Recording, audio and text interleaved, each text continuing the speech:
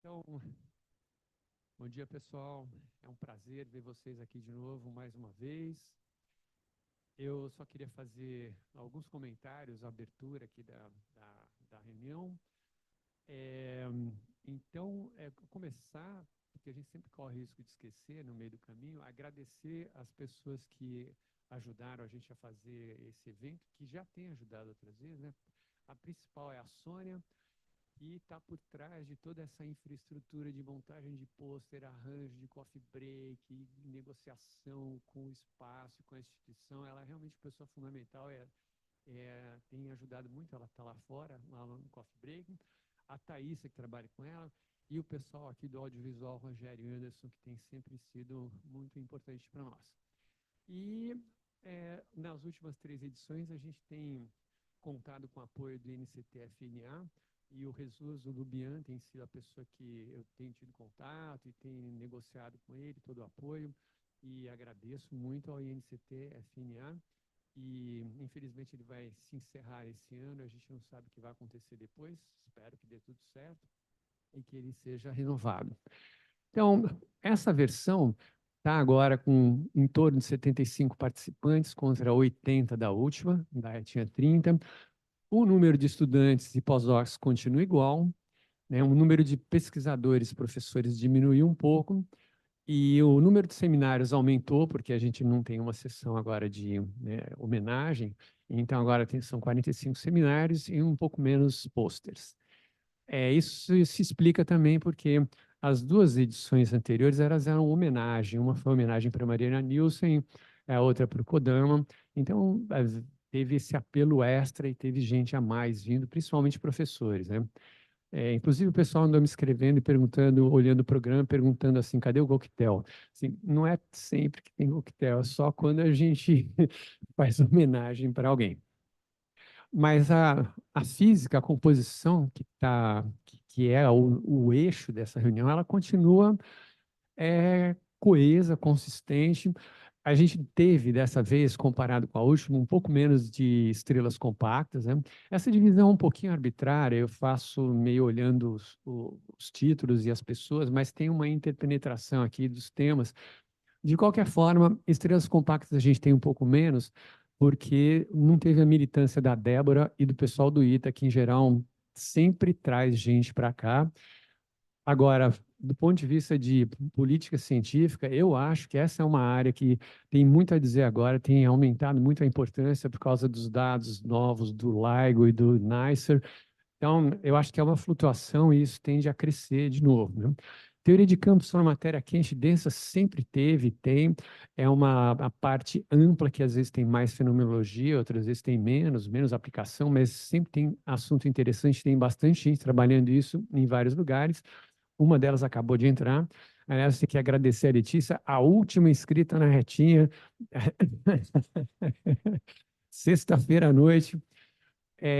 Depois a gente tem um grande conjunto de pessoas e pós-docs estudantes trabalhando em fenomenologia de colisões altas energias, principalmente o pessoal do Sul, que tem tido uma força imensa ao longo dos anos.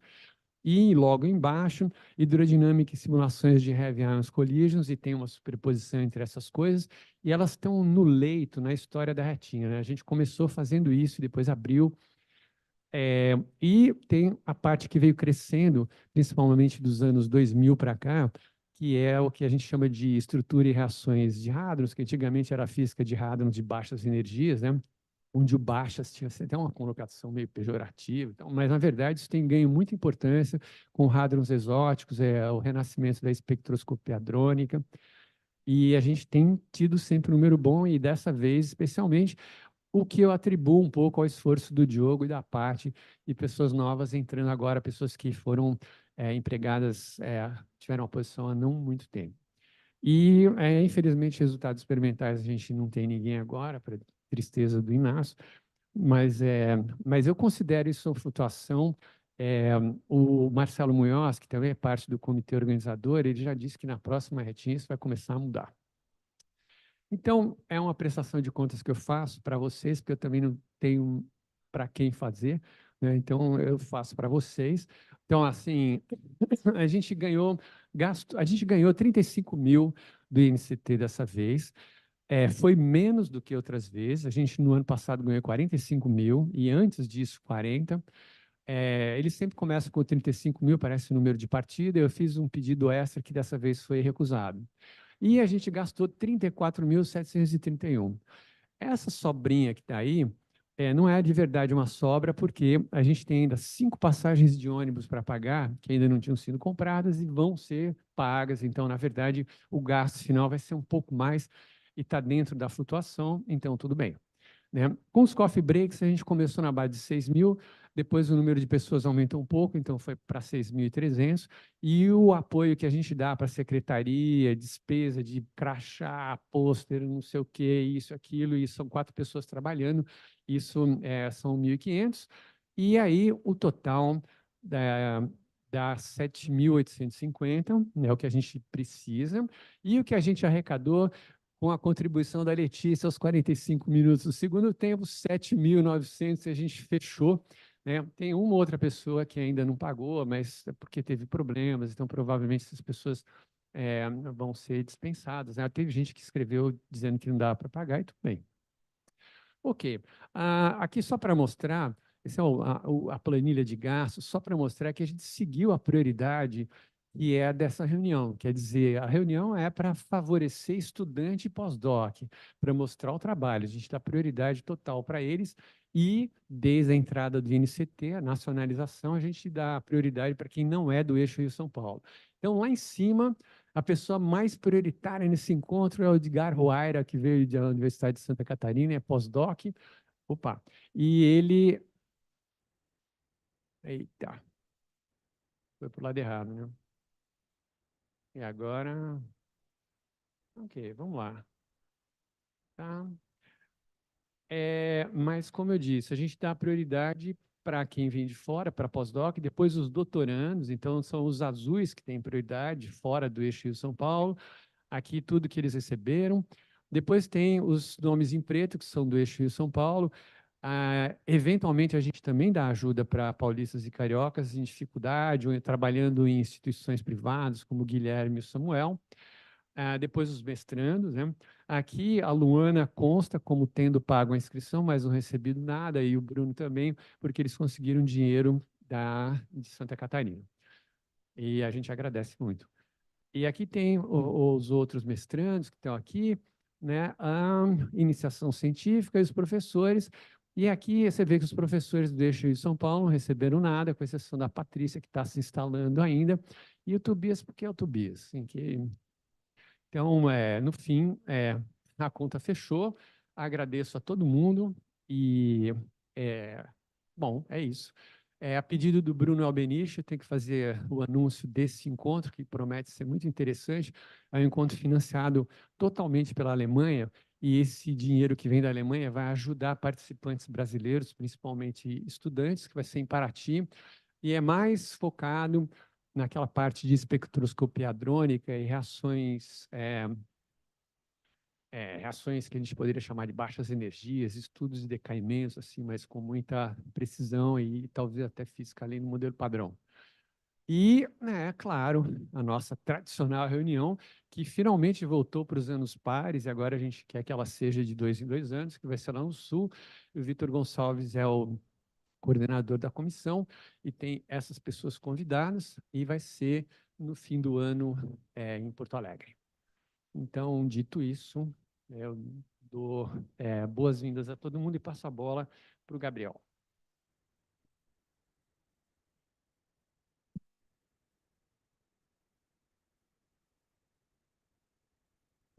Então, bom dia a todos. Obrigado, Fernando, pelas palavras iniciais.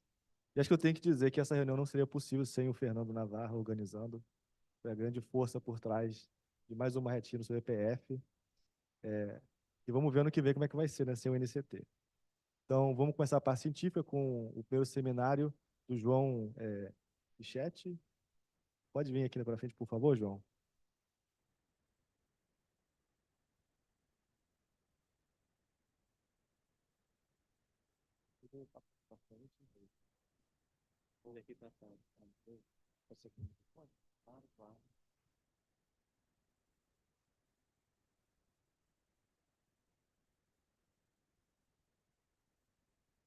Bom dia, então, pessoal. Eu sou o João Paulo, estudante de doutorado no Instituto de Física da USP. Sou orientado pelo professor Matt, e hoje eu vou falar sobre o nosso trabalho, que é sobre um método que permite estudar detalhes da estrutura nuclear com as colisões de íons pesados. Bom, então, as colisões de íons pesados é a maneira que a gente tem de experimentalmente produzir o plasma de quarks e gluons, que é esse estado desconfinado, né, que decai rapidamente nos hadrons, que é tudo que é detectado pelo experimento. E acho que é justo dizer que essa é uma área vasta, com vários aspectos, né, tem vários aspectos das colisões de íons pesados que as pessoas já estudam há algum tempo, e a gente vai falar sobre um que é bem recente, que é essa conexão entre os íons pesados e estrutura nuclear. Então, isso foi motivado pelos dados que o STAR fez das colisões de isóbaros, que originalmente, na verdade, era para procurar pelo efeito quiral magnético, mas o pessoal da aerodinâmica aprendeu a relacionar o observável do fluxo anisotrópico com os parâmetros de deformação nuclear.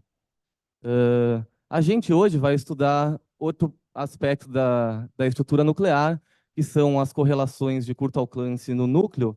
Em particular, a gente vai focar nas correlações de dois corpos, no qual no caso no qual a gente define aqui uma função de correlação através dessa equação, onde é a probabilidade de achar um nucleon na posição x1 e um nucleon na posição x2, que no caso não correlacionado seria simplesmente o produto das distribuições de um corpo, agora é alterado por essa função de correlação.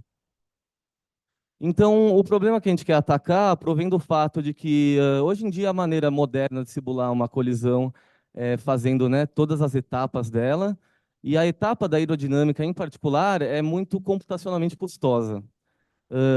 Em particular, para a estrutura nuclear, isso vai ser uma limitação. Eu fiz questão de botar a palavra detalhe no título da apresentação para ressaltar esse fato de que, seja as correlações de curto alcance ou as deformações angulares, essas coisas da estrutura nuclear são realmente detalhes que vão ter uma assinatura pequena nos observáveis.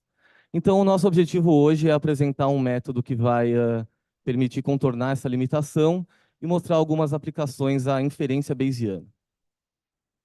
Então, eu vou começar falando, né, quando você vai simular uma colisão no computador, certamente a primeira coisa que você precisa fazer é preparar os núcleos que vão colidir. Aqui seria um caso onde eu vou mostrar o que eu estou chamando do jeito tradicional de fazer isso, e a gente teria dois sistemas que a gente quer comparar. Eu estou mostrando só um projétil de cada um deles, e esses caras podem ter propriedades nucleares diferentes, correlação, deformações angulares, ou pode ser até elementos diferentes, como é o caso dos isóbaros. Então, o procedimento usual consiste em pegar uma distribuição que é não correlacionada e montar o núcleo botando os nucleons um a um. Você faz isso para um sistema e, de maneira completamente independente, você vai lá e faz isso para o segundo. Então, esse procedimento introduz aí um erro estatístico, né? Tem uma flutuação nesse procedimento de posicionamento dos nucleons, e quando você vai estudar algo tão detalhado quanto a estrutura nuclear, isso vai se tornar um problema para, né, você isolar o que você quer ver dessas flutuações. Então, o que esse método propõe, e é da legenda aqui desse artigo, é a referência, é um método mais inteligente, onde você, quando quer comparar dois sistemas, você começa com um único núcleo, que ele é esférico e não correlacionado, e então você introduz a deformação angular e ou as correlações, movendo um pouquinho os nucleons individualmente. Então, esse caso aqui é a das deformações angulares, e nesse caso, o método propõe você pegar o núcleo esférico e imergir ele nesse campo vetorial que vai empurrar os nucleons. Então, se no slide anterior a gente tinha dois núcleos que foram, né, gerados de maneira completamente independente um do outro, esse método te permite começar de um único núcleo e deformar eles, né, para atingir a deformação desejada, mas eles compartilham as mesmas flutuações. Então, por isso a gente começou a chamar esse procedimento de sincronização.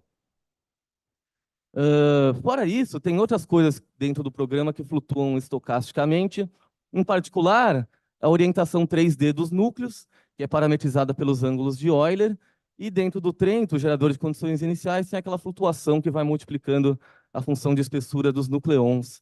Então, a gente teve que cuidar disso também, e nessa imagem aqui eu tentei mostrar o que seria o nosso produto final, seria um conjunto de colisões que está perfeitamente sincronizadas entre esses dois sistemas, no sentido de que os dois projéteis da esquerda aqui foram gerados de um mesmo núcleo esférico, os dois projéteis da direita foram gerados de um outro mesmo núcleo esférico, e a gente sincronizou as orientações de todo mundo também. Então já dá para ver que o nosso objetivo é tentar reduzir aquele ruído estatístico, né?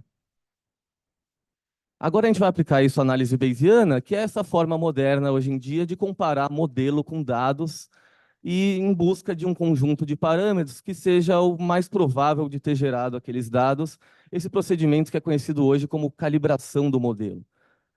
Então, aqui na abordagem bayesiana, a gente tem uma distribuição posterior, que é proporcional a um conhecimento que você tinha sobre o modelo antes de qualquer comparação, e essa função de verossimilhança. Então, nessa notação aqui, o x é um vetor que está guardando os parâmetros, e o y geralmente é um dado experimental, mas no nosso caso não vai ser, como eu vou mostrar, é simplesmente a gente vai chamar de dado de calibração do modelo. E o que a gente busca é justamente o máximo dessa distribuição posterior, e isso exige que essa verossimilhança seja avaliada, portanto, que os observáveis sejam avaliados em todo o espaço de parâmetros, e tem um jeito inteligente de contornar isso também, que é rodando a simulação apenas em alguns pontos, onde você quer conhecer o valor verdadeiro do modelo, que são os pontos de design, e depois treinando um emulador que vai extrapolar isso para o resto do espaço de parâmetros.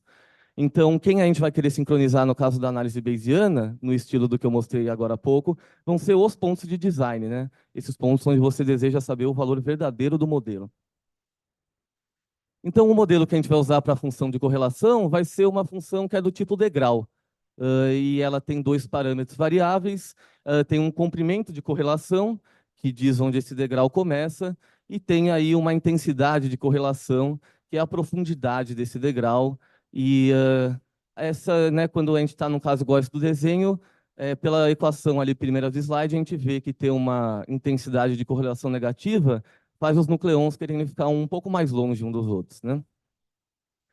E a gente vai definir essa quantidade também, que a gente vai usar aqui na inferência bayesiana, que a gente calcula a partir da função degrau, que é o volume de correlação, que é a integral de volume da função de correlação, que de fato tem a dimensão de volume, e a gente espera que seja um número que capture a força total de correlação, digamos assim.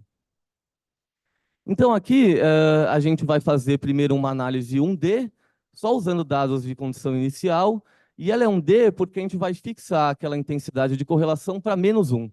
E se você for na fórmula do slide anterior, você vai ver que isso corresponde a um regime totalmente exclusivo, onde você está gerando um raio de exclusão entre os nucleons, e esse raio de exclusão é justamente o comprimento de correlação.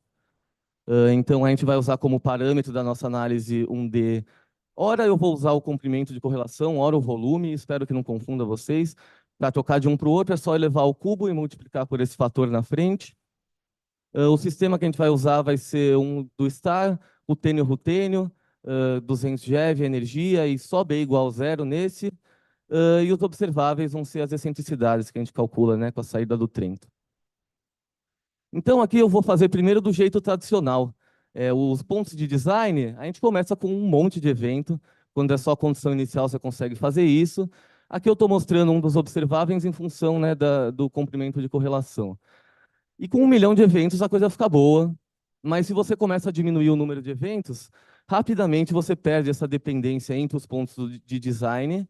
E, em particular, quando você for para os 1000 eventos, a ordem dos 1000 eventos, que é o que eu mostrei naquele slide, que é o que a gente consegue fazer com hidrodinâmica, você já vai ter perdido completamente essa dependência entre os pontos.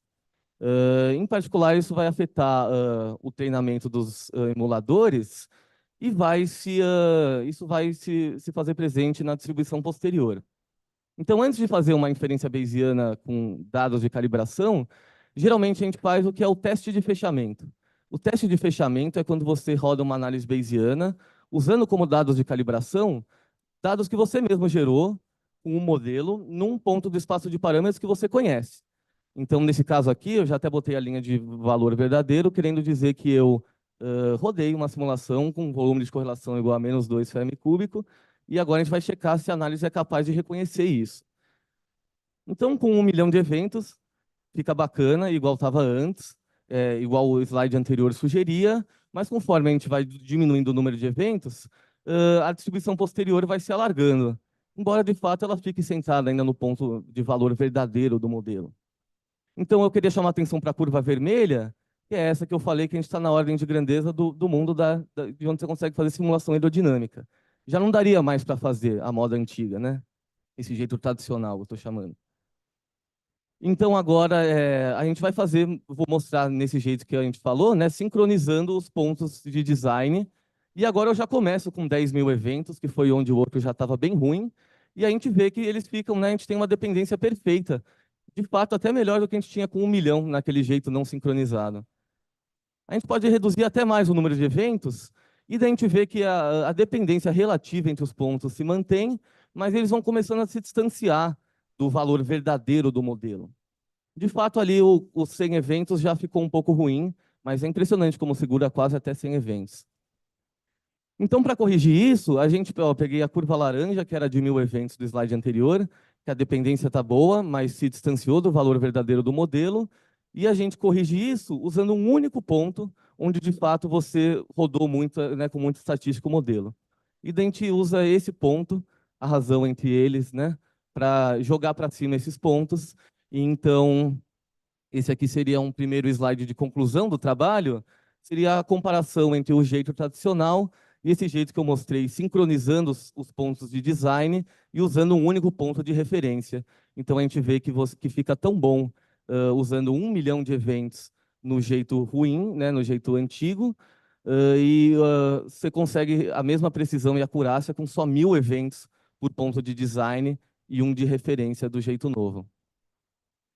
Então, agora que a gente validou esse método, a gente fez uma análise ainda 1D, uma função de correlação muito mais realista que a nossa, né, com dados gerados por essa função de correlação realista que está na referência desse artigo, e o método permitiu que a gente obtesse, né, de novo, com aquela estatística de 1000 eventos por ponto de design e um ponto de referência, uma distribuição posterior bem comportada aí. E esse é um resultado preliminar, mas eu quis mostrar para dizer que, né, conforme a dimensionalidade da análise for aumentando, o método vai trazer mais benefícios ainda. Então, se a gente tinha 10 pontos de design na análise 1D, nessa análise 2D, onde agora eu deixei o comprimento de correlação correr também, a gente precisa de já 75 pontos de design.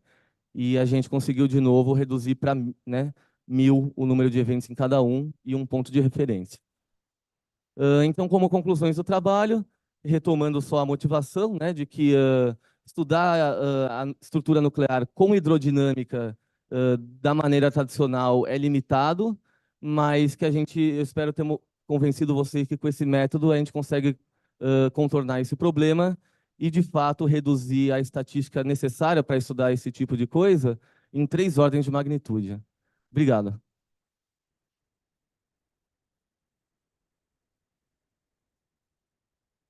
Obrigado, João, por falar dentro do tempo também. Então, temos tempo para perguntas? André, por favor.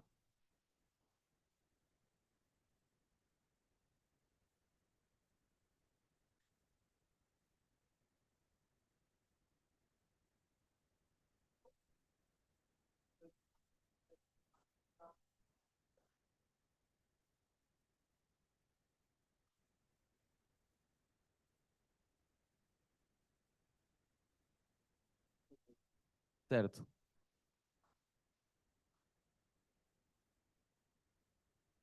Sim.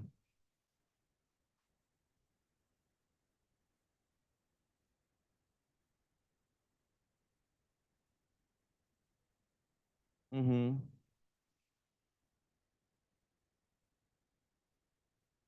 Quando for para o estado final, vai ter que fazer um equilíbrio ali, vai ter que usar um oversampling também, certamente, né? Quando quiser usar esse tipo de observável que você falou.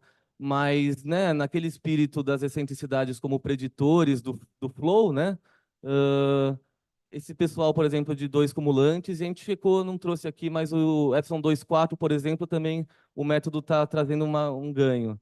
Então, a não ser coisas muito finas, eu acho que ele vai dar conta né, dessa redução que a gente está buscando. Eu tenho uma pergunta antes, vou usar minha prerrogativa como chair. Esse Epsilon, cara, você fez essa mesma plot para o Epsilon 3?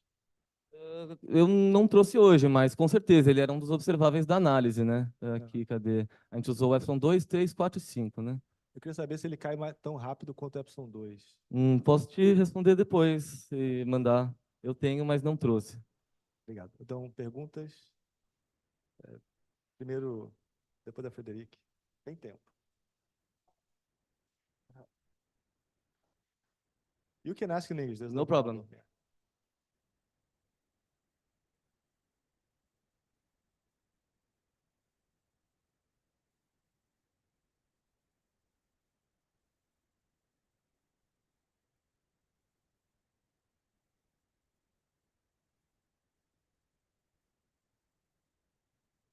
Yeah. We're starting with the step function, but we already have a more realistic one also. And I think you're trying to... let me show you. Oh, no, that's from another paper. When we obtain our realistic, we get their nuclei. This slide is, I showed how you obtain the nuclei from the correlation function. This slide is for obtaining the correlation function from the nuclei. So you count the pairs. You really just compute the two-body distribution and take the ratio to the uncorrelated case and subtract one. So we can get a more realistic nuclei and go back to the correlation function using this. Okay, thank you very much. Frederic, por favor. What do you prefer?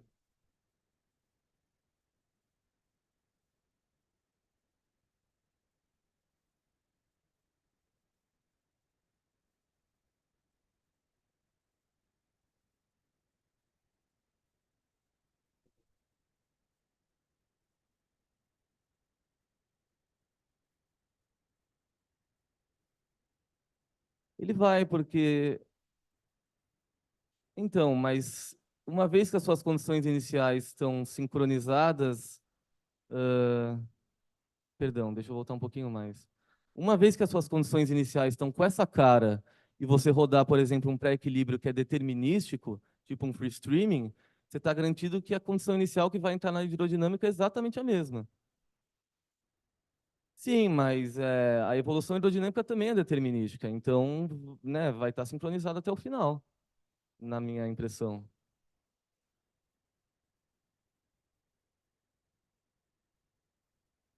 Ah, sim. Sim. A nossa flutuação do nosso modelo mora toda ainda na condição inicial. Sérgio, por favor.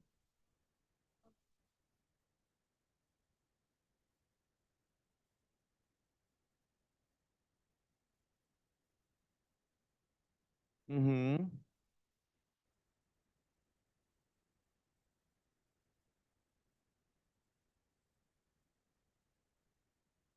Isso é uma coisa que a gente tem que estudar ainda, na verdade. A nossa correlação ela é uma foto, né? Ela é uma foto no instante que o núcleo... Sim. É uma boa pergunta também. É uma boa pergunta que a gente pode começar a trabalhar. Okay, mais alguma pergunta para o João? Então, vamos agradecer ele mais uma vez. Obrigado, Obrigado. João. The next seminar is by Quarish Kushwar. I hope I have pronounced it correctly, even though I'm her supervisor. I'm not very sure. I have to.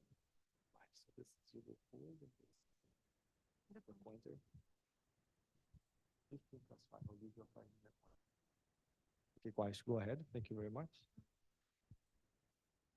Hello everyone, I am Khwahish Kushwaha and I am a PhD student at UFI, and today I'm going to talk about my research that I'm developing with Professor Gabriel, relativistic dissipative magnetohydrodynamics. So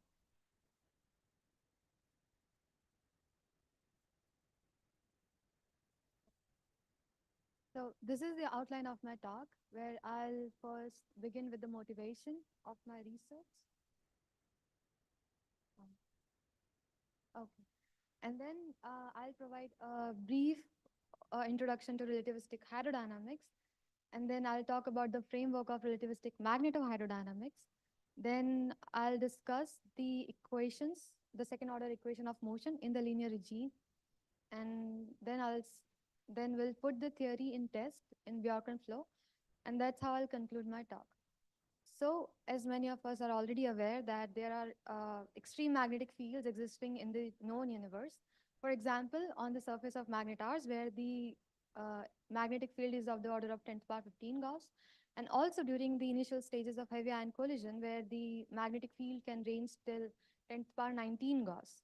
Now, since QGP, that is quark gluon plasma, is also being created during the initial stages of heavy ion collisions, and the framework of relativistic hydrodynamics is quite successful in explaining the phase space evolution of QGP. And since the magnetic field of extreme orders are being created during these collisions, so we should consider the interaction of QGP with the magnetic fields, and hence the framework of relativistic magnetohydrodynamics. Now, relativistic hydrodynamics is an effective theory describing the long wavelength and low frequency limits of the underlying macroscopic dynamics of the system. We first begin with the ideal hydrodynamics, where we work with the assumption that the fluid is in thermodynamic equilibrium. But this assumption, or this framework of ideal hydrodynamics, serves only as a benchmark when dissipative effects become important. So, according to quantum mechanical uncertainty principle, every fluid is dissipative in nature. So deviation from this local thermodynamic equilibrium gives rise to dissipative effects that we study under the theory of relativistic dissipative hydrodynamics. So these are the equations for the energy momentum tensor net particle flow current, where these are the dissipative quantities: the bulk viscous pressure, shear stress tensor, and diffusion flow current. The evolution of the system is given by the conservation laws of energy momentum tensor and net particle flow current. Now, a quick overview at these variables and these equations will tell us that there are 14 independent variables, but just 9 equation of motion. That means that we need 14 independent variables and 5 equation of motions. So we need 9 more equation of motions. So we first go to the first order theory, also called as Navier-Stokes equation, where the dissipative quantities satisfy some constitutive relations. However, this naive approach lends us an intrinsic problem, such as acausal signal propagation and instabilities. And so we go to second order theory, that is Israel-Stewart equation, where the main feature of this theory or these equations is the presence of relaxation time, one corresponding to each dissipative quantity. Now, what is relaxation time? Relaxation time is the time scale within which these dissipative quantities react to the hydrodynamical gradient already present in the system. And so presence of relaxation time restores causality and also transform these dissipative quantities into independent hydrodynamical variable, where now they are satisfying partial differential equations instead of some constitutive relation. So this is all in the absence of magnetic field. What happens as soon as we turn on the magnetic field? So the dynamics change. For example, the conservation equation changes like this, where F is the Faraday tensor and J is the source of the electromagnetic current. Now, in presence of magnetic field, people have already studied first order equation of motion, and we want to study how Israel-Stewart equations change in presence of magnetic field. Or in other words, we want to find a magnetohydrodynamic counterpart for the Israel-Stewart equation.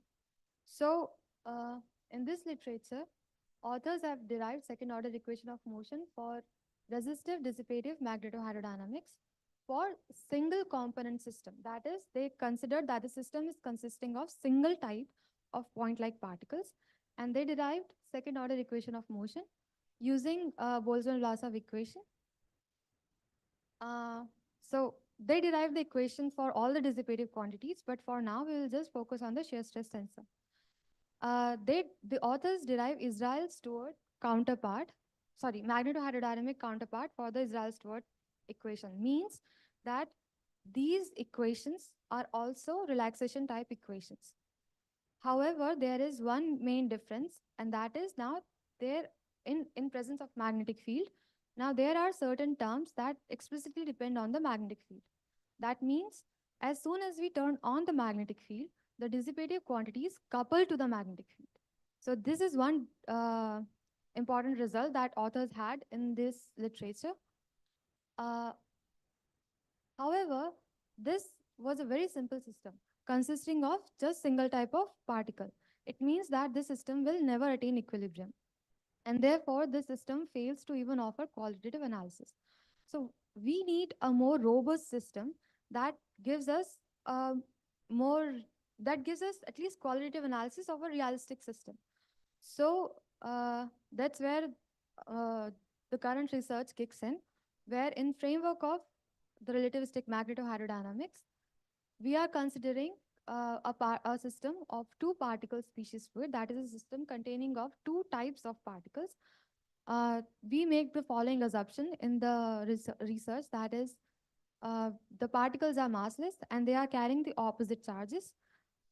The particles carrying positive charge are called positive particles. The particles carrying the negative charge are called negative particles. We also assume that there is no dipole moment or chemical potential, and we will be evaluating the equations in ultra-relativistic limit with vanishing magnetization, and we'll be using method of moments to solve the equation of motion using 14 moment approximation. So these are the assumptions, and we begin with solving Boltzmann equation for individual species of particles. So we solve Boltzmann equation for positive particles and also for the negative particles. And after some calculation, we derive shear stress tensor for each particle species. For positive particle, we call the shear stress tensor thus derived as pi plus, and for the negative species, we call it as pi minus. However, these two quantities are not hydrodynamically measurable quantities. And so what we do is, we sum these two different shears, and we call it as total shear stress tensor of the system, which is a hydrodynamically measurable quantity. And we also go ahead and subtract these two shear stress tensors, and we get a quantity that we call relative shear stress tensor. It's an abstract quantity which will be used for mathematical purposes. So we go ahead and we try to find the equations for the total shear stress tensor and relative shear stress tensor. And we see that the equations for these two quantities are coupled. And the coupling is because of the presence of magnetic field that is visible here. These sigmas are the function of cross sections, and this B gives the direction of the magnetic field. So we see that we have two different equations, and these equations are coupled. So traditionally we want to find the second order equation of motion, and so we want to find a way to decouple this equation so that we have second order equation of motion. So first of all, we decompose this. We decompose the total shear stress tensor with respect to the magnetic field, with respect to the direction of the magnetic field. And after decomposing, we find that the shear stress tensor splits into three different components. That is longitudinal, the semi-transverse, and transverse with respect to the magnetic field. And we also find that each component relaxes differently. That means each component has its own relaxation time. This is one main result that we already have, that in contrast to normal hydro or even the one particle species fluid, where the shear stress tensor just had one component, we have three different components, three different relaxation times.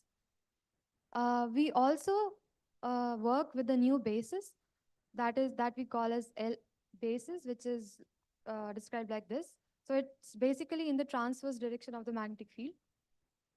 And in this basis, the semi-transverse and transverse component for the shear stress tensor looks like this. It looks complicated, but it makes our lives so much easier during calculation. So we just stick with this new basis, and then we try to find the second order equation of motion for for all the three components of shear stress tensor. And we see that these are the second order equation of motion for the scalar component, the vector, and the tensor component. And as I already said, that in contrast to the single particle species fluid, where we just had one component of shear stress tensor, now we have three different components, each relaxing differently. Now, if we just focus on the tensor component, a quick look at it will tell us that the relaxation time will look like this, where phi is a function of magnetic field. Sigmas are all sigma and sigma prime are also are functions of cross section. Now we see that this relaxation time, if this phi square quantity, which is a function of magnetic field, if this phi square becomes greater than 1, then we have negative relaxation times, which is an absurd phenomenon. Let's look at into the curve. So this is the semi-transverse component. And this is for the transverse component. The y-axis represents the relaxation time for each component respectively, and x-axis is omega, which is again a function of magnetic field given like this.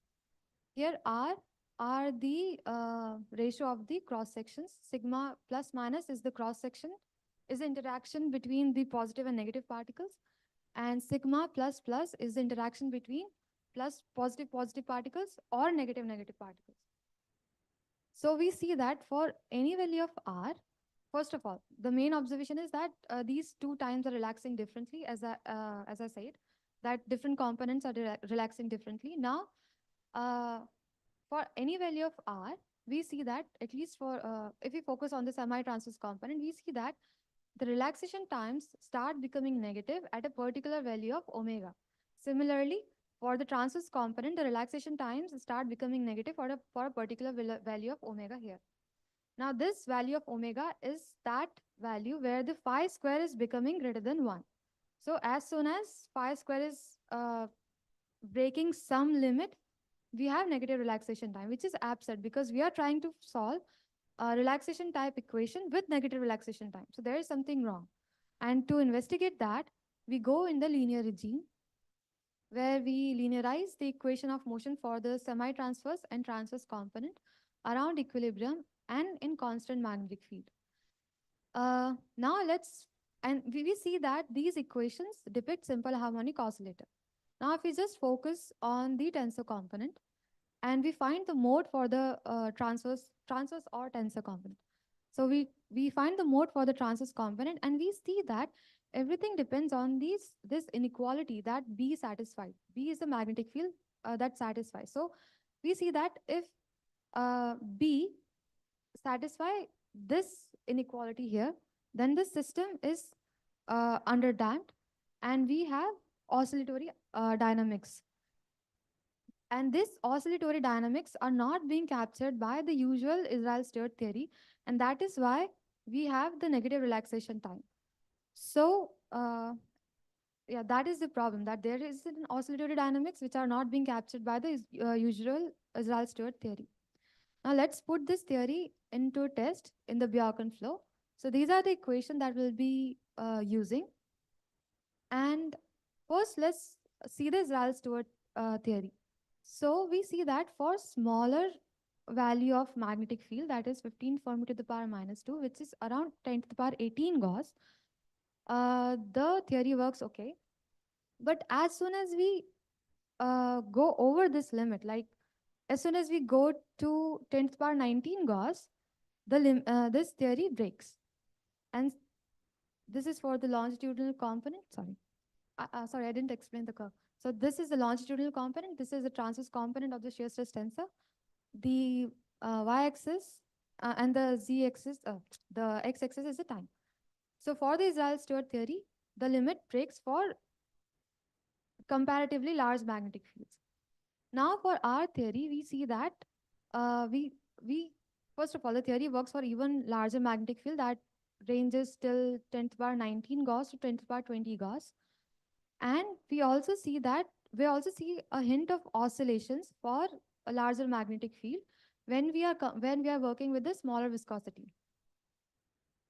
And if we go to larger viscosities, that is of 10, like around 10, then we see oscillations for even smaller value of the magnetic field.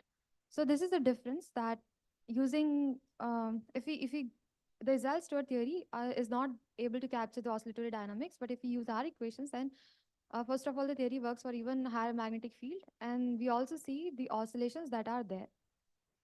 And so, first of all, the causal and stable theory for relativistic magnetohydrodynamics has not been yet fully understood. And we are trying to understand the theory using a simple system of two-particle species fluid. And we are trying to find the second-order equation of motion.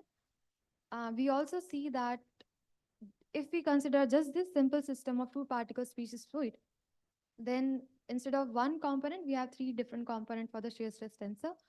And we also see that for large magnetic fields, there are oscillations in the system which the Israel-Stewart theory is not being able to capture.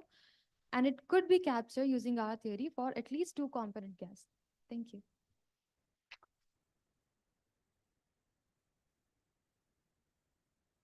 Okay, thank you, Quarish. Do we have questions?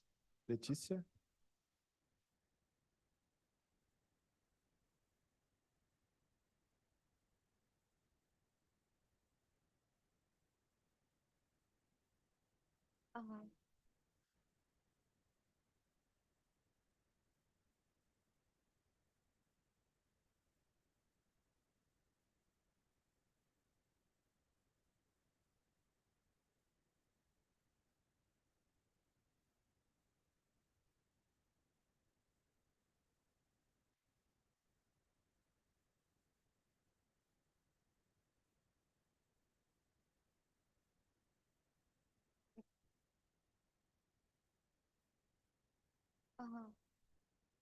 I mean, we don't see clear oscillations, but there are also hints of oscillations in the longitudinal component as well. Like, for example, here.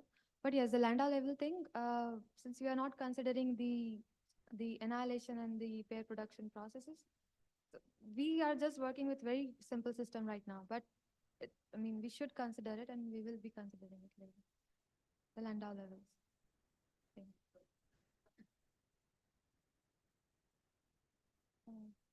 I think here it's not quantized. So at some point one should include I wouldn't know how to do this, but the transverse momentum is quantized and so on. But here is a continuum. But maybe Landau levels will play a role. But in her calculation, I think this is not included. I'm sorry? It's from the upper limit is 10 to the power 19 Gauss. Yeah, but it will work for.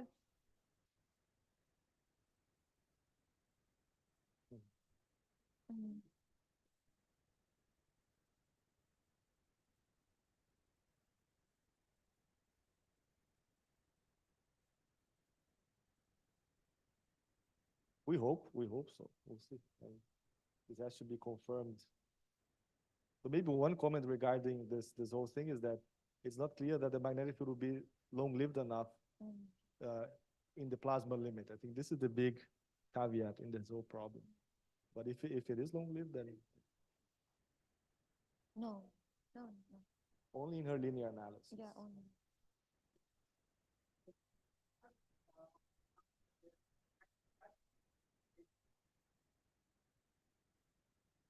We might, but we have not considered them. Yeah. Okay, do we have any more questions for Quarish? I don't see any hands, so I guess we can thank her one more time. Thank you, Quarish. Goodbye. The next seminar will be by Maurício Rippert. Please go ahead. É com você. Inglês ou português? Okay, so I'll keep going in English because since not everybody here speaks Portuguese, yes, it's so thanks Fernando and Gabriel and everybody that has been involved in organizing this. It's really nice. And my name is Mauricio Hippert, and I'm going to talk about some work I've done in my recently concluded postdoc working in the Muses collaboration, which basically is trying to build a framework, modular framework for the QCD equation of state using several models and applications of that. And it's about finding the location, predicting the location of the critical point using Bayesian analysis of a holographic model. So we're thinking about the QCD critical point, right? Which here is depicted in a fictional phase diagram of temperature versus chemical potential. And of course, we have no clue what goes on in this region here where the critical point would be, simply for the lack of first principle calculations. We can only use models. And what we know, apart from the perturbative regime, which is outside this plot probably, and nuclear matter, what we know is what we get from lattice QCD at very low chemical potentials, right? Assuming QCD is correct, of course. So recently, lattice QCD collaboration from Wuppertal, Budapest, the Wuppertal Budapest collaboration, they have worked on this this alternative expansion scheme to expand around low densities and get something at higher densities that seems to be better controlled, and you can go up to 3.5 times the temperature in chemical potential. But we still can't see any critical point with that. So the question is, given everything we have from the lattice, how can we extrapolate? Can you extrapolate and get any information whatsoever in the position of the critical point? That is the question. And of course, what we can do is try to somehow probe different completions of this phase diagram in a systematic manner and see how often there's a critical point and how often it ends at some region. So of course, for this, we need some model of QCD thermodynamics, and the model we're using is a bottom-up holographic model. It's called black hole engineering because basically you take this holographic construction and you make it, tweak it so it reproduces lattice QCD results. And then we can scan different realizations of this model which reproduce the lattice QCD results and see what we get.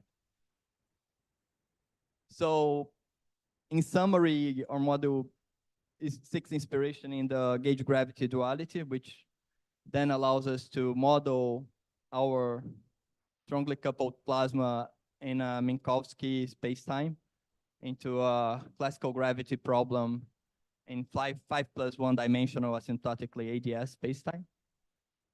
The idea here is that this extra dimension here is somehow related to renormalization group scale. So this is somehow a geometrization of the renormalization group, if we will.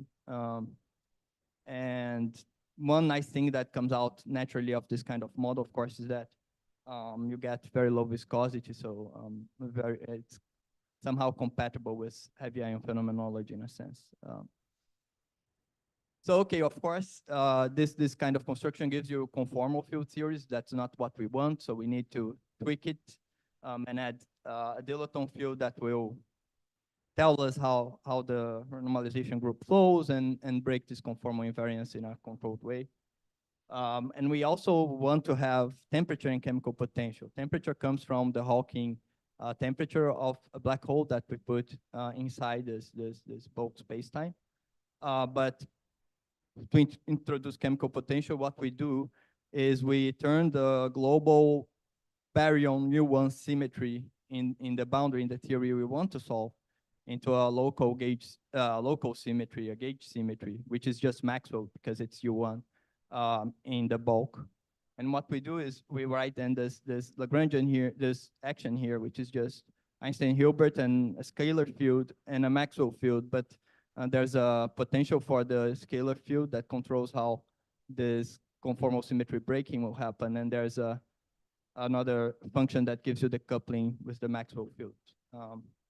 So we tweaked these two guys to reproduce lattice QCD results. That's the idea, and it works pretty well usually. I mean, these are the results from this new lattice QCD expansion from Wuppertal Budapest group, and here the different lines show different values of chemical potential over temperature for the entropy normalized by temperature cubed and density also normalized by temperature cubed. And you can see that the model, which is the lines here, of course, the error bars are the lattice results. It does a pretty good job in reproducing it. The exception we have is pretty much on density at the highest temperatures and the highest chemical potentials. Here, there's a small discrepancy. So, I mean, in general, this model gets a pretty good description of the lattice QCD results. It reproduces it pretty well. Of course, it's not perfect and it's not QCD, definitely. So this has no quasi-particle degrees of freedom. So forget about the hadronic phase using this model. There's no asymptotic freedom. But it has a bunch of nice features, including the fact that it can predict critical point and first order phase transition.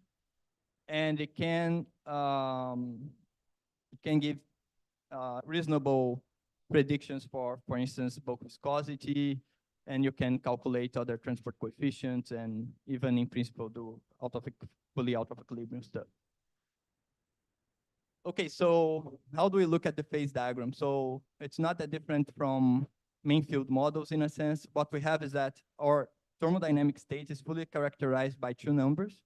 One is the dilaton field at the black hole horizon inside this geometry, far from the boundary where the field theory sits, the quantum field theory sits.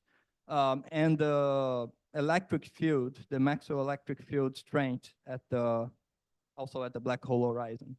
And if you keep one of them fixed and you vary the other, this is what you get. You get these lines here. This is what you get when you keep the dilaton field at the horizon fixed and you increase the Maxwell electric field.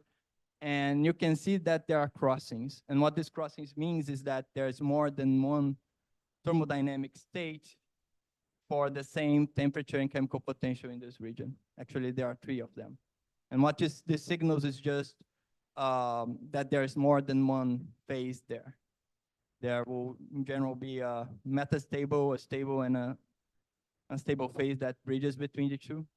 And we can actually draw spinodals and find the critical point. The critical point will just be where these lines start to cross.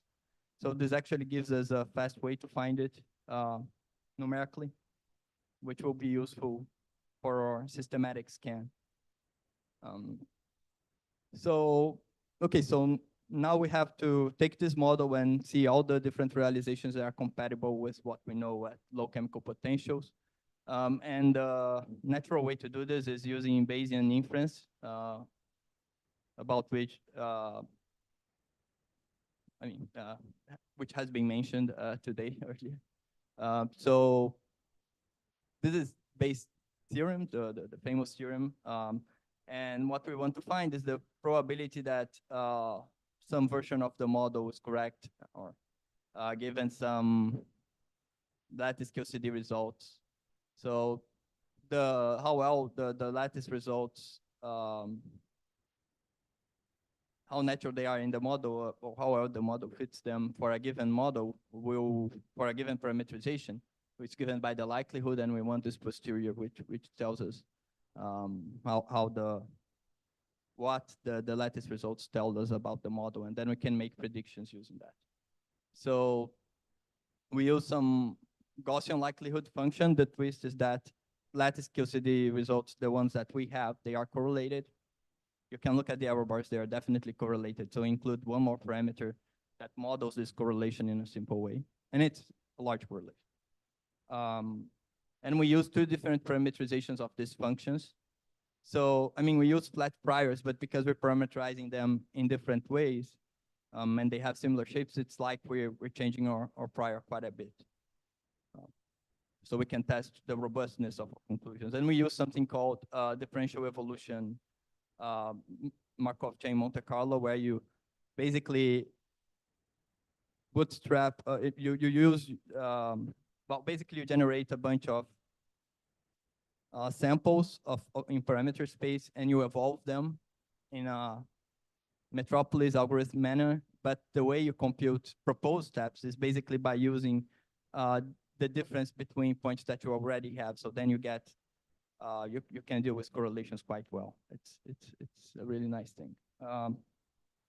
And of course, we need to choose what inputs we are going to fit, right? And we take the baryon susceptibility and the entropy density from the lattice. So we scan over model realizations according to how well they fit these results, considering error bars, and we get some probability distribution for the model, and we can make predictions. So here is what we get. How am I doing time-wise? So this is the entropy density we get. So the blue band is all the models the models we get in the posterior. The gray lines making this band here is our prior. And you can see that it converts pretty well, and we are taking a very wide prior distribution. And for Chi2 here, you can barely see the lattice QCD error bars. They are really tiny, but the model somehow manages to get a good, to get the size of the uncertainties pretty well, to scan the uncertainties here. And then we can look at what this predicts for us in terms of the QCD critical point location. So in the first model, the first model is this PHA model. We call it polynomial hyperbolic because it has this more traditional parameterization in terms of hyperbolic functions and polynomials. You can see that the prior for the critical point positions is not evenly distributed, so this is a disadvantage. But we get a posterior distribution that is not really where most of the prior sit. So you get something that is really informed by the lattice QCD results. And if we look at the other model, well, we get also good results for the entropy density and the baryon susceptibility as functions of temperature. You can see the tiny error bars and everything working pretty reasonable. And the critical points in the posterior, in the prior, they are scattered all around. So before you use the lattice QCD results, you get predictions for the critical points that are all around the place. Once you enforce the lattice QCD results to inform your model, you get this tiny region here. It's almost, I mean, it's hard to see even. Okay, so in the end, that's what we get. Here's another plot, and we can see that our two model realizations, our two different parameterizations of the model, they overlap. Their predictions overlap at 1 sigma, which is a good consistency check. And I mean, it's a good check that we have some robustness against how we parameterize our model. And we can see we get really a tiny region after using the lattice QCD results to constrain the model. And here we just used results from Van der Waals HRG by Vladimir Vovchenko. I forgot to add the reference here, to translate the chemical potential to square root of by the center of mass energy. And we get something around 4 GeV. So that's our main result. We get something that matches the lattice QCD results pretty well. We do a systematic exploration of which model realizations fit lattice results well when we get a tiny region for the critical point, I mean, for our predictions of the critical point. And I think the important thing, and also actually for one of the models, we get some prior samples that don't seem to have a critical point at all. And these all go away once you use the lattice QCD result. So what this shows that matters the most to me is that there seems to be quite some potential in the lattice QCD results to constrain information about the QCD phase diagram. I think that's the message here for me. Of course, we chose this particular model, but it's a model that that can describe a lot of the physics going on in the crossover region. Thank you.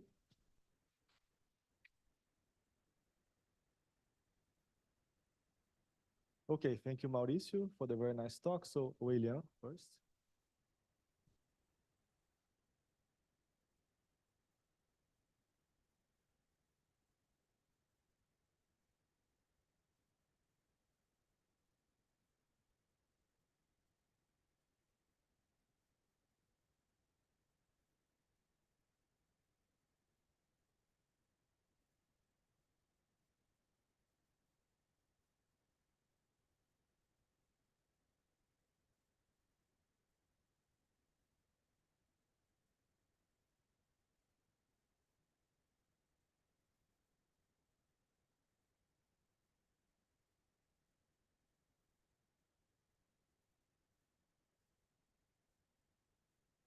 Thanks a lot for the comment. I think, I mean, here it's kind of hard to tell how things will, I mean, we do get this the second order transition, right? But there's this this coupling between the dilaton and the Maxwell field makes things a bit difficult to, I mean, I wouldn't know if this would translate here, because basically what you have is like the dilaton provide some kind of polarizable medium. All the charge is actually in the black hole, and then this function here tells you how the dilaton will change the propagation of the electric field in this thing. So I actually I think it's fine, but I'll check more carefully.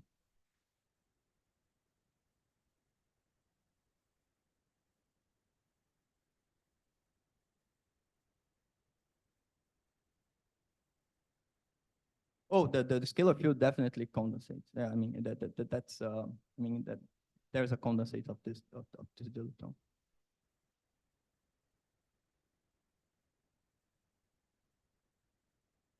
At this instability, no, but I can look at it. I think, but I mean we have checked thermodynamic stability everywhere in the phase diagram we get, and it's unstable where it's supposed to be unstable, which is in the region between the spinodals. In that plot. I mean, in one of the sheets that go between the spinodals. But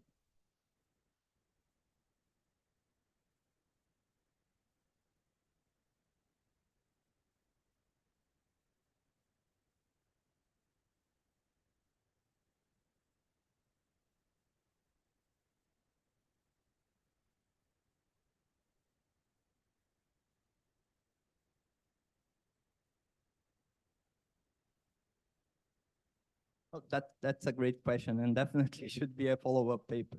But yeah, it's hard, right? I mean, detecting the thing is harder than predicting it. I don't know if I have more to say about that. Yeah, there's no, I mean, no easy way to answer, right? If anyone knows this, they should publish a paper and say like, look here. Yeah. So all the way in the back.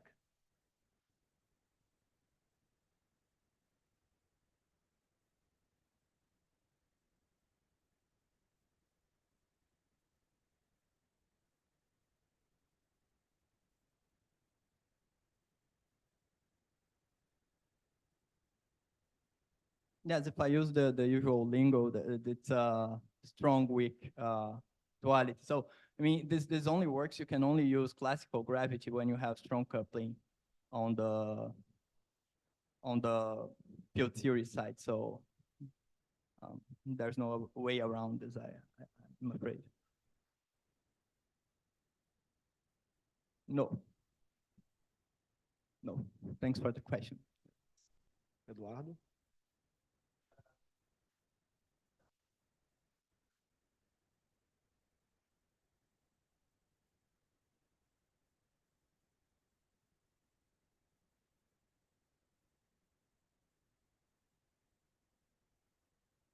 Oh, okay. So that's a great question because it helped me clarify something, because I did all this publicity for the Budapest new expansion scheme, but I'm not actually using them. I just use, as I put here, but I'll go into that.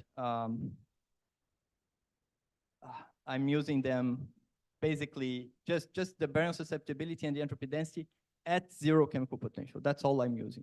But we do check that what happens at higher densities, and we compare to this new expansion scheme. And it's pretty interesting that we get the same kind of discrepancy that we have here at the highest densities and the highest temperatures.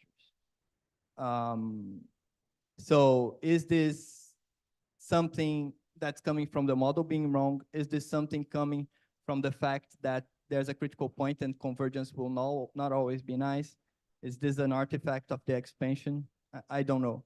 So this is something to investigate. Of course, it could mean our model is not doing well here, but what we want to do, among other things, is pretty much try to reproduce this expansion in our model and see what it gives us. I think this would be a nice test of the whole thing.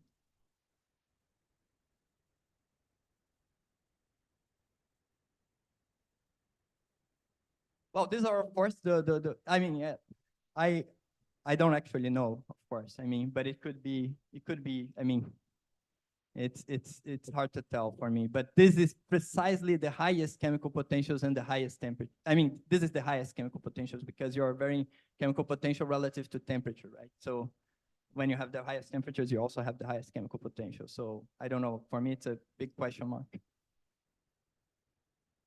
Okay, one last question by Leticia.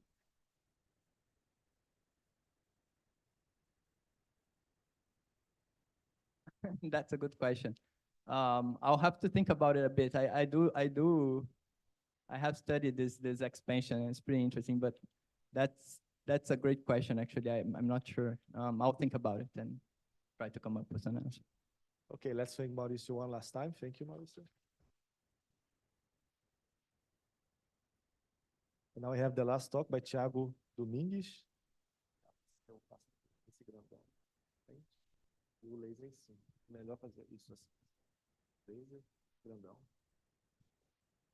Eu não estou lendo os títulos, né? Porque eu deixo eles fazer alguma coisa no início do slide, né? Se eu ler o título, já tiro algo. Essa já... A gente pode trocar o slide, por favor? Foi, tá. Tá ótimo. Vai lá, Thiago. Bom dia a todos. Meu nome é Thiago Siqueira Domingues, eu sou da Universidade de São Paulo, aluno de mestrado. E hoje eu gostaria de falar sobre os efeitos da causalidade na extração de propriedades da cromodinâmica, propriedades macroscópicas, em colisões de íons pesados. Eu tenho trabalhado com meu orientador, o Matthew, a Renata, que eu acho que ela esteve aqui no passado, o Thiago e o pessoal da Extreme, da Unicamp.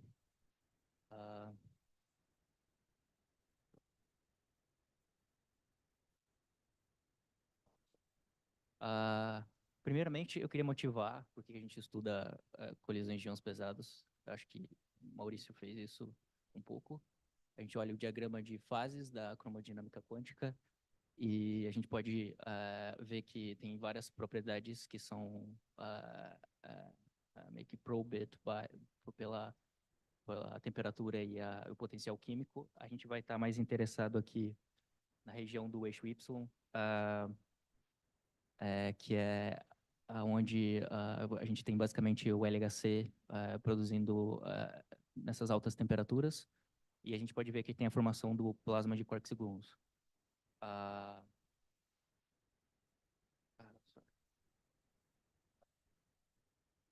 Desculpa. Então, essa é uma fotografia aqui, uma figura do ELIS, do detector do LHC, e basicamente a gente tem matéria desconfinada, que é o plasma de quarks e gluons, nessas colisões. Então, basicamente, o que a gente faz é comparar dados experimentais com uma análise bayesiana. A gente faz comparando o modelo dessas colisões de íons pesados. E a gente quer estudar, a gente está interessado em entender as propriedades macroscópicas da cromodinâmica. Então, a gente extrai isso dessas análises bayesianas, e porque a gente não tem ideia de primeiros princípios sobre esses coeficientes de transporte, a viscosidade de cisalhamento, por exemplo, e a bulk viscosity aqui. Então, basicamente, o que a gente vê aqui são a posterior distribution, depois de você comparar com os dados experimentais. Elas são parametrizadas em relação à temperatura. E a questão é que existem certos problemas de regime de validade que a gente quer entender quando a gente faz essa comparação modelos-dados. E eu quero basicamente quantificar o quão importante é essas incertezas teóricas que a gente tem nessa extração desses coeficientes de transporte, por exemplo. Então, basicamente, primeiro, hidrodinâmica é uma teoria efetiva central ali para simular as colisões de íons pesados. A gente sabe que o plasma de partículas é um estado da matéria do tipo fluido. E a gente, tradicionalmente, o ponto de vista tradicional é que a hidrodinâmica ela é válida para sistemas próximos do equilíbrio térmico local. Mas quando a gente olha as simulações de íons pesados, a gente vê que nem sempre a gente está numa situação de próximo do equilíbrio. Esse plot eu tirei de um artigo do Danny Cole com o IM. E basicamente a gente quantifica quão longe a gente está do equilíbrio, ou um número para quantificar esse desvio do equilíbrio térmico local, basicamente é um número de Knudsen, que é uma separação de escalas entre o microscópico e o macroscópico. Então a gente vê aqui nessas simulações, principalmente essa região vermelha, a gente está acima de 1, e a gente espera que seja bem menor do que 1 para aplicar a hidrodinâmica.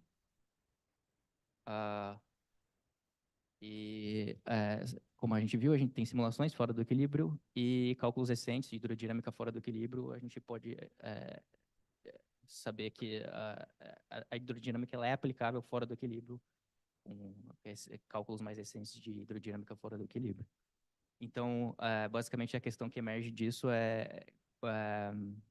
como que a gente sabe que a hidrodinâmica, essa teoria efetiva, ela é válida, ela é aplicável em colisões de íons pesados. A causalidade pode dar uma resposta definitiva para a gente sobre isso, porque se a gente olhar as equações de movimento dessa teoria efetiva que a gente usa para simular, e essas equações nos derem um comportamento acausal, a gente sabe que a gente não tem uma representação faithful da QCD. Então, as escalas microscópicas, porque a hidrodinâmica é uma teoria macroscópica para descrever graus de liberdade macroscópicos. As escalas microscópicas basicamente são descritas pelos tempos de relaxação que entram nessas equações hidrodinâmicas. E esses tempos de relaxação, eles basicamente envolvem termos de normalização aqui, que são esse BP e esse BPzão aqui, que eles geralmente são colocados como parâmetros nessas análises bayesianas. Então, a gente quer entender, a gente quer restringir pelos dados experimentais essas normalizações. Aqui, esses tempos de relaxação estão associados àqueles dois coeficientes de transporte lá que a gente viu no começo, o da shear e a bulk viscosity.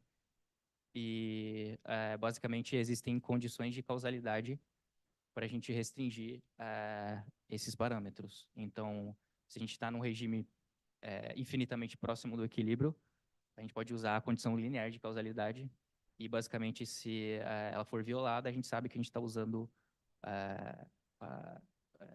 esses tempos de relaxação com valores incorretos. E aqui a gente pode ver, esse é um plot mostrando, por exemplo, duas análises bayesianas recentes, a prior distribution, a distribuição a priori dessas duas análises, da Trajectum e do Jetscape, uma colaboração que faz análises bayesianas de íons pesados. E a gente pode olhar que existe essa região aqui, preta, bem acausal, que está violando aquela condição linear de causalidade. E aqui uma região muito pequena, porque essa colaboração de Jetscape só varia esse parâmetro aqui de baixo, que está relacionado com a shear viscosity. Quando você olha, você tem uma pequena região aqui da prior que está violando essa condição linear de causalidade. E esses pontos verdes são pontos da posterior distribution. Então, mesmo depois que você comparou com dados experimentais, você ainda tem pontos que violam a condição linear de causalidade. Recentemente, um pouco recente, 2020, 2021, foram derivadas condições fora do equilíbrio. Então, necessariamente, você precisa de termos não lineares para você assegurar que você está no regime causal. E, basicamente, o que vocês estão vendo aqui é um grid dessas simulações. E, nesse grid, a gente tem regiões ali de as células do fluido estão plotadas em coloridas ali. O vermelho, basicamente, são as células que violam as condições necessárias de causalidade. E o roxo, basicamente, são regiões do fluido ali que são indeterminadas. Porque você tem condições necessárias e suficientes para satisfazer. Isso aqui é uma colisão típica, chumbo-chumbo, e a gente está bem no início do estágio hidrodinâmico dessas colisões. E, basicamente, o que eu fiz foi olhar a posterior distribution para dados do LHC, da colaboração Jetscape, e olhar o quanto de acausalidade tinha nessa posterior distribution. Então, basicamente, eu escolhi uma variável que é você olha, né, naquele fluido e você pega pelo conteúdo energético que tem lá. Então, você olha a densidade de células acausais, aquela cor vermelha lá das células do fluido, e quantifica em relação à densidade de energia total do fluido. Então, basicamente, o que a gente vê é que tem vários pontos da posterior distribution que estão em regiões muito altas de causalidade. A causalidade, que violam a causalidade. Então, basicamente, tem aqui próximo de 100% do sistema, ficaria todo vermelho aquele fluido ali. Então, a gente tem um comportamento bem acausal desses pontos da posterior, e cerca de 31% viola a condição linear. Então, isso é um problema meio grave. O que eu fiz foi, basicamente, olhar e retirar todo esse lixo teórico que tem. Então, basicamente, eu peguei e fiz cortes dessa densidade de energia causal. Então, tudo que fosse da posterior distribution que tivesse acima de um zero numérico de causalidade, eu tirei dela. Então, tirei quase 98% da posterior distribution para assegurar a causalidade. Então, a gente pode ver os efeitos nos parâmetros mais relevantes para essa análise de causalidade. Aqui é a original dos dados do LHC, um parâmetro que é o W, está relacionado com flutuações de densidade de energia. E depois, quando você impõe esse cutoff, esse corte de densidade de células, de densidade causal de energia, você vê que dá uma deslocada para valores maiores desse W. E o outro parâmetro mais importante, basicamente, é aquele BP relacionado com o tempo de relaxação. E quando você impõe esse corte, você tem um pico muito mais característico. Isso foi uma das razões esse parâmetro ele não varia muito com os observáveis, e por isso você não consegue restringir muito bem nessas análises bayesianas. Então, você precisa desse input teórico para restringir melhor. Esses dois parâmetros estão relacionados com o número de Knudsen, então eles estão relacionados com a aplicabilidade da hidrodinâmica, e por isso que eles são os mais afetados, acredito. Então, basicamente, eu estava tentando olhar os efeitos nos coeficientes de transporte, se isso ia mudar. Isso aqui é da análise original. Você vê esses intervalos de credibilidade que você tem no final da análise bayesiana, e de 60% a 90%. Então, basicamente, o que você tem quando você impõe essas condições é que você reduz um pouco a shear viscosity, ou seja, está mais próximo do equilíbrio, ele está forçando o sistema a ficar mais próximo do equilíbrio, e você aumenta um pouco a bulk viscosity. Então, você está enviesando meio que, se você não impõe essas condições de causalidade. Então, basicamente, as conclusões são, a gente está tentando investigar o domínio de aplicabilidade da hidrodinâmica nessas colisões de íons pesados, e a causalidade, essas restrições, essas condições de causalidade, elas podem nos ajudar a entender esse domínio de validade. Eu estava tentando entender como isso afeta naquela extração de parâmetros das propriedades da QCD, e a gente viu que em nesses modelos específicos, nessas análises bayesianas, a gente está usando em algumas regiões fora do regime de validade da hidrodinâmica. Isso pode meio que enviesar essa extração de parâmetros, aqueles coeficientes de transporte. Então, a gente precisa mais estudos e meio que melhorar essa descrição teórica que a gente tem dessas colisões de íons pesados, essa parte da hidrodinâmica, para resolver esse problema. É isso. Obrigado.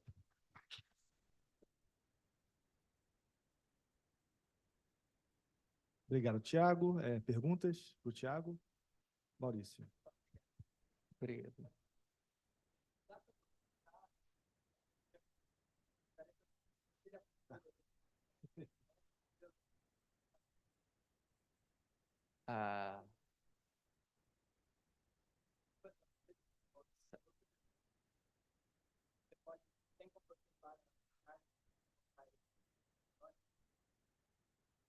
Tem, mas eu não fiz isso ainda.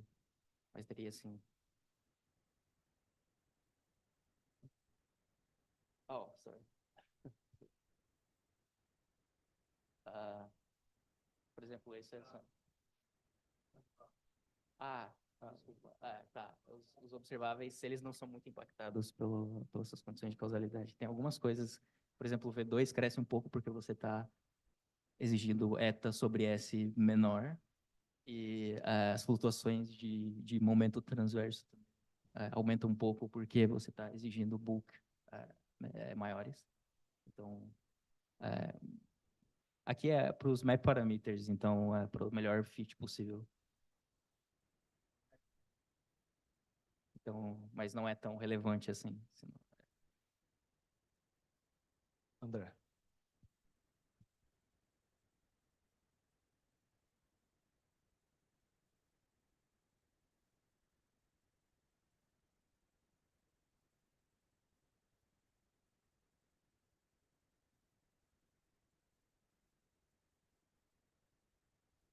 Do Jetscape, sim.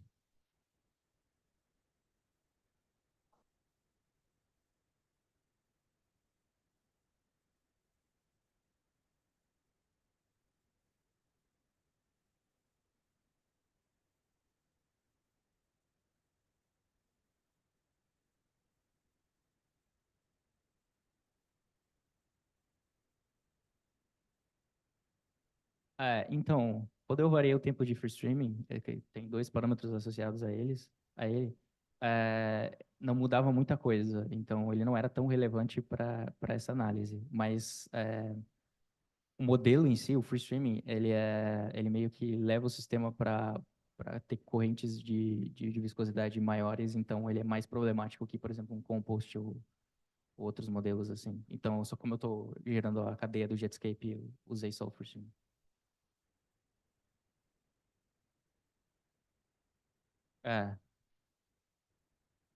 Mas você não tinha essa foi a primeira pergunta, não tem a outra pergunta? Já foi? Beleza, tá. Eu que contei errado. Letícia, depois o Eliane.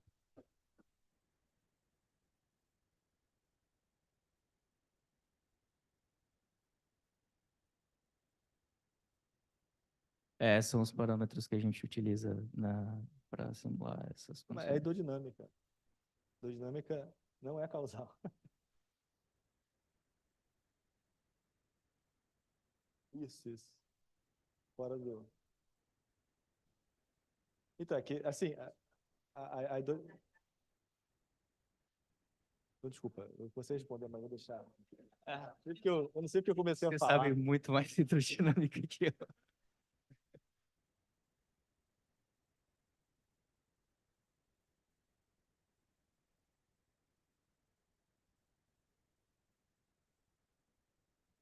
Sim, mas é que meio que a gente acredita que os trabalhos anteriores que é bem que no começo ali da hidrodinâmica que você tem as maiores violações.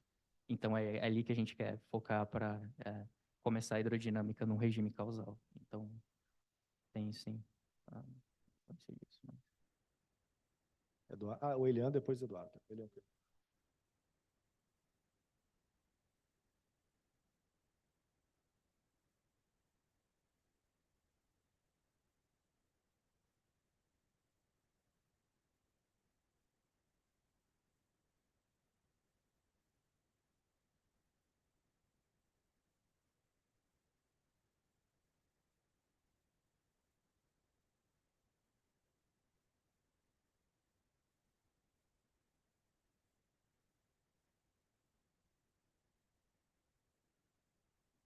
Ah, ah, eu não sei se eu tenho uma compreensão.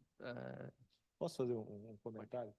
É que as equações hidrodinâmicas, a causalidade que o pessoal falava antigamente era do regime linear, né?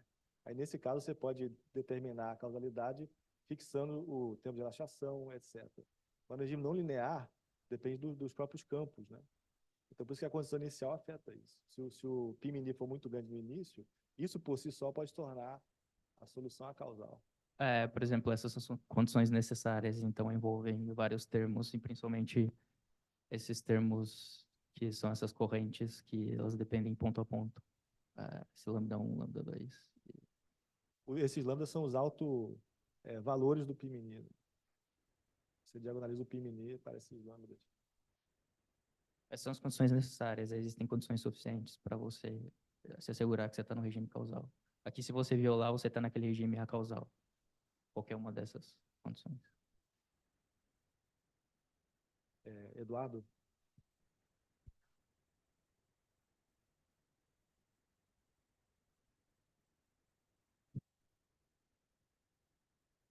Uhum.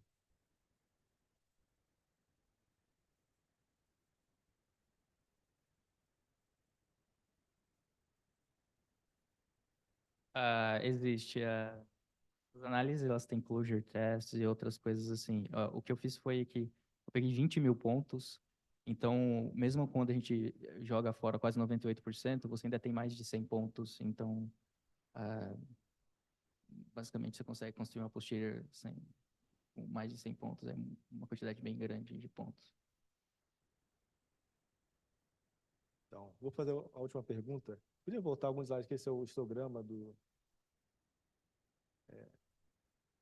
Deixa eu só ver se eu entendi. Isso. Então, o eixo X é a parte da fração de energia, Isso. que é a causal, é isso? Isso. Tá. E a outra parte é só o número de eventos em que isso aconteceu. Tá. Isso. Então, você está achando que tem tipo, muitos eventos em que tem... A maioria deles é baixo essa violação. São ali entre 1 e 0%. E tem um ponto É quase 100%. Tá. É quando você vai para valores de BP muito pequenos. Próximo de 2 ali. Você está violando, inclusive, a linear. Aí você está no regime muito causal. Muita causal, não sei. A causal é tipo, ou a mulher tá grávida ou não tá grávida, né? Tipo, não tem um pouco grávida, né? Tipo, mas tudo bem. Vamos agradecer o Thiago mais uma vez, gente.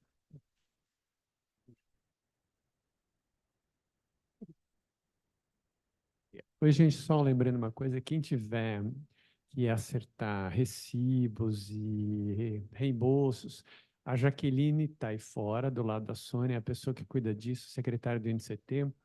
Depois, daqui para frente, é bom usar sempre o crachá, porque é com ele que a gente entra lá na frente, passa na segurança do CBPF. Depois, as pessoas que vão falar depois do coffee break, quem não tiver colocado ainda o seminário aqui, por favor, eu vou ficar aqui dando uma força.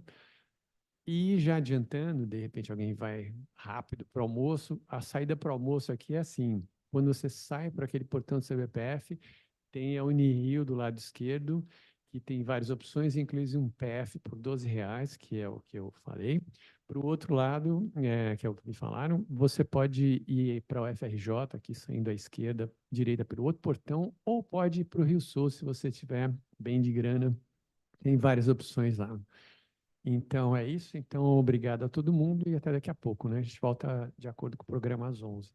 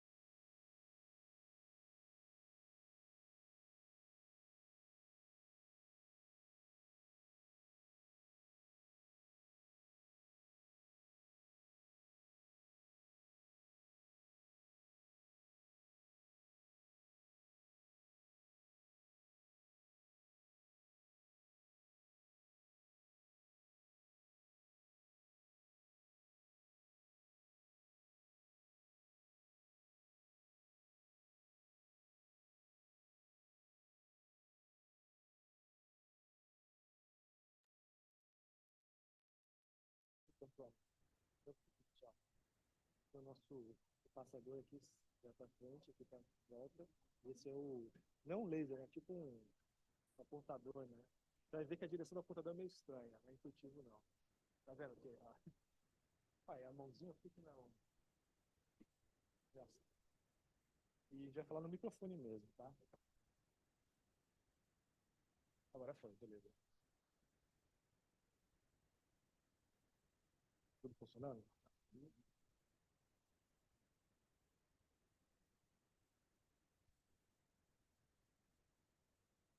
Vou dar um tempinho para o pessoal entrar.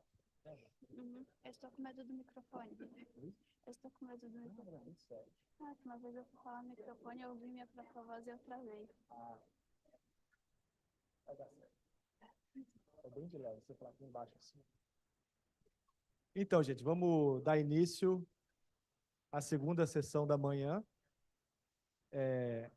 Eu não acompanhei, na verdade, o Fernando estava aqui, mas eu espero que todos tenham colocado as suas apresentações. O Fernando deu um ok aqui, acho que isso é. Então, está tudo certo. Então, vamos começar com a Joana Sodré. Joana, fica à vontade.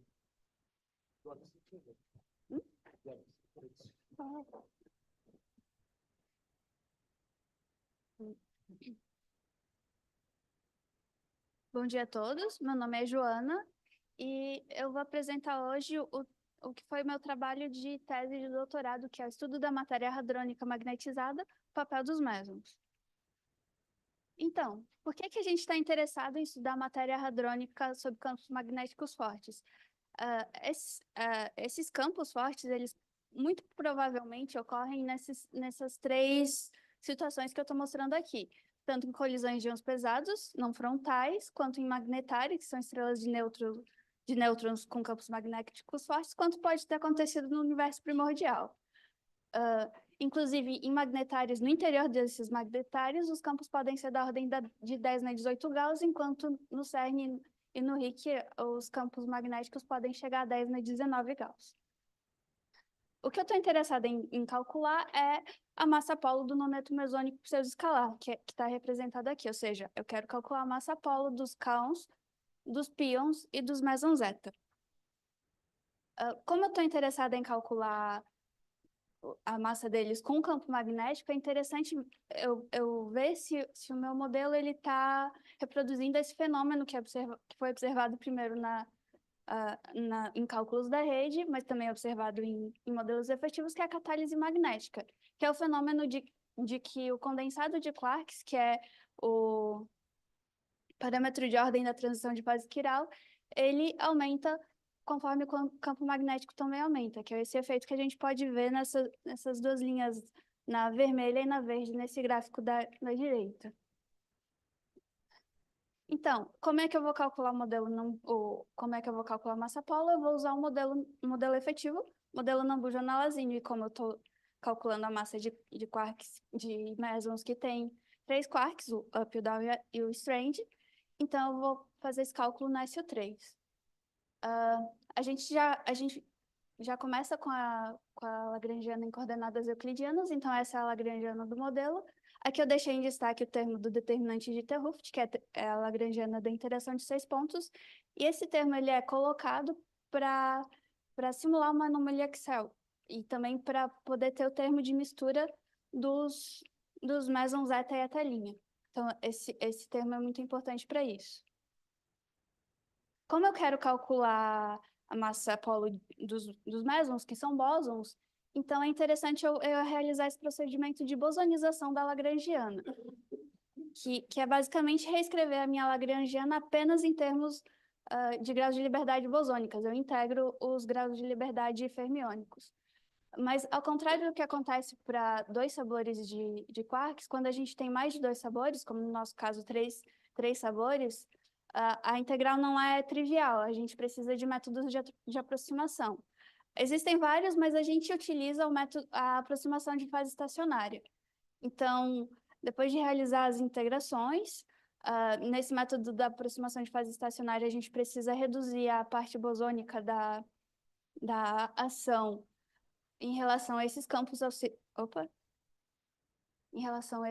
auxiliares, S e P, e eu reescrevo eles como uma função implícita dos campos dos mesons, do sigma e do pi. Então, depois de realizar a bosonização, essa é a expressão que eu tenho para a ação bosonizada. Quando eu faço os meus cálculos em campo médio, eu encontro essas equações de gap, que são triviais, e quando eu minimizo a ação de campo médio, eu encontro essa expressão para o campo auxiliar S em relação ao propagador efetivo dos quarks em campo médio. Mas como o condensado de quarks ele é o parâmetro de ordem, é interessante eu expressar toda a minha teoria em função do condensado de quarks. Então, por isso eu preciso encontrar uma forma de expressar ele em termos dos meus campos. Então, utilizando o teorema de Hellman-Feynman, eu minimizo a ação bosonizada em relação à massa de corrente dos quarks, e eu encontro essa expressão aqui para o condensado. E a gente pode notar que por essa expressão aqui de baixo, a gente pode reescrever as massas efetivas dos quarks, todas em termos dos condensados. Mas eu quero calcular a massa polo dos mesons. E eu não consigo isso só em campo médio, eu preciso ir para a próxima ordem além, que é a ordem quadrática. E também, como eu só estou calculando os mesons pseudoescalares, então eu só vou me concentrar na parte pseudoescalar da ação bosonizada. Então, eu tenho essa expressão em destaque, onde eu defini os coeficientes de massa como essas duas expressões 9, que na verdade são 12 expressões diferentes, uma para cada meson ou para os 3 acoplados. Então, eu posso escrever esses coeficientes de massa como os termos de uma matriz 9 por 9, como a gente pode ver nessa matriz da direita. E para encontrar a massa polo, eu preciso diagonalizar essa matriz. Para facilitar, primeiro eu reescrevo ela como essa matriz diagonal em blocos da esquerda. Então, em vez de precisar diagonalizar uma matriz 9 por 9, eu só preciso diagonalizar uma matriz 3 por 3. Então, esse termo 3 por 3, ele é o termo da mistura o termo que é acoplado do pion e dos étas. Quando eu considero um campo magnético nulo, o pion também desacopla.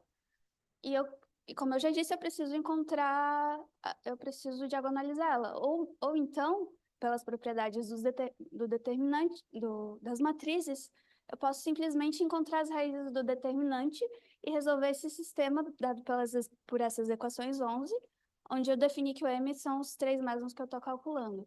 Aqui nessa expressão 11, o MM é a massa dos mesons e o γm é o comprimento de decaimento. Para o pion neutro e para o eta, eu posso considerar esse comprimento de decaimento nulo, mas quando a gente está considerando o eta linha, já não é bem assim, o que eu vou mostrar mais adiante. Então, agora eu quero ver o efeito do campo magnético nos meus polarizadores, que até agora esse efeito não estava tão evidente. Então, o que eu vou fazer? Eu vou considerar um campo magnético estático e constante na direção do eixo Z e vou considerar o calibre de Landau. Além disso, eu vou reescrever meus propagadores utilizando o propagador na forma de Schwinger, que eu defini aqui nessa expressão 12 e nessas outras duas expressões. Então, a primeira coisa que eu vou reescrever com os propagadores na forma de Schwinger é o condensado de quarks. Então, depois de algumas manipulações algébricas, eu chego nessa expressão 14, que é uma expressão divergente. Eu vou precisar regularizar, mas primeiro eu quero calcular as minhas outras expressões. A próxima coisa que eu vou reescrever em termos dos propagadores de Schwinger é o polarizador para sabores de quarks iguais, que é o mais simples depois do condensado.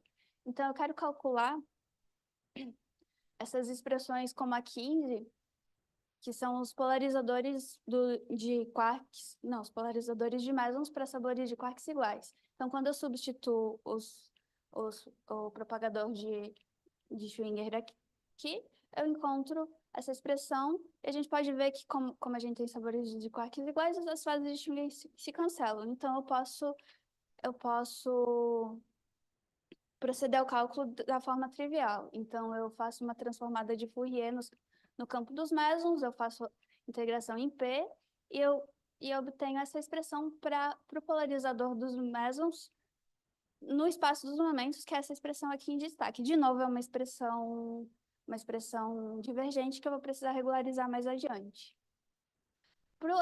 Para quando eu tenho sabores de quarks diferentes, o procedimento é o mesmo, só que eu tenho um problema, porque, como a gente pode observar nessa expressão aqui, nessa última expressão aqui de baixo, as fases de Schwinger não se cancelam. Então, eu preciso achar uma outra forma de diagonalizar os campos dos mesons. Existem várias formas, mas o que a gente usa é o método da base das autofunções de Ritos. O que são essas autofunções? Em vez de fazer a transformada de Fourier, a gente expande o campo do Meson, como essa expressão 17, onde esse F boldface são as autofunções de Ritos.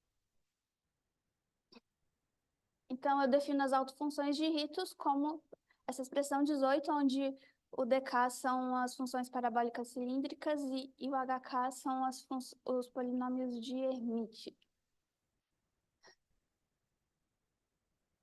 Então, quando eu calculo o traço, resolvo as integrais, eu obtenho essa expressão para o polarizador dos mesons carregados ou dos mesons com sabores de quarks diferentes. Também é uma expressão divergente que eu vou regularizar. Então, eu obtive agora 3 expressões divergentes, eu preciso regularizar para prosseguir com o cálculo. Eu vou fazer isso utilizando o MFIR, ou seja, Magnetic Field Independent Regularization, que é basicamente, eu separo a parte magnética da minha integral da parte do vácuo, que é a parte que diverge, e eu somo de novo essa parte do vácuo regularizada. Então, no caso do condensado de quarks, a minha divergência está na função cotangente. Então, eu expando ela aqui, e na minha integral eu somo e subtraio essa divergência, como a gente pode ver nessa expressão de baixo. Aqui também eu deixei em destaque qual é o termo finito e qual é o termo que diverge, que é o termo finito puramente magnético e o outro termo do vácuo. Então, quando eu calculo essas integrais, eu obtenho essas expressões 23, e aqui, para regularizar, eu utilizei um cutoff 3D no momento. E obtive essas expressões aqui. A próxima coisa que eu preciso calcular é a função de polarizador para sabores de quarks diferentes, porque é o caso mais geral que eu vou calcular primeiro. Então, de novo, eu faço o procedimento do MFIR, eu subtraio a parte divergente e somo de novo ela regularizada. E para a parte de campo zero, eu tenho essa expressão aqui, essas expressões aqui. De novo, eu estou fazendo a regularização utilizando um cutoff 3D. Para sabores de quarks iguais, de novo, é o mesmo procedimento e eu obtenho essas expressões aqui. E para a parte magnética, eu obtenho essas expressões. Agora, com isso, eu já posso partir para o cálculo numérico para depois encontrar algum resultado, que é o que eu vou mostrar agora. Para fazer os cálculos numéricos, a gente utilizou essa parametrização da Clevansky, que utilizou aqueles dados para fazer a parametrização. E, além disso, a gente vai considerar um acoplamento dependente do campo magnético, porque apesar do modelo Nambu ele reproduzir bem a catálise magnética que eu quero observar, ele não reproduz tão bem a catálise magnética inversa. Mesmo que isso não vai aparecer nos meus cálculos, porque eu não estou considerando temperatura, no futuro a gente pretende colocar temperatura, então é importante que o cálculo já tenha essa característica. Além disso, a gente pode ajustar o nosso condensado ao condensado do vácuo, da rede.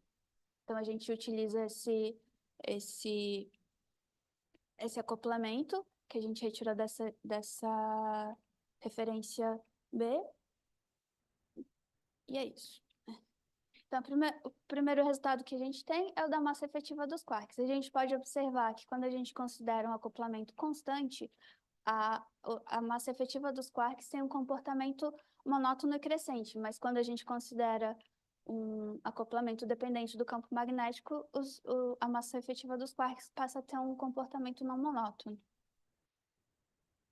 A próxima coisa que a gente calcula é o condensado de quarks, que é aqui que a gente vê o efeito da catálise magnética. Aqui a gente observa que quando a gente considera um acoplamento constante, os resultados são mais próximos dos dados da rede, que são esses dados em cinza que eu não sei se está dando para ver direito.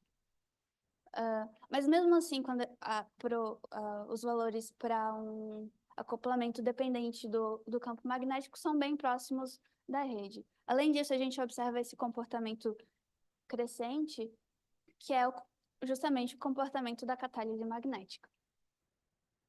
E agora a parte principal do trabalho, que é a massa polo dos mesons. Aqui é um gráfico mostrando a massa polo de todos os mesons carregados, além da energia o nível de mais baixa energia dos mesons carregados, mas eu vou detalhar cada meson mais adiante, a seguir. O primeiro que eu quero mostrar é o meson problemático, que é o meson etalinha. A gente pode observar que aqui, em valores de campos magnéticos baixos, a gente tem essas oscilações. Elas são oscilações totalmente não físicas, elas são causadas por divergências e polos nas integrais numéricas. Além disso, outro problema do eta é que a gente pode ver aqui também o comprimento de decaimento nessas linhas tracejadas. A gente vê que mesmo quando a gente tem um campo magnético zero, esse valor já é considerável. E, além disso, quando a gente considera um acoplamento dependente do campo magnético, chega a um ponto próximo de 0,4 GeV do campo magnético que o comprimento de decaimento chega a ultrapassar o valor da massa polo. Então, além disso, um outro ponto importante é que a massa polo do meson ela já é muito próxima do limite da teoria quando a gente tem campos magnéticos nulos, e ela aumenta com o campo. Então, são resultados que a gente deve tomar com certa cautela, porque a gente está muito perto do limite da teoria. Os próximos mesons são os mesons neutros, esses não dão tanto problema. A gente pode observar que o tracejado azul são, de novo, considerando o acoplamento dependente do campo magnético, enquanto as linhas vermelhas são o acoplamento constante. A gente pode perceber que, de novo, que agora, quando a gente considera um acoplamento dependente do campo magnético, a gente tem valores muito próximos à rede, a gente está mostrando aqui, tanto nessa área cinza, quanto nesses pontos magenta. Para o meson eta, até o momento que a gente publicou esse trabalho, não existiam muitos dados na rede, então a gente não pôde comparar. E por último, a gente tem os mesons carregados. Aqui a gente está mostrando tanto a massa polo nos gráficos de cima, quanto a energia o nível de mais baixa energia deles. Então, a gente pode observar que esses gráficos aqui de baixo, tanto para acoplamento constante quanto para acoplamento dependente do campo magnético, a gente tem esse comportamento monótono e crescente. Quando a gente considera essa referência 41, a gente tem pouquíssimos pontos e a barra de erros é muito grande, então não é possível fazer uma comparação. Mas, quando a gente observa os valores de campos pequenos, a gente pode ver que os nossos valores estão bastante próximos a esses outros resultados da rede. Então é isso.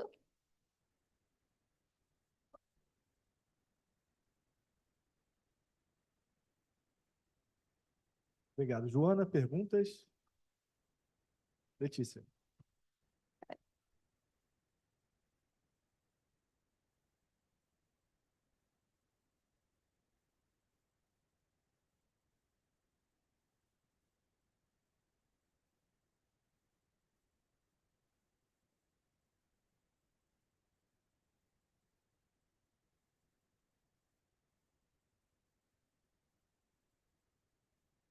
Como é?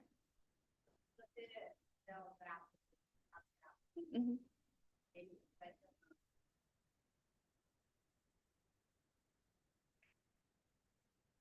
O condensado, não, ele tem aqui o comportamento crescente. Sempre crescente. Sérgio?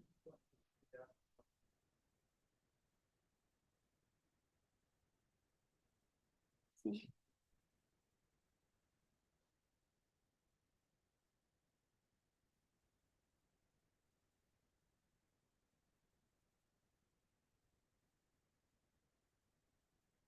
Temperatura zero. A gente está fazendo isso e o trabalho está, inclusive, sendo finalizado.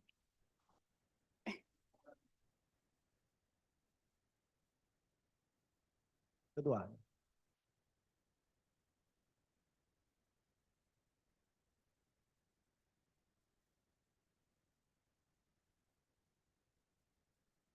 Aqui?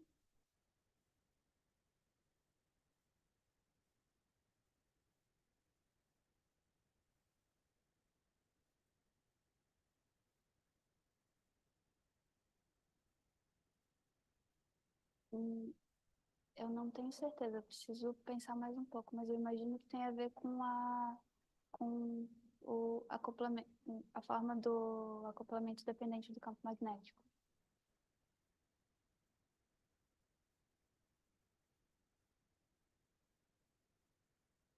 Mais alguma pergunta? Vê alguém apontando?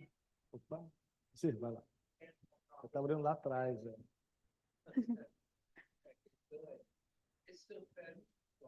Uhum.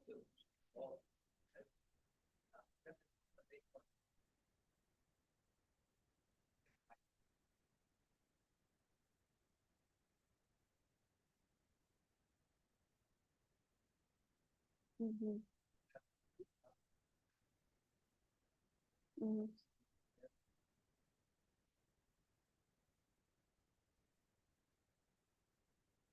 Uhum.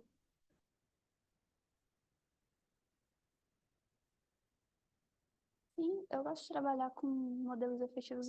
Na verdade, o meu mestrado foi com sigma linear. Eu gostaria de entender outros também.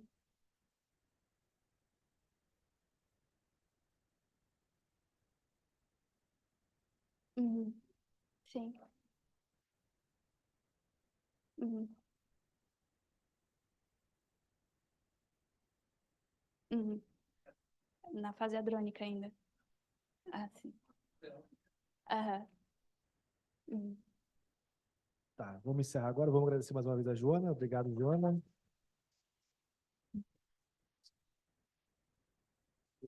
O Guilherme, o próximo será do Guilherme Zeminiani. Cara, foi mal, acabei com seu nome, cara. Zeminiani. Nem era difícil, na verdade.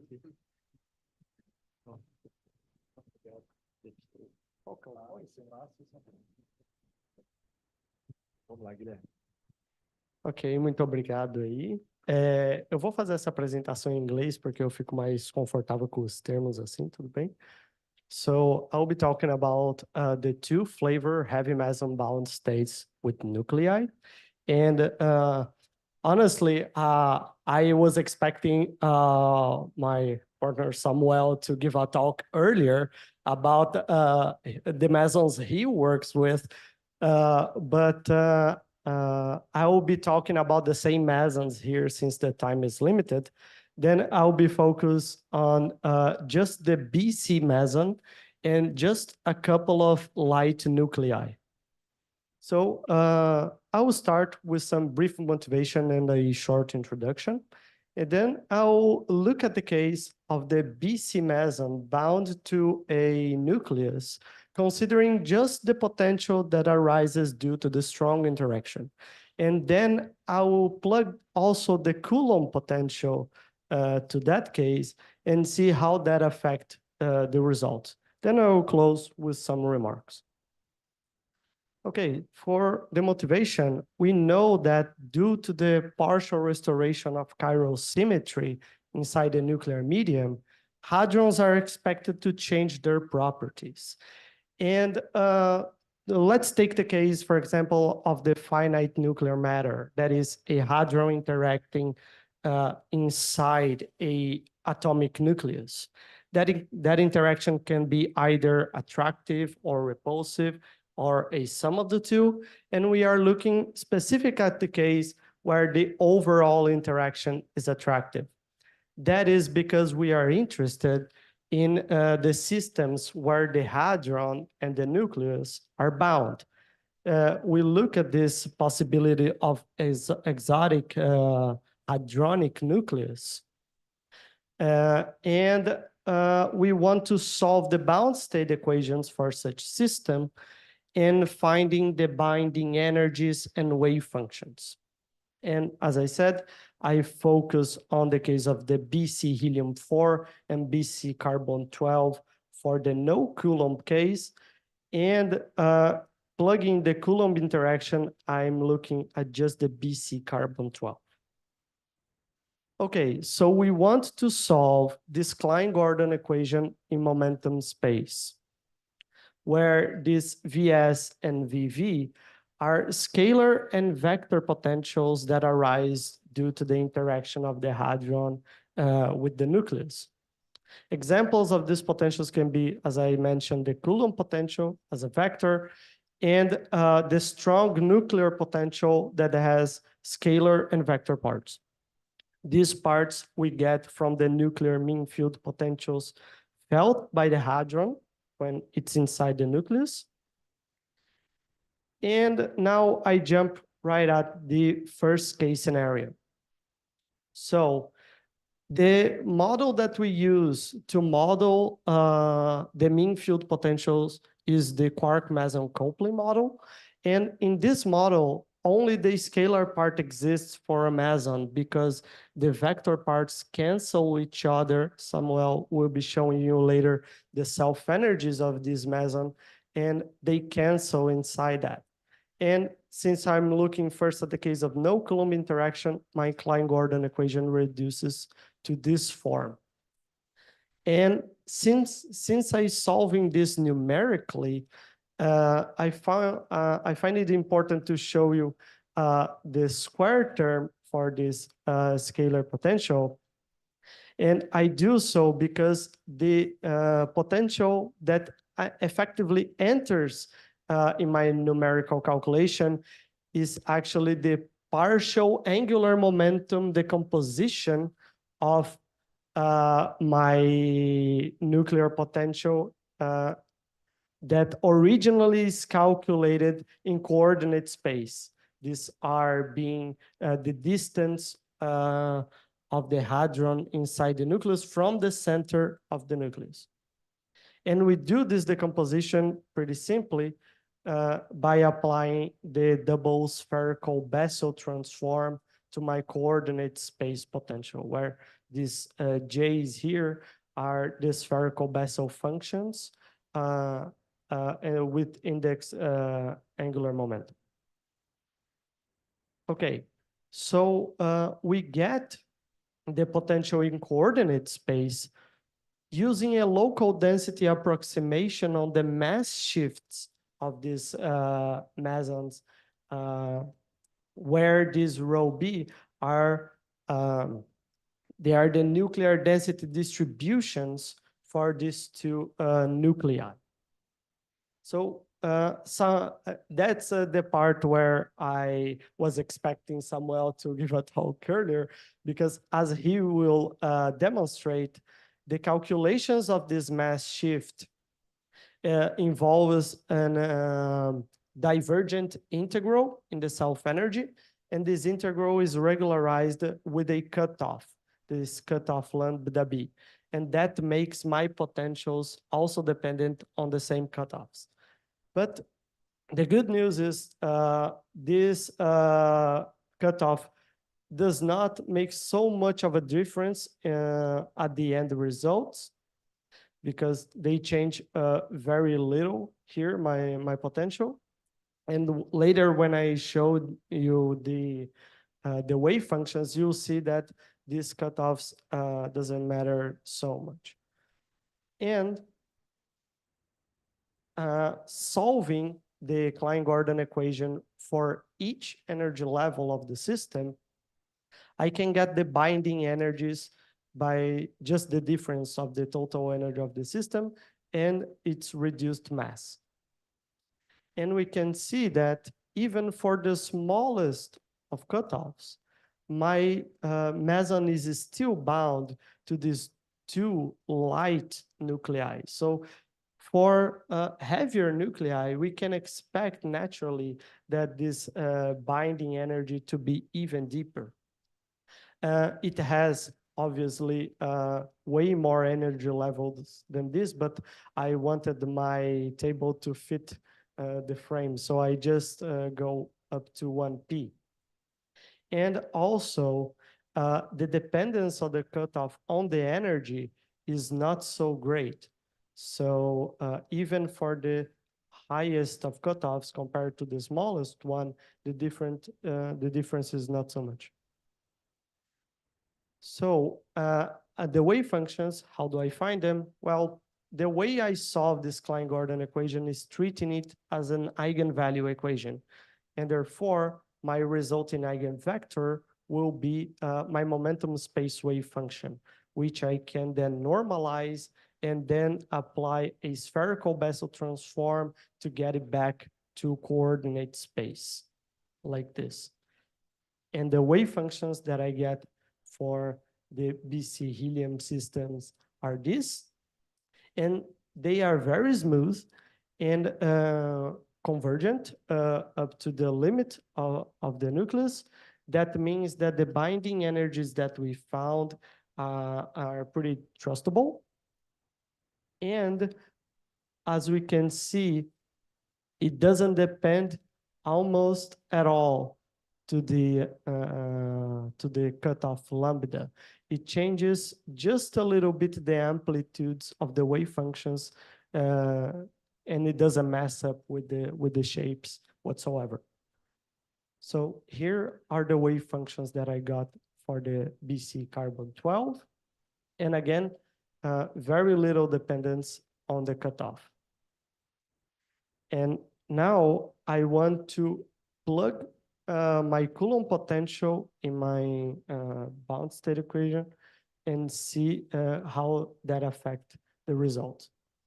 The first thing I can notice here is that due to this square in this term, it means that if I want to isolate this energy and the wave function to solve this as an eigenvalue equation, I will end up with this energy in the both sides of this equation. Thus, I need to solve this self-consistently. And when I do that, it will generate an interference effect of the nuclear potential on the Coulomb potential, because if you take a look at the comparison of the nuclear potential for the BC meson and the Coulomb potential, depending on the distance from the center of the nucleus, the nuclear potential will certainly dominate the energy, and therefore an interference effect will appear. So if now I saw, am I going too fast, or how much time do I? I do have 5 minutes still. Okay. So solving now just for the Coulomb potential only. For the Coulomb potential only, for the attractive and the repulsive case, I get more or less 1.4 MeV of either binding energy or scattering energy. And just a small difference that arises from the square term of the Coulomb potential. And this is interesting because a naive assumption could be made that we can just take for the 1s state, for example, I could just get these binding energies and somewhere subtract 1.4 MeV, and that will be enough to include the Coulomb potential in the calculation. But as I mentioned earlier, an interference effect exists, and when I calculate self-consistently, my binding energies are this. So this is for the attractive case. This is for the repulsive case. And this is for where I put the term where the interference happens to 0. And we can see that when I put this term to 0, we pretty much recover the case of no Coulomb interaction, aside from a small difference from the square term, but still we can see that this term dominates the Coulomb effect in my calculations. And the difference from the self-consistent calculation with the no Coulomb calculation, we can see that this interference effect is more or less minus 4.6 MeV for the attractive case and plus 3.5 MeV for the repulsive. So it's a little bit more than we originally could expect, but that's what happens. And now I show you the wave functions and how they are modified for the Coulomb case. It doesn't change the shape so much, but the amplitudes are indeed modified because when we increase the energy, the amplitudes will go down. And this is for the, sorry, how do I go back? This one, okay. So these are the wave functions for the attractive case, and these are the wave functions for the repulsive case.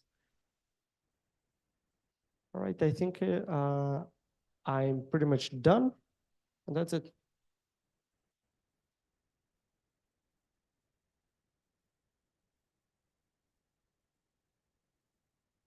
Obrigado, Guilherme. Perguntas?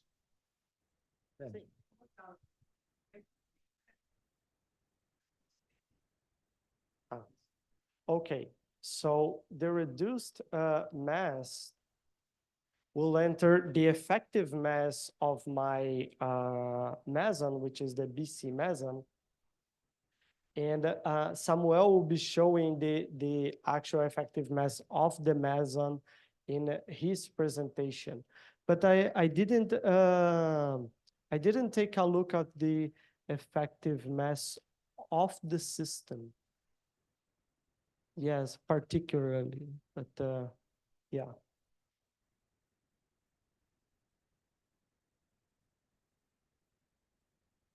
Sorry.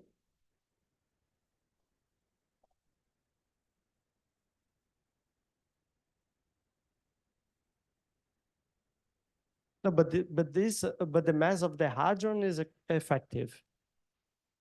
This is actually the scalar potential that enters. It is the Lorentz scalar potential that arises from the negative shift of the meson when it enters the nucleus. Yeah, no, because the nucleus will not change its mass. It will change very, very little, because we are neglecting feedback from Coulomb interaction and the effective. It does. No, but I'm considering that the meson is the feedback of the meson in the shape and mass of the nucleus is neglectable. Yes. All the effectiveness of the interaction is going to the hadron, to the meson, sorry.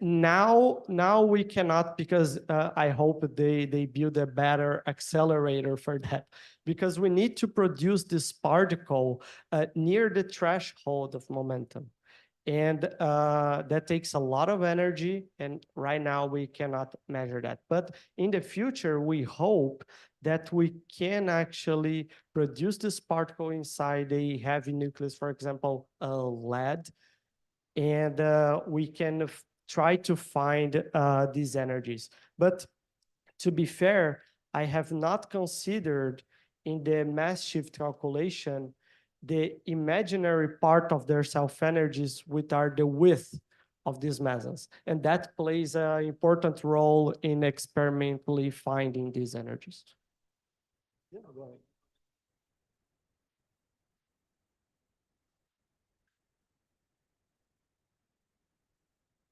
No.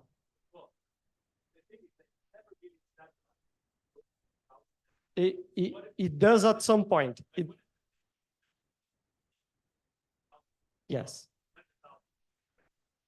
Yes. There is a very crisp limit on this cutoff, because when you start increasing the cutoff to get the mass shift, if you get to the point where the cutoff is nearly the size of the mass of the meson you're dealing with, the mass shift will start to be less and less negative, up to the point that it just shifts to positive.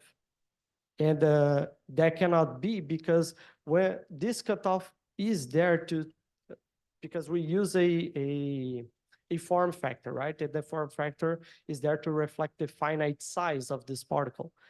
When this cutoff is so great that you are surpassing the mass of the meson, that makes no sense anymore. And if it's too small, we do not regularize the self energy integral. So we have this very safe limit where if we extend to 7,000 MeV, like 7 GeV, it will start to present that behavior where we do not reflect the physical size of this particle. Okay, do we have any more questions for Guilherme? If not, let's thank him one more time.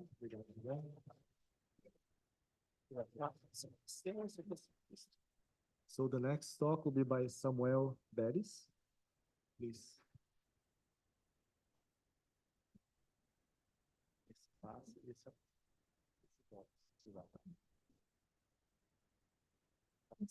Ok, bom dia para todos. Eu vou falar também em inglês, porque eu também me sinto mais confortável com os termos e também para seguir um pouco a coerência do que o meu colega fez anteriormente. Okay, so this talk will be about the BC and BC star mesons, just like my dear colleague already stated. And it was the project I did in my master course. So, okay. The outline of this presentation will follow these 4 topics here. I will give a very brief introduction and talk about our motivations to do such things. Then I will explain the mass shift and the self-energy calculation and show some results and go through a discussion about. Okay, so Guilherme already said, but okay, hadron properties are expected to change inside the nuclear medium due to the partial restoration of chiral symmetry. And then we went to investigate more the causes of it and how the partial restoration of chiral symmetry affect the heavy mesons. Also to explore the structures of strong interacting particles in medium and also in vacuum, but mainly in medium. And why we choose to work with BC? Because heavy quarkonia was studied in the past. So now we choose to focus in different flavored heavy mesons. And since BC is composed by B and C mesons, it seems to be very interesting. Also, we want to explore the sources of attraction that could potentially bind quarkonia to atomic nuclei. It was the project that Guilherme developed. Okay, so what is the mass shift then? We can interpret the mass shift as this potential V here, given by the difference between the mass in medium and the mass in vacuum. Both are given by these 2 relations here. And we consider the self-energy, for the mass in medium, we consider the self-energy, for the mass in vacuum, we consider the self-energy in vacuum. And for the mass in medium, we consider the self-energy in medium. The important thing here is that both carries a relation between them. And of course, M0 here is the same in both equations and is the Barry mass. Okay, so the model we work was the quark meson coping model. And the thing here is that this model, in this model, the relativistically moving confined light quarks, not the heavy ones, in the nucleon bags interact self-consistently with the mean field of the sigma, omega, and rho, generated by the light quarks in other nucleons, including itself. Here are the equations to get the hadron mesons in nuclear medium from the quark meson code. I won't enter in the details here because I didn't work directly with that part. But the thing is, it's very simple to understand. It's a similar calculation to a MIT bag model. So we solve self-consistently these both equations after getting the eigenvalue equations from the Dirac equation here. Oh, sorry. And then we got the medium mass here. Okay, so using that equations, we are able to find the medium masses of B and B star mesons and D star.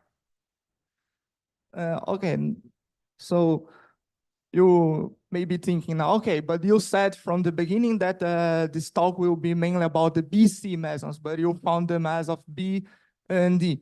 Okay, it was because these were the loop you are analyzing. So we can clearly see that the BC will dissociate into a B star and a D meson. And while, okay, it's not here, but BC will dissociate into a B star D meson or BD star.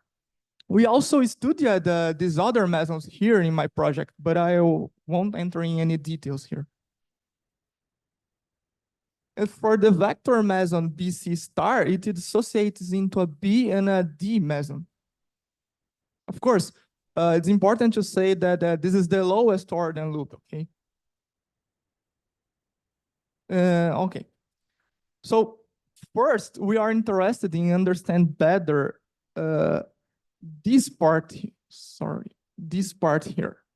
Because we are expecting from a naive quantum mechanical assumption of the second order perturbation theory that since this sum here is lighter, it could gives more contribution in the loop. But later on, I will show that it doesn't happen actually. Okay, so since in that vertex we got an interaction that respects, at least because it's a strong interaction, respects flavor, symmetry, and Lorentz invariance conservation laws, it's possible to use a free Lagrangian to obtain the interaction effective Lagrangian. And from there, we can compute the self-energy. Okay, so here is the interaction Lagrangian, where this L0 here represents the free Lagrangian, while this term here in blue represents the interaction shown in the previous slides from BC and BC star. We can clearly see here that we got a pseudo-scalar vector interaction. And we won't consider these other interactions here. Okay, so by performing the trace of this second term here, it's possible to, okay. We used the SU5 flavor symmetry to get this, but I don't remember. Okay, I put here. Okay, so if we consider this matrix form of the pseudo-scalar, here containing all pseudo-scalars, and here all the vector mesons in the SU5 flavor symmetry. Of course, this is just a normalization factor. We can use this matrix to extract the Lagrangian through the trace of it. It involves some calculation, but indeed it's very simple. We just make all the terms that are not happening in the interaction. We may then go to 0 and consider only those in interaction or happening interaction. Okay, so we found the interaction Lagrangians for BC, considering the B star and D loop and BD star loop, and also for BC, which is the first time we bring this in the literature. So It was the first time that appears. Here it's just the Hermitian conjugate. Okay, so the coping constant, if we pay attention here, we have the coping constant. And how do we get this? Based in the vector Meson dominance hypothesis, using the experimental data for the decay, the epsilon decay, well, we have calculating the coping constant. It's a very simple calculation, and we can say that for this case here, G is approximately 11.9. Okay, so here is the self-energy for BC Meson. As Guilherme said, this integral here is divergent, and then we use a form factor to regularize it. And inside the form factor, it contains the cutoff values that varies from 2,000 to 5,000, 6,000, sorry. And here are the self-energy for BC star, sorry. And also we have a form factor here denoted by this F here. Okay, so just to show the form factors, we use this form. It was a dipole form factor, was phenomenologically. And now I will show some results. I am going too fast, I don't know, 5 minutes. Okay, I think it's possible. Okay. It will be enough, more than enough actually. Okay, so here is the result for the self-energy. And here's the thing, if we look here, we can see in red, the BD star loop does contribute more than the B star D loop. It was our first assumption from the past.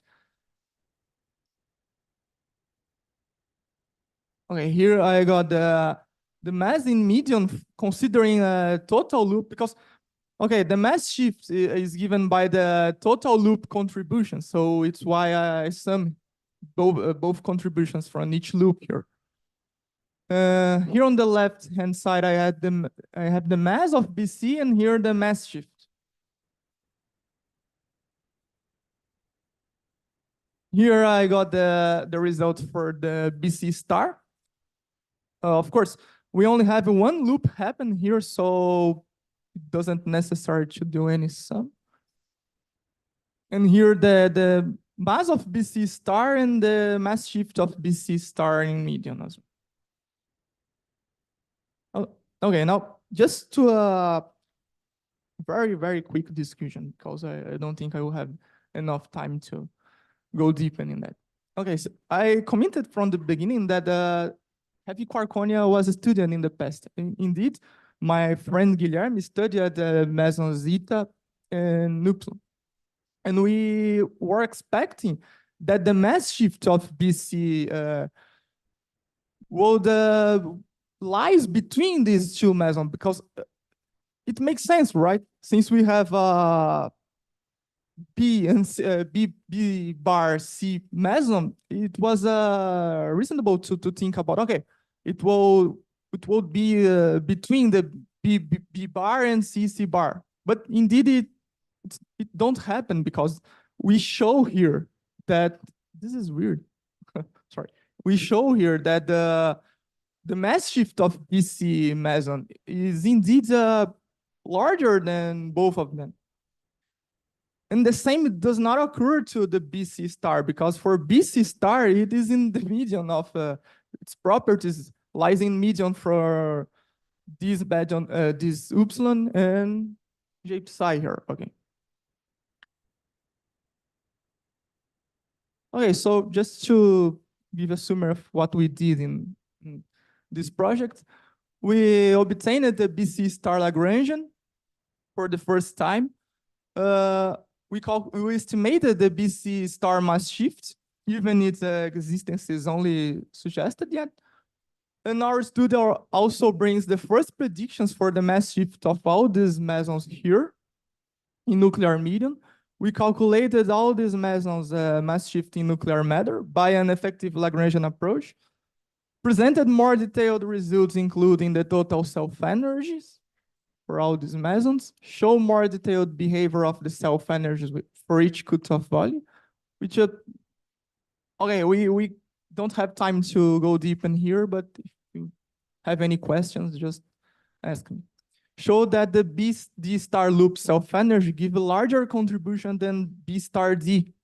And we have also compared the mass shift of BC and BC star mesons with those pseudoscalar quarkonia eta B and eta C and vector quarkonia upsilon and J psi. And show that for BC meson, the results of mass shifting median amounts larger than those for eta B and eta C. While for BC star, the mass shift results shows that it's overall in between those of upsilon and J psi. Okay, and for the future, we expected to look for nucleus bound state, what Guilherme is already doing, and also study the decays and other reactions in nuclear medium. Okay, just want to thank you all again. Is that it? Okay, thank you. Thank you, Samuel, for the very nice talk. So we have time for questions. Go ahead.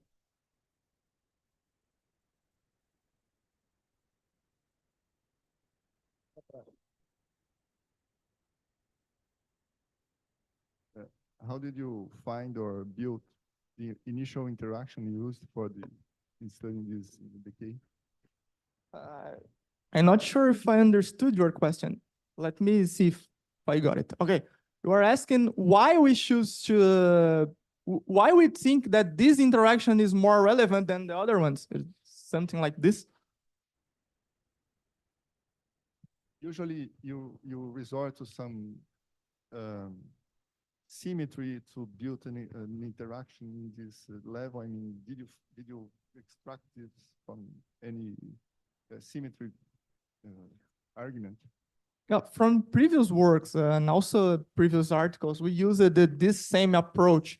So, yeah, so probably my supervisor used the same approach. I just use it because not sure if I understood. Sorry, because yeah, no, but it comes from the SU5 symmetry, okay, but yeah, then it's okay. It's a different thing, okay. Yeah, it comes from the SU5 symmetry.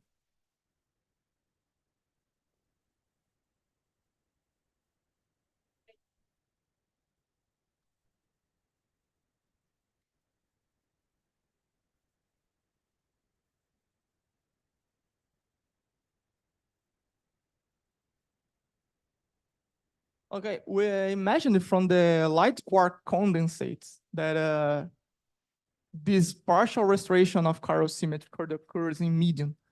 But I don't know more details about because I did not study it yet. I think that this... But my Well, I think aside from the fact that we have already established some tradition in a sense to calculate the effective masses in the medium, the BC mesons is particularly important because of the quark-gluon plasma. Because here I see a lot of people talking about quark-gluon plasma, but we don't actually even know if it actually exists or not, right? Yeah, we don't know because we don't know because some of the signals that we have from to see quark-gluon plasma is, for example, J psi suppression, for example, but we don't know if the suppression actually comes from the QGP of other types of absorptions. But for the BC meson is different because the mass shift of the BC meson may be related to a different decay of the BC meson, which is important because in the quark-gluon plasma, BC will appear from recombination of the B and the C mesons that are dissociated in the plasma during the hadronization. And studying this is particularly important because I think BC Meson is a much stronger signal of QGP than, let's say, JPSI. I have a comment on that. You know that in Germany, they are building a machine to start operating 2040 or so there. There they will shoot protons against nuclei at the right energy to produce a bound state like a JPSI nucleus or something of this kind. And then you measure this eventually. This is a family of states. This is just one, but there is also this JPSI. So this started like 40 years ago. Actually, Brodsky started that. So studying if JPSI would be bound to a nucleus. And it turns out that yes, but this has been done in different ways. And presumably people will see that. So this is the basic motivation. So it will be seen, maybe. Now I have a comment on that, in these Lagrangians, there is one term which never comes from symmetry. You have to put it by hand. It turns out to be very important numerically, which is the parity via anomalous parity interactions, which in your case would connect B star, BC star, and D. So this will be another term in the Lagrangian, and it does a lot. So it changes the result when you introduce it. I say this from experience working with charmonion and open charm particles. But okay, other than that, it's nice talk. Okay, thank you. Okay, so a lot of discussions already. So let's thank Samuel one more time. Thank you.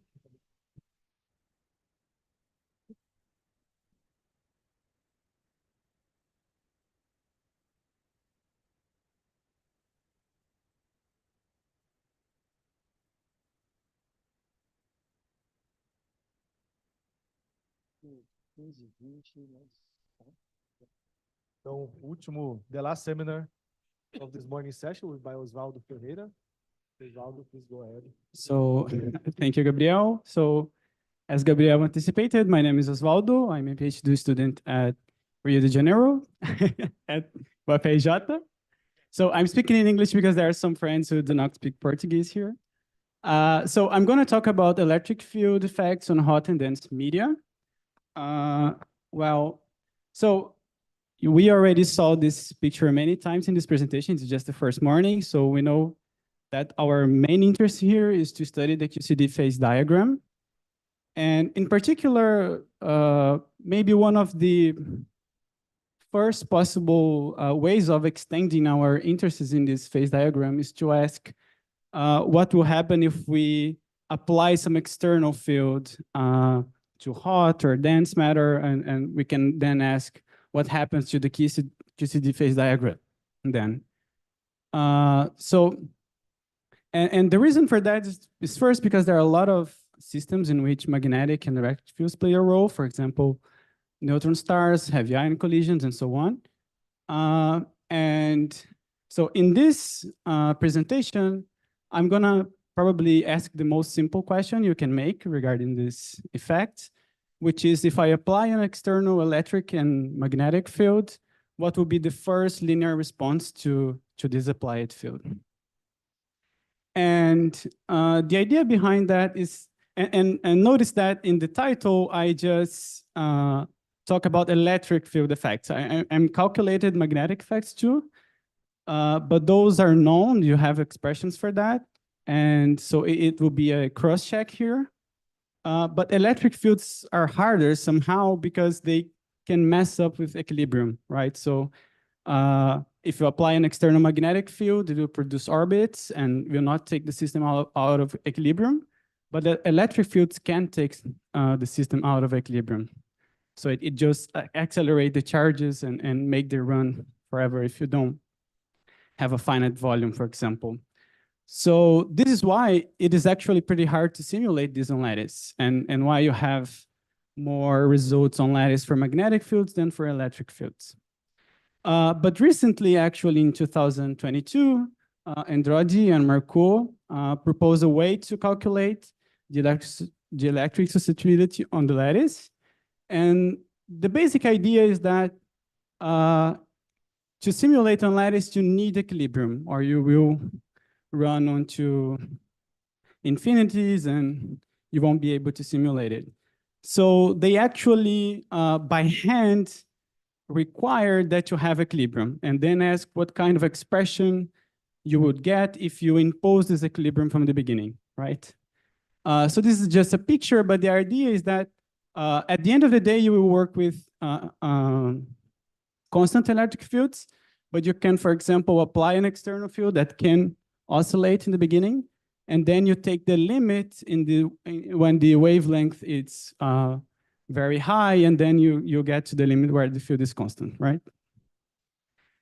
So that was their idea, and this is the expression they get. So they made a lot of arguments, thermodynamic arguments on how to build this, but their contribution to this topic is the inclusion of that term there that in which sorry.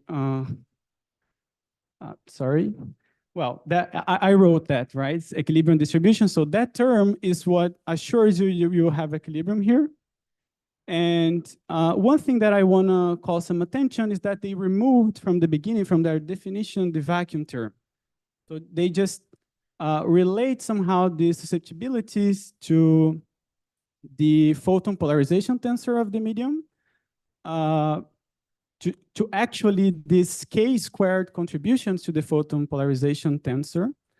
And they remove this vacuum term and they just take these derivatives from the thermal part of this vacuum polarization tensor, right? Actually, for the magnetic field, the expression was already known, but you can rewrite it this way to make cross checks and see if this somehow makes sense with the magnetic field case too. Well, then and you can build something very similar for actually calculating that on the lattice. And so they performed a calculation on the lattice, which is this plot here. And they attempt to do a analytical calculation to compare with their results from the lattice. And what they obtained was those expressions here. And so in that first paper, all they were able to do was to calculate the sum of the susceptibility. So the electric plus the magnetic susceptibility. When you do that, those logarithms there just disappear. They cancel in the sum, and you actually have a curve that is compatible with their calculations on the lattice, right? The problem is, well, these logarithms have a problem for the massless case, right? So if you take the limit of these masses going very small or going to zero, you will have a problem with these logarithms, right? Moreover, so one thing here that we kind of brought us into this problem is that we thought, okay, so this logarithm here, we don't think that should be a mass here.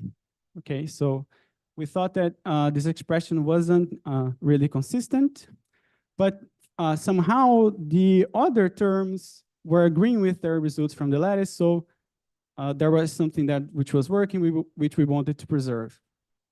And actually, the same day we put our work on the archive, they also put some work on our archive, and to compare with the lattice, they have to replace these logarithms by a renormalization scale, but they did it by hand, right? So we wanted to reproduce both results from the lattice, but performing a consistent calculation from the beginning. Okay, so with all that in mind, our goals were to reproduce these results first for this high temperature case, which is on the lattice, have expressions which were consistent with the massless case. And since in our group, we are usually interested in, for example, neutron stars and high chemical potential, we also wanted to extend the results for the dense matter case, okay? So high chemical potentials. So one thing that I should call some attention here is that those are for non-interacting fermions, right? So we are thinking about quarks here, but we are in the limit in which these interactions are very small, and we plan to, maybe in the near future, to include some of these interactions. Okay, so our idea was first keep the vacuum term, and there are some methods which were already known in the literature to calculate the so-called power corrections to the photon polarization tensor. So first, you can decompose the photon polarization tensor in a transverse and longitudinal part, and these things were calculated in the massless case. And usually these calculations is performed keeping the vacuum term because it cancels some divergences when you try to calculate these power corrections. And so the transverse and longitudinal parts are very similar to the 0, 0 and the spatial components, right? So it's more of a change of notation somehow. But for these methods we use, it's more natural to use them. So the definitions are very similar, right? At the end of the day, you're worrying about the power corrections, the contributions of order k squared in the photon polarization tensor. So I'm not getting too much detail here, but essentially what you have to do is to take the photon polarization tensor, so you can separate it in components. As I wrote there, the longitudinal and transverse components are essentially given in terms of the 0, 0 and the trace of the photon polarization tensor. So if you find those guys, you can then write the expressions for the longitudinal and transverse part. And in real-time formalism, you will get something like that. So those powers in the external momentum, the K there on these expressions, are there because we expanded the denominator in powers of the external momentum, and we only kept the K squared terms, which are the terms that matter for the susceptibilities, okay? Something to call attention here is that you can perform this. One of the advantages of this method is that you can perform your calculation with both temperature and chemical potential being finite, and the price to pay for keeping both finite, it's not higher than just having temperature, for example. So it's a very good method if you want both. So again, I'm not getting to detail, I'm just skipping to the results. And once you do that, you obtain something like that, okay? So this red square, this is just for the longitudinal components, but of course for the transverse is very similar. This expression inside of this red square is what we obtained. The other term for the massless case, which is this first term in an expansion here, were already known. So we added the second term because this is what appears, the second term is what appears when you sum both the susceptibilities, right? So this logarithm drops from the expressions, they cancel, and you only have the second term. That's why we wanted to evaluate it. So this is the photon polarization tensor, keeping everything, keeping the external momentum, everything. And then to have the susceptibilities, first in the high temperature limit, what we do is first we take the high temperature limit on the expressions, and you have to take then the frequency and the external momentum going to 0. There were some limits in that definition that I showed earlier. And what you obtain is something like that, right? So what we noticed here is that in our method, you have both, right? So you have this renormalization scale in the first term on the logarithm, and you also have the masses of the particles, right? So when you sum those terms, you still reproduce the first results that you obtained for the lattice. But the logarithms, which are the most important terms when you calculate the susceptibility separately, they depend on the renormalization scale, right? Directly, without putting by hand on the expressions. So this is exactly what we find. So some goals were reached in here. And just to finish, the dense case, right? So actually for the high chemical potential case, we don't have much to compare. because lattice can go there. So I just compared here the sum of the susceptibilities with the high temperature limit, just to see how different those things were. And what we saw in the dense case is that you have a very similar qualitative behavior. So for example, the sign of the susceptibility is similar, both electric and magnetic. You still have a logarithm with the renormalization scale. But because you don't have temperature here, you don't have that distributions functions and so on. And at the end of the day, your coefficients for the expansion there are larger, right, for the next term. So at the end of the day, what this means is that despite having this qualitative behavior very similar, for the dense case, you reach that saturation there a little bit more slowly, right? So that's it. So those are my conclusions. We have shown how to calculate these electric and magnetic susceptibilities in a consistent way, and while keeping known results from the lattice, reproducing those results, and still being consistent with the massless case. We also extended it to the dense case for high chemical potentials that can be useful for neutron stars at some point. And for the new future, we would like to include interactions among quarks and have a plasma of interacting quarks. And I also believe that we can extend the high chemical potential results to arbitrary masses, because there you can replace your distributions by step functions, and it's a little bit easier to perform the calculations. And that's it. Thank you.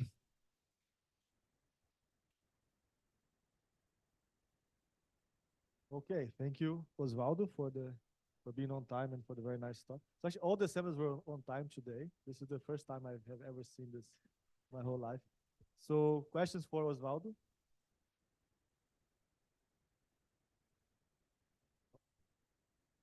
Maybe ask my question. This is not very good.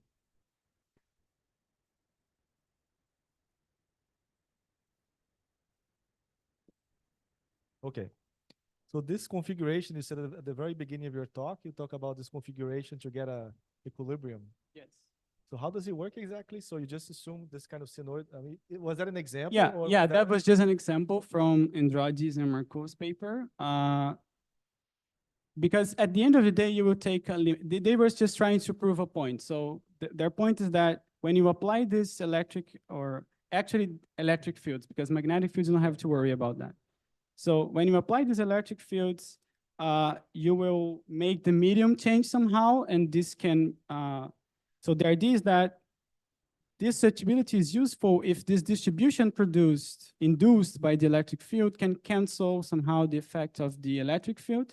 Something very... Like a conductor. Yeah, something very electromagnetism one thing, right? So the distribution you induce can somehow cancel the effect of the electric fields and make things stable. So that example was just that you can start thinking about a solid, something that can oscillate, an electric field that can oscillate, and then you can just take the limits. Because if you have something constant from the beginning, it would be hard to make a picture of that, right? Because... Okay.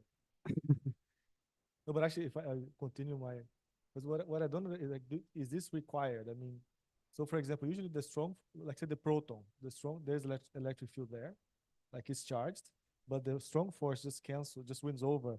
So do you really need this condition to impose the equilibrium? Yeah, that's my question. If you don't do that, I think that you have to do something else, like impose that the volume is finite somehow and consider this effect. Okay. There's a long debate about that, actually. So when Andrade and Marco put this paper together, the first thing they pointed out was that there was a previous calculation using the so-called Schwinger method that wasn't agreeing with the lattice and wasn't agreeing with their analytical calculation. And they also point out that this susceptibility is somehow different from the usual susceptibility from the electromagnetism, for example, because it gives a wrong sign for, if your sum the susceptibility it should be related, for example, to the speed of light. And this is not. So that's why electric fields are harder somehow than magnetic fields. There's a lot to understand, I think. Thank you. So please go ahead.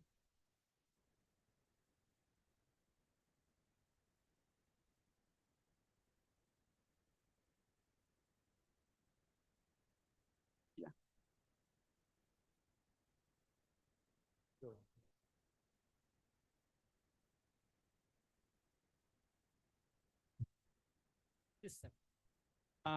I'm not sure. Can you? You know, how strong should be your electric field to affect some system like neutron stars or like that? Okay.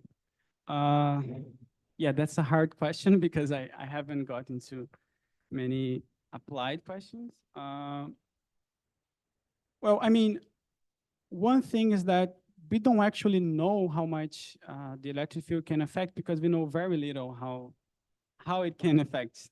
So one thing I would say is that we should expect, just as we expect these magnetic fields, we should expect these electric fields. And if it does not produce sizable effects, we should know that, performing some calculations, some simulations. There's a recent paper estimating the effect of these electric fields on heavy ions. I thought it should exist previously, but somehow it's recent. And you have, I don't remember the order of magnitude, but it's a sizable electric field. And I think we don't know if it can produce effects. So I think we should invest, just as we worry about magnetic fields. I don't see why not. I don't know what. I'm wondering about in the limit of high temperature, for example, how to consider the power and power production, the great. contribution for Yes. the susceptibility and the permissivity. Yeah, no, that's a great question. Actually, in the first paper, Andrade addresses this very briefly, but the thing, maybe the simplest answer is that this pair production will appear when you have very high electric fields. And here, since you're looking just to this linear response, you're looking for weak electric fields, right? Maybe I didn't make it clear, but this first response won't look at this high. But if you have these high, very high electric fields, you should have actually, I have one comment. So in this paper, in this plot that I put here, which is from their more recent paper, so they made a phase diagram actually. Yes, so they see that the electric field can change the position of the critical temperature, so it can produce effects, right? I mean, yeah, I don't remember if it how it changes, but I remember that it changes. But of course, it's this still weird susceptibility, right? We don't know exactly what is meant here. I'm thinking about that, but I don't have a definite answer yet. And I think it's answered, right? So it's for very high electric fields. Okay, do we have any more questions for Osvaldo? Go ahead.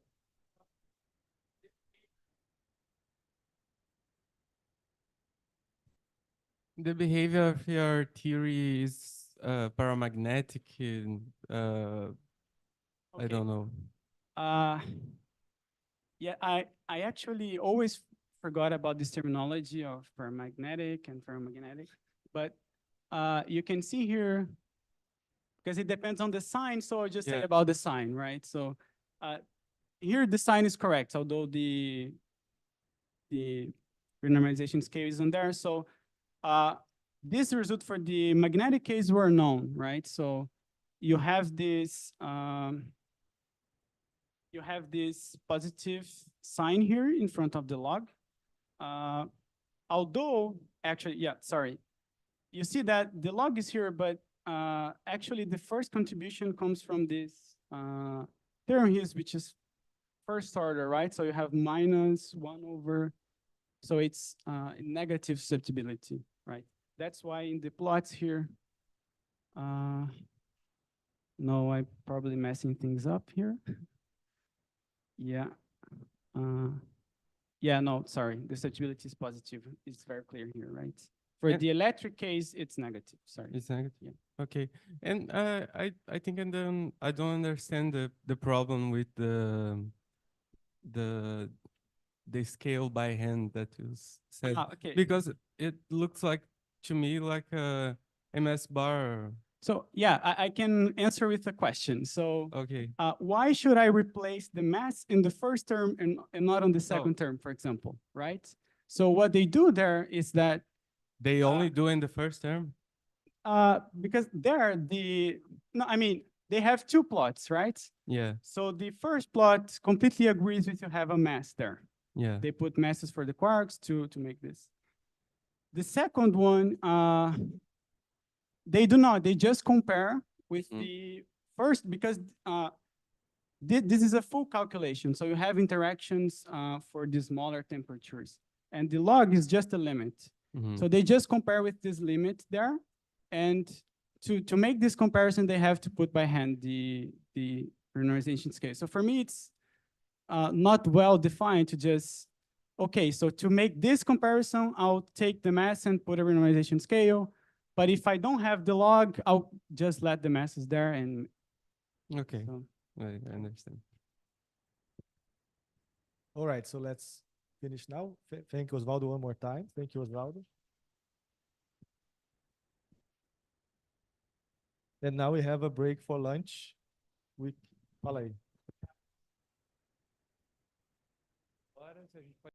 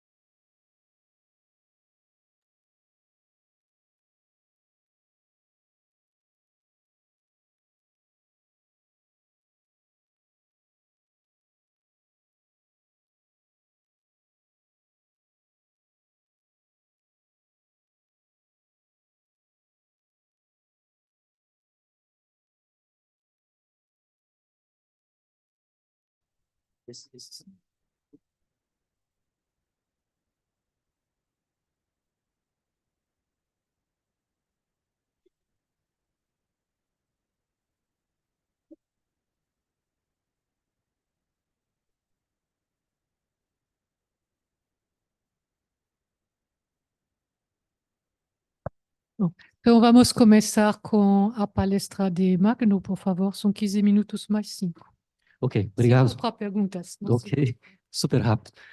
Então, pessoal, hoje eu vou só resumir, né, esse trabalho que foi feito em colaboração, então, com 2 alunos meus, o Lucas Morigi e o Erison Rocha, na URGS. A ideia do trabalho é a gente tentar, é um estudo exploratório, né, uma primeira abordagem, onde a gente quer introduzir ou investigar 2 pontos. Um ponto é a dinâmica de produção de partículas no estado inicial em colisões AA, e introduzir de alguma maneira, isso não é na nossa área, mas a gente tentou achar um modelo simplificado o suficiente para introduzir também fenômenos coletivos nessas colisões AA. O objetivo é tentar descrever, com esse estudo exploratório, os resultados tanto da razão de modificação nuclear quanto o fluxo elíptico, né, usando os dados do LHC, ou comparando com os dados do LHC. Então, a motivação principal é, como eu já comentei, né, a gente analisar um tipo de descrição da produção de partículas no estado inicial. Especificamente, a gente vai estar utilizando o formalismo de fatorização KT, onde os graus de liberdade aqui, claro, são quarks, né, quarks e gluons. A gente está focando aqui em altas energias. Então, o grau de liberdade principal aqui são gluons, mas nesse formalismo de fatorização KT, ou de altas energias, esses gluons, esses partons, têm também momento transversal no estágio inicial, certo? E vai ser modelado essa dependência para o impacto inicial através das distribuições de gluons não integradas. A gente vai introduzir um modelo específico para as UGDs, né, para as distribuições não integradas de gluons, no caso nuclear, né? E também introduzir, de alguma forma, o comportamento coletivo. A gente vai utilizar, basicamente, o formalismo ou aproximação de tempo de relaxação, né? Mas, do ponto de vista de descrição de observáveis, os observáveis que a gente está interessado em descrever simultaneamente é a razão nuclear, a razão de modificação nuclear, ou a razão nuclear, e os coeficientes de fluxo, principalmente o V2, certo? Obviamente, essas 2 quantidades são diretamente dependentes, né, do espectro em momento transversal que você obtém no seu modelo, na sua modelagem teórica. Como eu disse, no caso do fluxo dos efeitos coletivos, a gente está utilizando a aproximação de tempo de relaxação. Então, aqui a gente vai estar usando a equação de transporte de Boltzmann. No caso simplificado, onde o termo de colisão tem essa forma simples, onde a gente tem 2 quantidades importantes aqui. Uma é a distribuição no equilíbrio, caracterizada por uma temperatura de equilíbrio, e o tempo de relaxação. O tempo de relaxação, basicamente, é entendido como o tempo do sistema sair do não equilíbrio até chegar o equilíbrio. Então, a gente vai chamar de TR, o tempo de relaxação.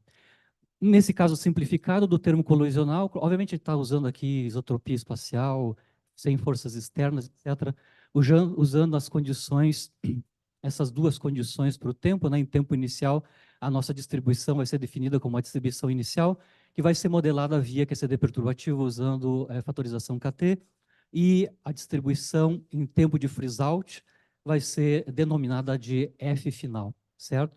Se a gente resolver, então, a equação de Boltzmann nessa versão simplificada, nesse modelo simplificado, a gente obtém, então, a distribuição final em termos da distribuição de equilíbrio e a distribuição inicial. Então, o ponto principal aqui é determinar essas 2 quantidades, a distribuição de inicial via fatorização KT, e a de equilíbrio a gente vai usar os modelos bem conhecidos de blast wave. Certo? Basicamente, essa é a ideia. Então, começando com a distribuição inicial, aqui eu estou mostrando como é que a gente calcularia, né, o espectro em momento transversal das partículas nessa abordagem. A gente consegue ver necessariamente que a dependência em ângulo azimutal, momento transversal das partículas produzidas e rapidez correspondente elas vão ser dadas diretamente em termos das distribuições iniciais de equilíbrio, e uma exponencial decrescente, esse é um parâmetro, né, da razão do tempo de freeze-out pelo tempo de relaxação. Essa razão do tempo de freeze-out pelo tempo de relaxação é um parâmetro importante nessa evolução. E, claro, a distribuição inicial a gente vai utilizar fatorização KT. Aqui, só para dar um resumo, né, muito rápido sobre a fatorização KT e como é que ela é utilizada no nosso caso. Ponto inicial é construir o espectro em momento transversal de grumos produzidos numa colisão de dois núcleos AB. Isso, em fatorização KT, em altas energias, é dado basicamente pela convolução, né, das distribuições de Glum não integrada no núcleo A e no núcleo B. Essas funções de distribuição não integradas de Glums dependem da fração de momento longitudinal portada por esses Glums, né, escritas em termos, pode ser parametrizadas, escritas em termos do momento transversal desses Glums, a sua rapidez e a energia de centro de massa da colisão. Como eu comentei, a distribuição de Glum não integrada inclui momento transversal inicial para esses Glums que vão fungir, né, colidir, interagir e produzir o Glum no estado final. E, claro, o parâmetro de impacto da colisão, que a gente está falando de colisões Isso é produção de Glums, inclusive de Glums, em fatorização KT. Obviamente, a gente tem que fazer a transição desse Glum produzido para hadrons no estado final, por exemplo, pions, né? A abordagem usual é fazer a convolução da seção de choque partônica obtido na expressão anterior com as funções de fragmentação. Aqui a gente não vai usar, a gente vai usar uma versão um pouco mais simplificada dessa parte de hadronização. Basicamente, a gente vai assumir que o Glum vai hadronizar em pions, que é o que a gente está analisando particularmente aqui nesse estudo, né? E toda a informação sobre a fragmentação vai se dar a partir da normalização K aqui, da distribuição hadrônica, agora a partir da distribuição gluônica, certo? E aqui a gente está assumindo que o hadron porta uma fração média do momento longitudinal, do momento transversal do Glum, que a gente está chamando de Z médio. Então, isso é uma aproximação, obviamente, né? Facilita, se a gente tem uma expressão um pouco mais analítica para a seção de choque de produção de Glums, a gente consegue obter uma expressão mais simplificada para análise do espectro de momento transversal. Então, nesse artigo aqui, que já faz 4 anos atrás, a gente analisou tanto o próton-próton quanto o próton-núcleo, como é que se obtém, né, ou obtemos os valores citados da normalização e do Z médio, no caso da produção de pions carregados em nêutrons, usando os dados de PP no LHC. Lembrando que aqui o jato de Glum está hadronizando no hadron. Aqui a gente tem que fazer, claro, uma introdução de um corte, né? Já está trazendo aqui, no caso, não só o PT do Glum, mas PT do Glum mais a massa do jato correspondente com esse valor de massa, para a gente não ter nenhum problema de divergência aqui na expressão da seção de choque diferencial do caso do subprocesso. Bom, o próximo passo para obter a distribuição inicial é modelar a distribuição de Glum não integrada.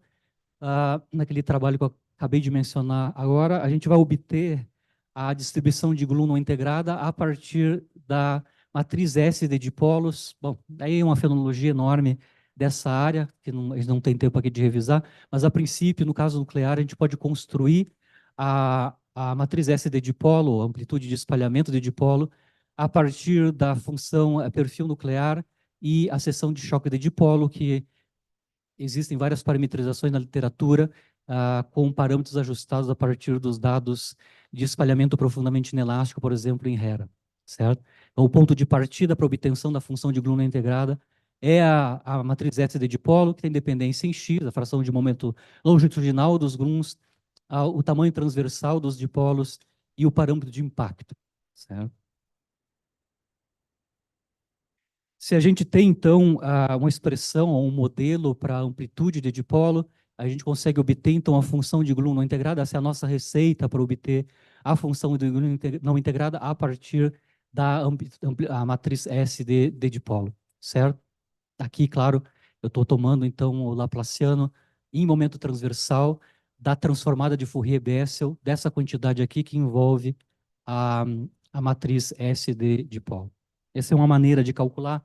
Tem outros autores aqui na sala que têm modelos mais sofisticados, né, numéricos, para obter a função de Bloom integrada nuclear.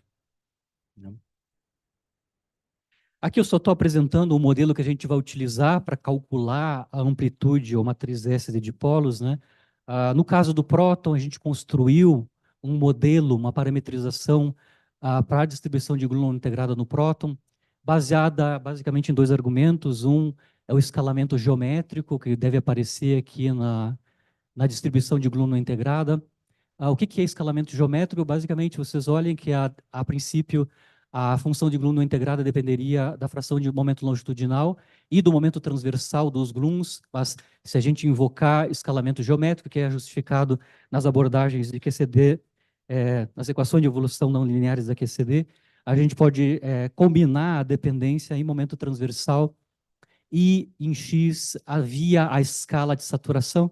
Basicamente, a escala de saturação é a escala de momento transversal típico dos gluons nos hadrons no estado inicial que vão começar a interagir. Então, a gente construiu uma função de gluon integrada, no caso do próton, obedecendo, obviamente, escalamento geométrico. Claro, tem uma limitação de até quanto eu posso utilizar essa parametrização. Estou pensando que a gente pode utilizar para pequeno PT, até PT intermediário, da ordem de algumas dezenas de GeV. Não podemos extrapolar muito mais do que isso, né?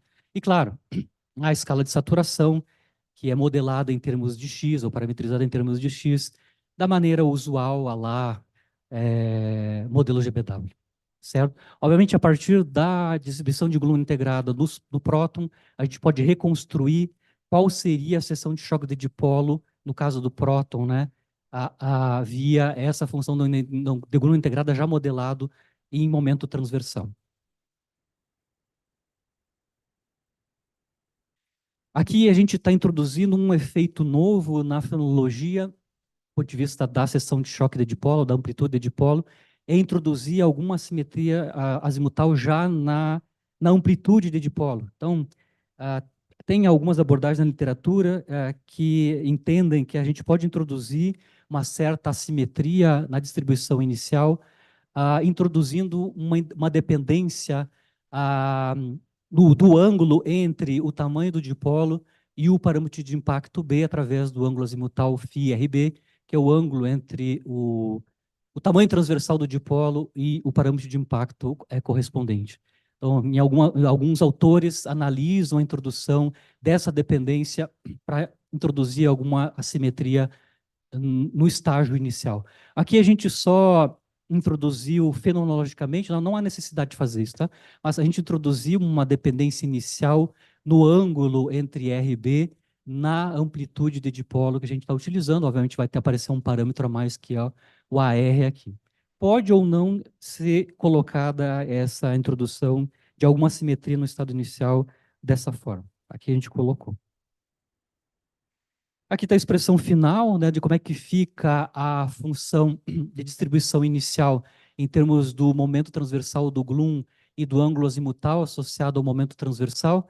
No nosso caso, isso vai ser dado basicamente pela transformada do espaço de posição para espaço de momento transversal, do Laplaciano em distâncias radiais, né, das amplitudes de dipolo no núcleo A e no núcleo B, certo? Essas amplitudes de dipolo dependem de X, claro, o tamanho transversal do dipolo e parâmetro de impacto da colisão na forma de B maiúsculo, certo?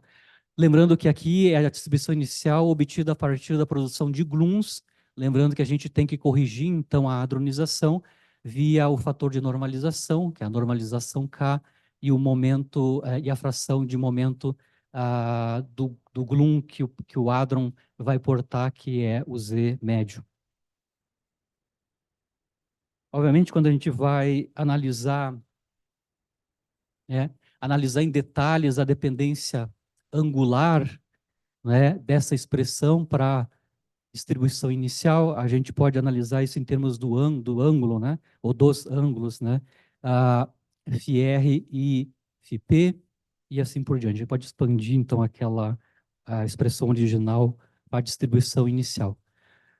O outro ingrediente é a distribuição de equilíbrio. Rapidinho. A distribuição de equilíbrio, basicamente aqui eu vou só rapidamente mostrar a expressão que a gente está utilizando para distribuição de equilíbrio. Ela é modelada a partir dos modelos de blast wave, certo? Obviamente aqui podemos discutir os parâmetros que estão aqui, mas o ponto importante comparado com as abordagens comuns de blast wave é que nesse caso, a rapidez transversal que entra nesses modelos de blast wave, a gente introduziu uma anisotropia no parâmetro de fluxo, né? Ou seja, esse parâmetro ρA aqui vai introduzir uma dependência em ângulo azimutal da fonte na rapidez transversal nesses modelos de blast wave. Então, eu já vou ir para os resultados. Obviamente, os parâmetros que são introduzidos aqui na modelagem de blast wave, vocês conseguem ver que tem vários parâmetros que têm que ser ajustados na distribuição inicial. Uma delas é esse parâmetro ρA, que vai dar a anisotropia no fluxo. Tem outros parâmetros, claro, que vão aparecer aqui. Por exemplo, o parâmetro BS, que vai dar o perfil de velocidade transversa. A temperatura, né, temperatura de equilíbrio, e aquela razão TF sobre o tempo de freeze out pelo tempo de relaxação, que a gente fitou em cada um dos bins de centralidade. Então, para cada centralidade, nas colisões de heavy ions, a gente ajustou os parâmetros associados ao modelo de blast wave, que é o que é feito na literatura usando blast waves. Aqui são só alguns exemplos, né? Nesse primeiro plot, a gente tem o espectro de momento transversal, tanto para colisões xenônio-xenônio quanto chumbo-chumbo, para várias classes de centralidade. Obviamente, a descrição é boa, porque a gente tem um conjunto grande de parâmetros, no mínimo 5 parâmetros a ser ajustados na parte termal, ou na parte do modelo de blast wave. Aqui é a razão de modificação nuclear desses dois tipos de colisão, né? Aqui separado por classe de centralidade, indo de classe mais central para periferal. Aqui é um dos flows, né? No caso aqui o fluxo elíptico. A princípio, outros coeficientes de fluxo podem ser calculados nesse tipo de abordagem, mas a gente está mostrando aqui, comparando com os dados, o V2, né? O fluxo elíptico também, tanto para xenônio-xenônio quanto chumbo-chumbo, para as diferentes classes de centralidade. E um último gráfico que eu queria compartilhar é esse daqui, onde está distribuído, está decomposto, né? Decomposta a contribuição da distribuição de equilíbrio e da distribuição inicial, certo? Claro que essas duas distribuições, nos diferentes observáveis, estão pesados, né, pelaquela exponencial decrescente da razão do tempo de freeze-out pelo tempo de relaxação, mas a gente consegue mapear aonde cada um desses ingredientes do mecanismo de produção de partículas está dominando. Está claro que, no caso da distribuição de equilíbrio, que está em preto aqui, o predomínio do papel desenvolvido ou desempenhado por ela, né, a distribuição de equilíbrio, é na região de pequeno momento transversal, e a distribuição inicial, que é baseada em QCD perturbativo, ou fatorização KT, ela tem uma contribuição um pouco mais importante na região de PT maior. Então, é só para resumir o que a gente tentou fazer aqui. A gente tentou descrever ao mesmo tempo, simultaneamente, tanto a razão de modificação nuclear quanto o fluxo elíptico dentro de um contexto de um modelo que compatibilizasse produção de partículas no estado inicial, produção de gluons, usando fatorização KT, e algum modelo simplificado, porque a gente não poderia, não tem acesso, por exemplo, aos códigos de hidrodinâmica, onde a gente poderia colocar essa condição inicial para uma evolução realística, né? Então a gente usou um modelo mais simplificado, para onde a gente controla pelo menos a parte de comportamento coletivo, né? Obviamente, tem vários parâmetros aí que a gente pode analisar. Vou só mostrar uma tabela onde a gente fitou, né, os valores típicos dos valores da temperatura, da velocidade, do fluxo transverso e assim por diante nesses modelos que a gente utilizou aqui. Principalmente os parâmetros associados ao modelo de blast wave. Certo?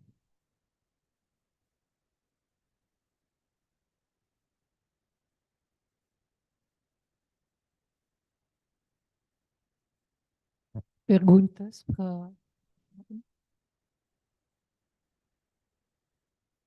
A centralidade, a gente escreve ali a expressão para o espectro de momento transversal em termos de B. Certo? A gente faz os cortes em B para cada classe de centralidade.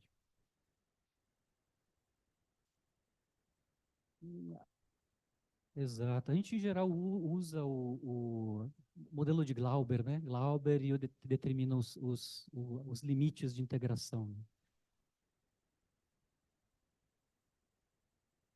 Claro. Mas a ideia é essa, é usar Glauber, né?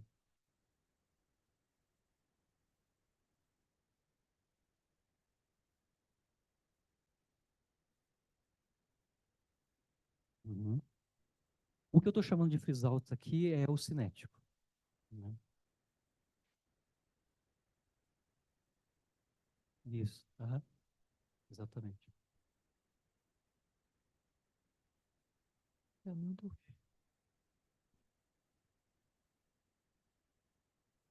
Isso, a gente introduziu fenomenologicamente uma simetria que já vem na condição inicial, na produção inicial.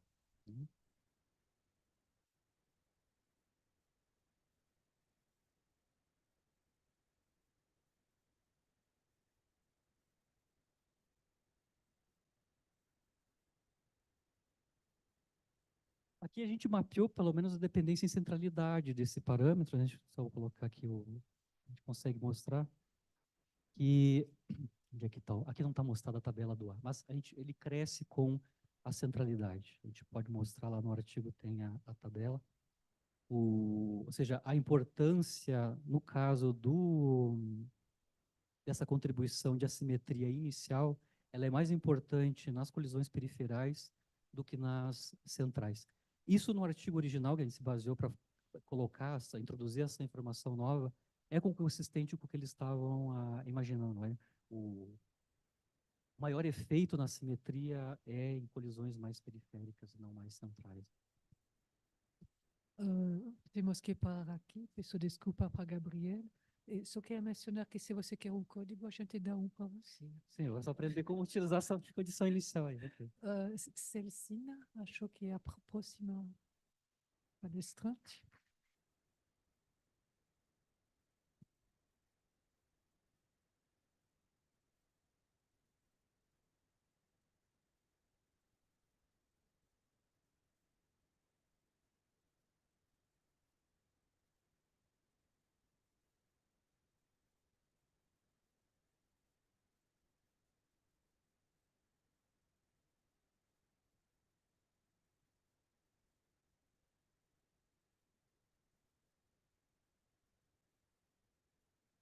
Boa tarde, pessoal.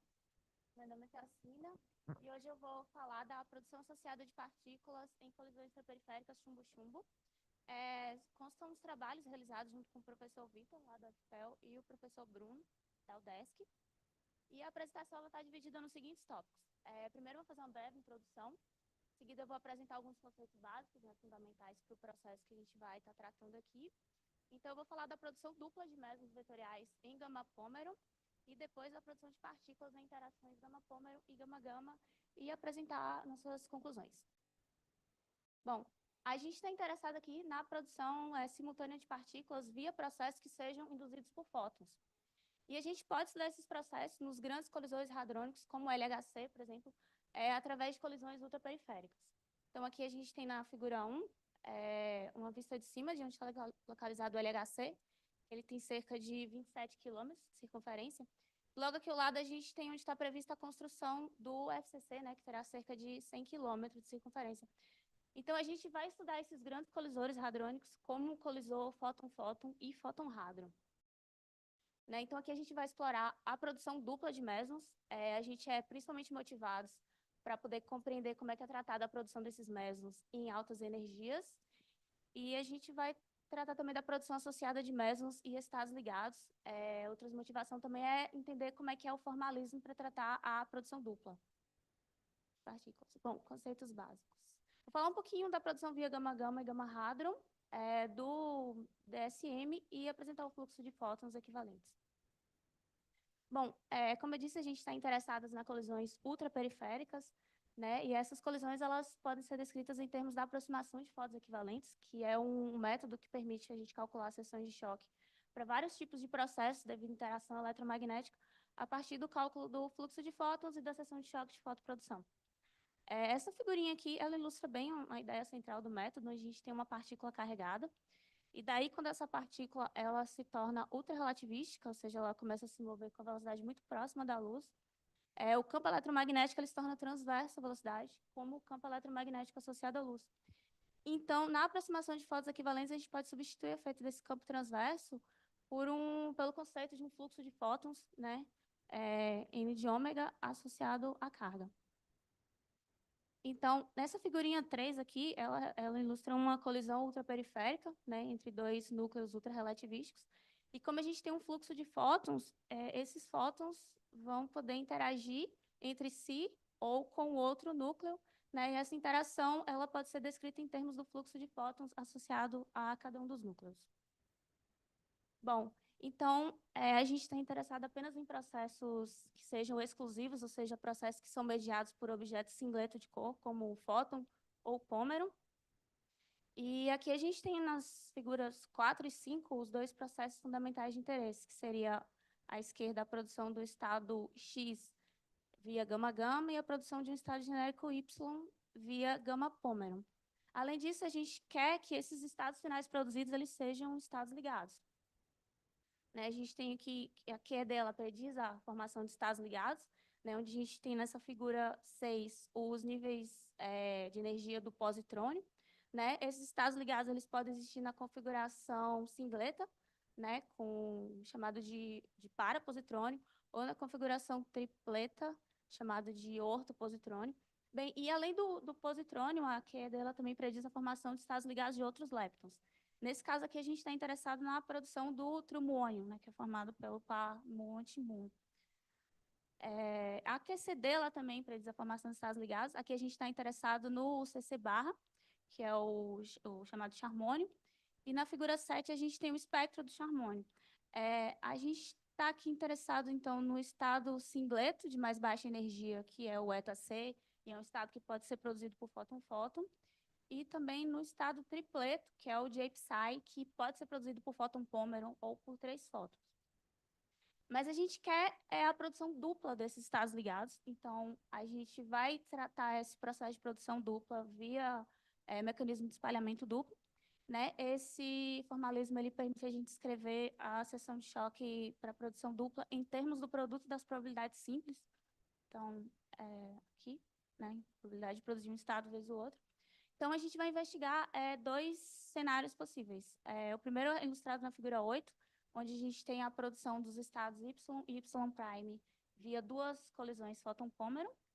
E o segundo é a produção do estado Y via fóton-pômero associado à produção de um estado X via fóton-fóton. Então, como a gente viu, a gente pode estudar o processo duplo conhecendo bem o processo simples.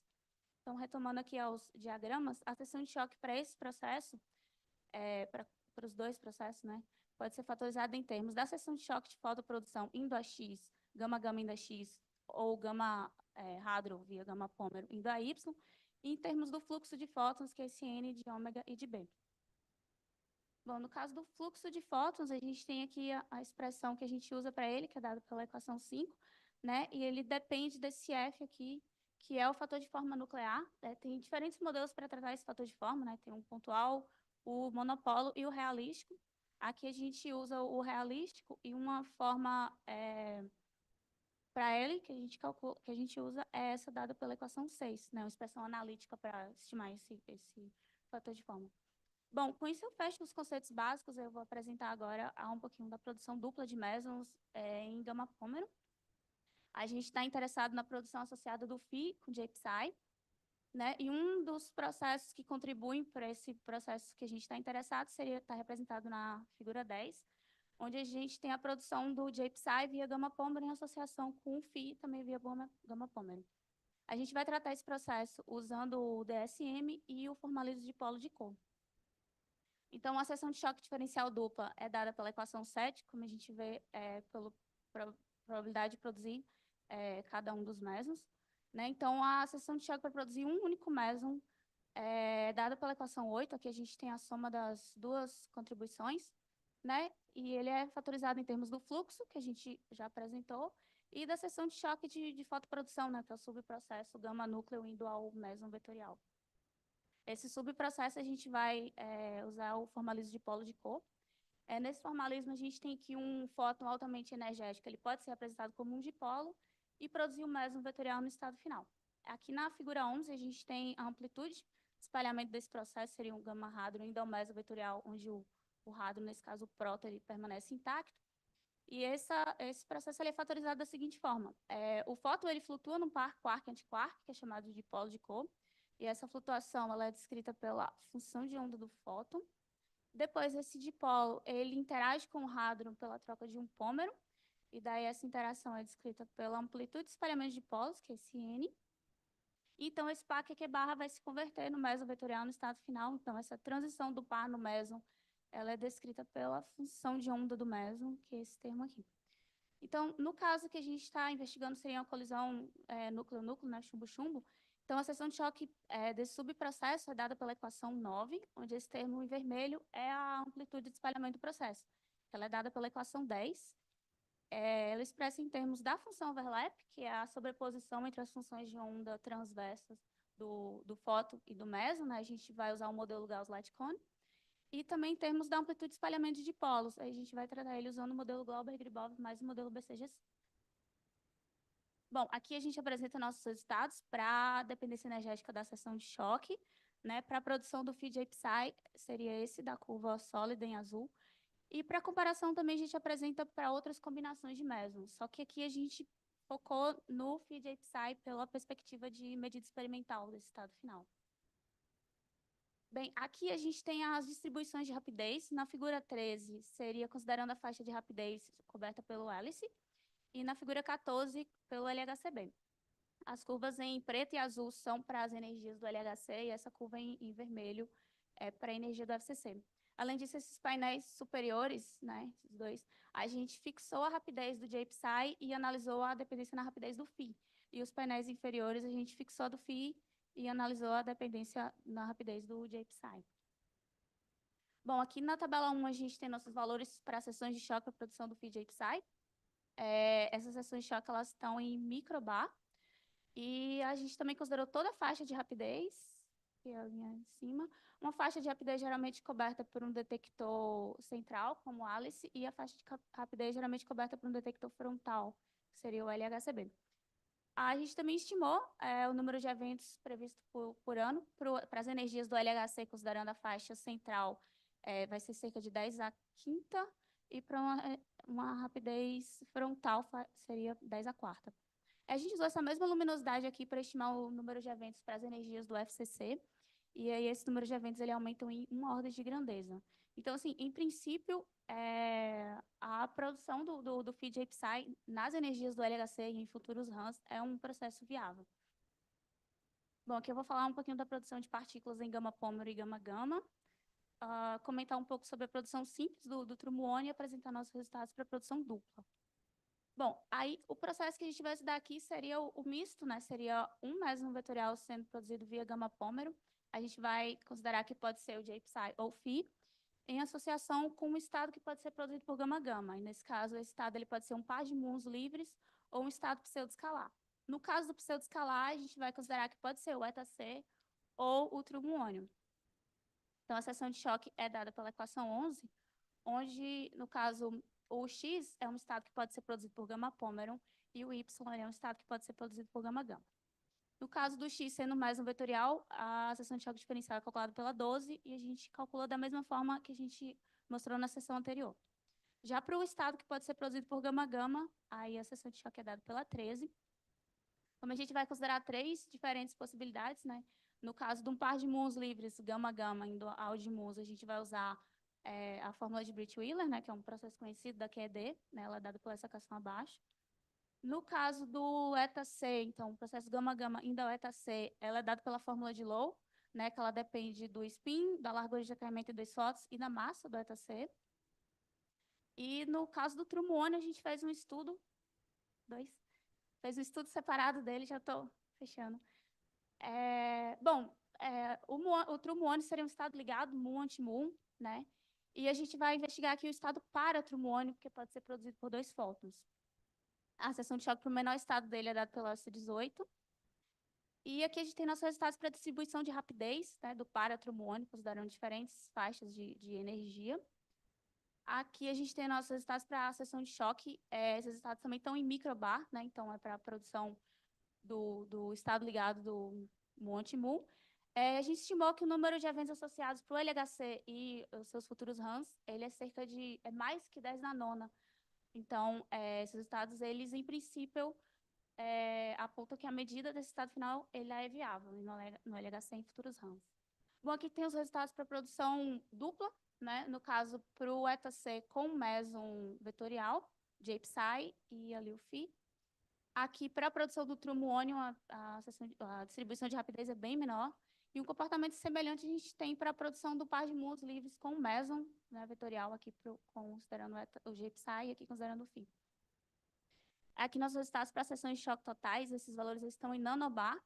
No caso do ETC com Meson vetorial, no caso do Phi com ETC, é cerca de 2 ordens de grandeza maior do que para o ETC com JPSI. Aqui é para o trumuônio com Meson, os resultados as seções de choque são muito menores, né, cerca de 3 ordens de grandeza menor do que para o Phi com ETC, por exemplo. E aqui para o par de muons livres, né, com Meson, seria o melhor estado possível para observar o DSM, aqui seria o Meson vetorial com par de muons livres. Bom, conclusões. A gente fez um estudo sistemático desse processo via DSM e muitas combinações desse estado final, as seções de choque são apreciáveis.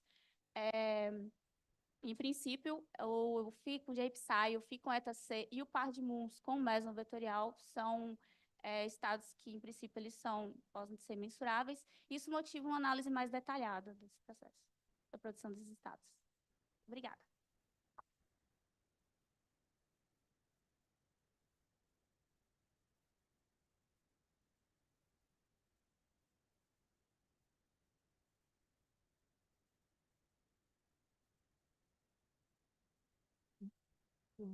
Eu não consegui ver quais eram os dados que já tinha.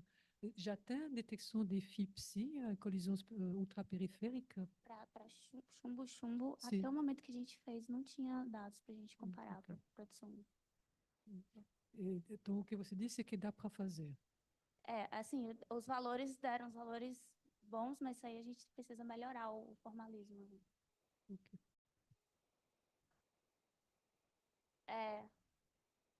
Acho que o André quer perguntar.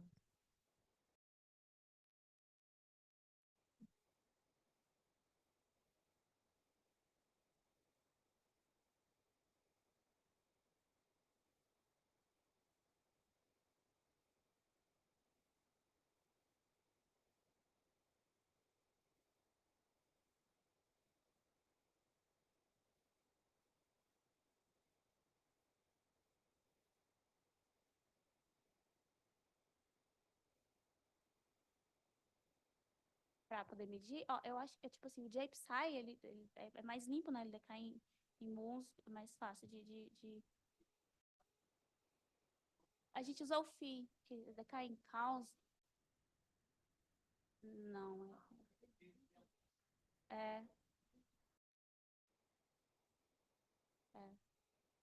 O outro seria o par de muons. Seria um muons.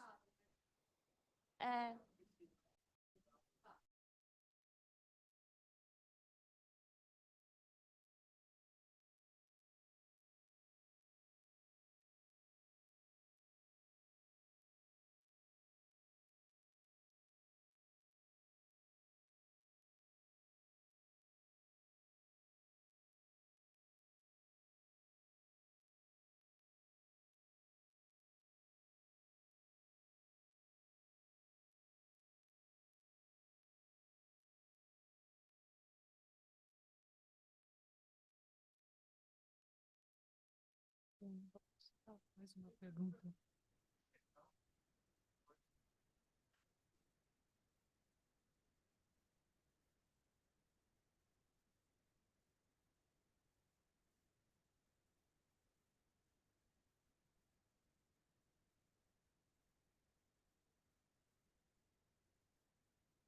Ah, tá. Da seção de choque de polos. Ah, não me lembro por que fez. Porque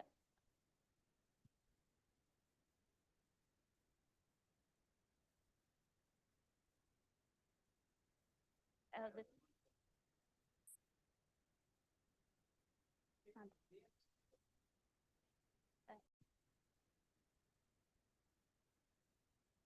Então, vamos agradecer, Celcina. Obrigada.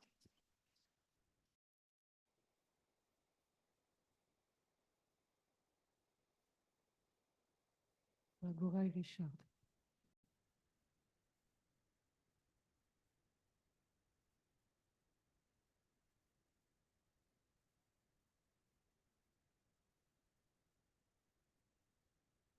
Bom, boa tarde, pessoal. Eu sou o Richard, sou orientando de doutorado do Navarra e queria falar um pouquinho sobre...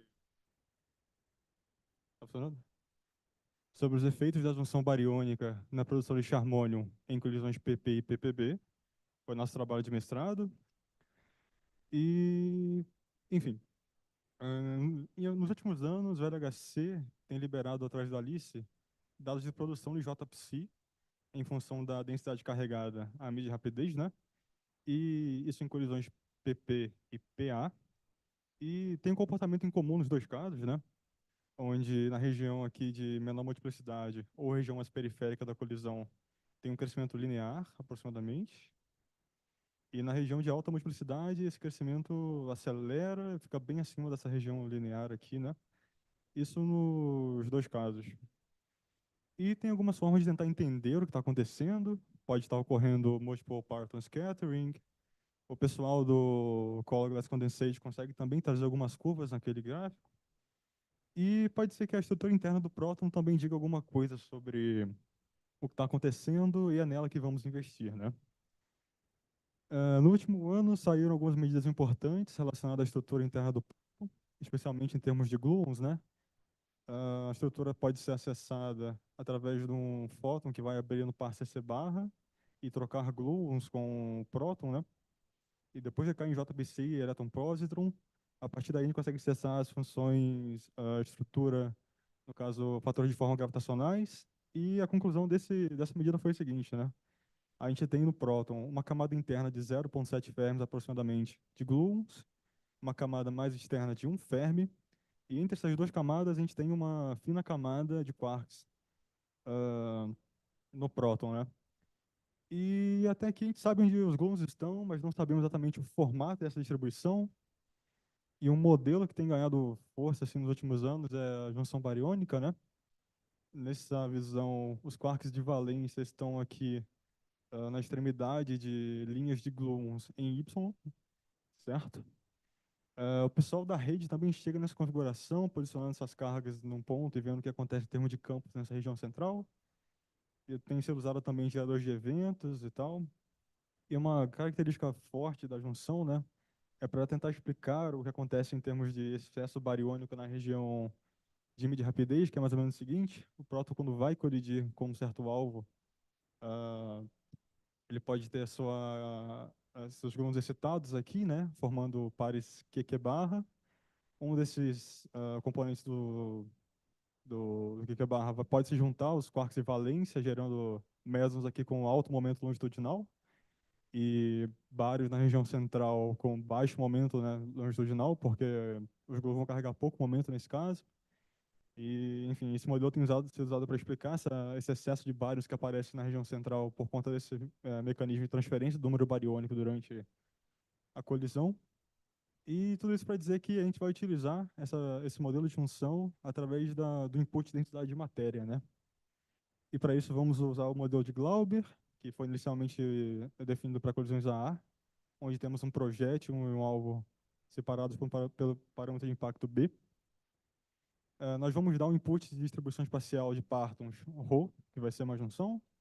Esse modelo vai retornar para a gente número de participantes e colisões binárias entre partons por um dado parâmetro de impacto. Para isso a gente assume que por conta das altas energias os partons não são defletidos e que o tamanho do próton é muito maior do que o alcance das forças entre partons. E aqui está nosso input de densidade, né? Tem um termo de quarks, que é um chute gaussiano, posicionados com certo espaçamento entre si. Tem um termo de gluons, que também é um chute gaussiano, centrado na coordenada média desses quarks, né? Gerando aqui, na sobreposição dos dois gráficos, a junção. A gente consegue observar que se aproxima daquele Y que mostramos anteriormente, né?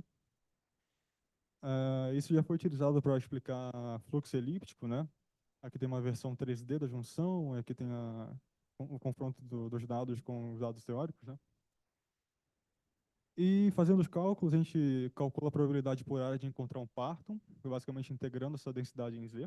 A gente consegue separar em termos de probabilidade de encontrar um quark e um gluon. A partir disso, calculamos o overlap, né, que é basicamente pegando essa função T, separando por um parâmetro de impacto, integrando em todo o espaço transverso. A gente vai ter a probabilidade por área de ocorrer um evento quark-antiquark ou quark-quark, gluon-gluon e termos cruzados, né? E quando multiplicamos isso pela seção de choque Parton-Parton, a gente encontra, de fato, o N-call, número de colisões binárias entre partons. O número de participantes, a gente consegue calcular isso com a fórmula fechada, mas isso aqui demanda muito computacionalmente. Então, vamos utilizar aqui uma escala entre N-call e N-part, né? Vamos inverter essa relação aqui. Então, estimamos N-part como sendo N-call a 3/4. E setamos condições iniciais para essas colisões, né? Temos aqui o próton preto colidindo com o próton vermelho. Os quarks estão posicionados nesses vértices dos triângulos, né? E basicamente sorteamos os ângulos em torno do eixo Z para cada um deles. Isso significa ficar girando essa configuração aqui e gerando um comportamento médio do tipo core-corona, onde temos um core de gluons e uma corona de quarks, se aproximando daquele modelo, daquelas medidas da Nature que eu mostrei no começo, né? E a gente consegue também estender esse modelo para colisões PPB.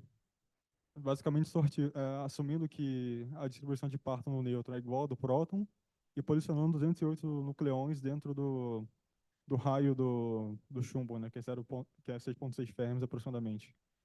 Aqui eu tenho 3 exemplos de condições iniciais, e a gente observa que mesmo tendo a mesma probabilidade de estar entre 0 e R, tem uma certa preferência dos nucleões se posicionarem no centro, né? Isso significa que essa região aqui é bastante densa, então tem muita colisão em eventos centrais. E em termos de cálculos, o que muda para a gente é que agora o overlap vai ser somado sobre 208 nucleões, certo? E aqui vai o procedimento. A gente seta os parâmetros da densidade, dizemos que metade dos partons são prótons, são gluons. O termo da gaussiana de quarks é 0,25 e o de gluons é 0,5, ela é mais extensa, né? A gente varia o parâmetro de impacto em 0 e 2,2 fermis, com delta B 0,1 para colisões de PP, e nesse outro intervalo, com delta B 0,5 para próton chumbo. E para cada parâmetro de impacto, calculamos 10.000 condições iniciais para PP, isso significa sortear 10.000 rotações em torno do eixo Z para aquela configuração. E em PPB, nós reposicionamos os nucleões no núcleo 200 vezes para cada parâmetro de impacto. No fim, a gente calcula thickness, N-core e part como média das condições iniciais, justamente para poder pegar esse comportamento médio dessa distribuição. Aqui para 10 partons, exceção de choque variando um pouquinho com a energia, né? A gente tem esses resultados para PP, onde aqui o parâmetro de impacto, né, variando de 0 a 2,2. A gente observa que a gente tem, geralmente no modelo de Glauber, né, maior sobreposição de matéria aqui na região de colisões centrais e vai decaindo conforme fica periférica. A mesma coisa acontece com participantes de colisões binárias, certo?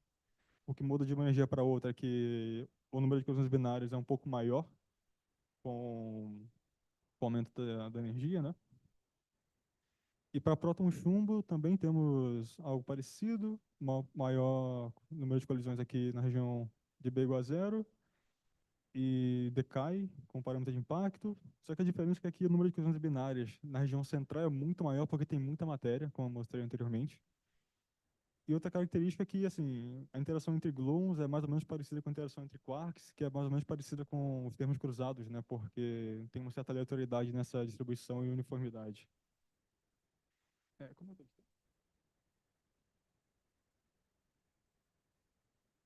ok. Ok. Enfim, aí aqui vamos introduzir a produção de charme, né? Utilizando o Color Evaporation Model. Nesse caso, os processos de produção serão do tipo GG NCC barra e QQ barra NCC barra.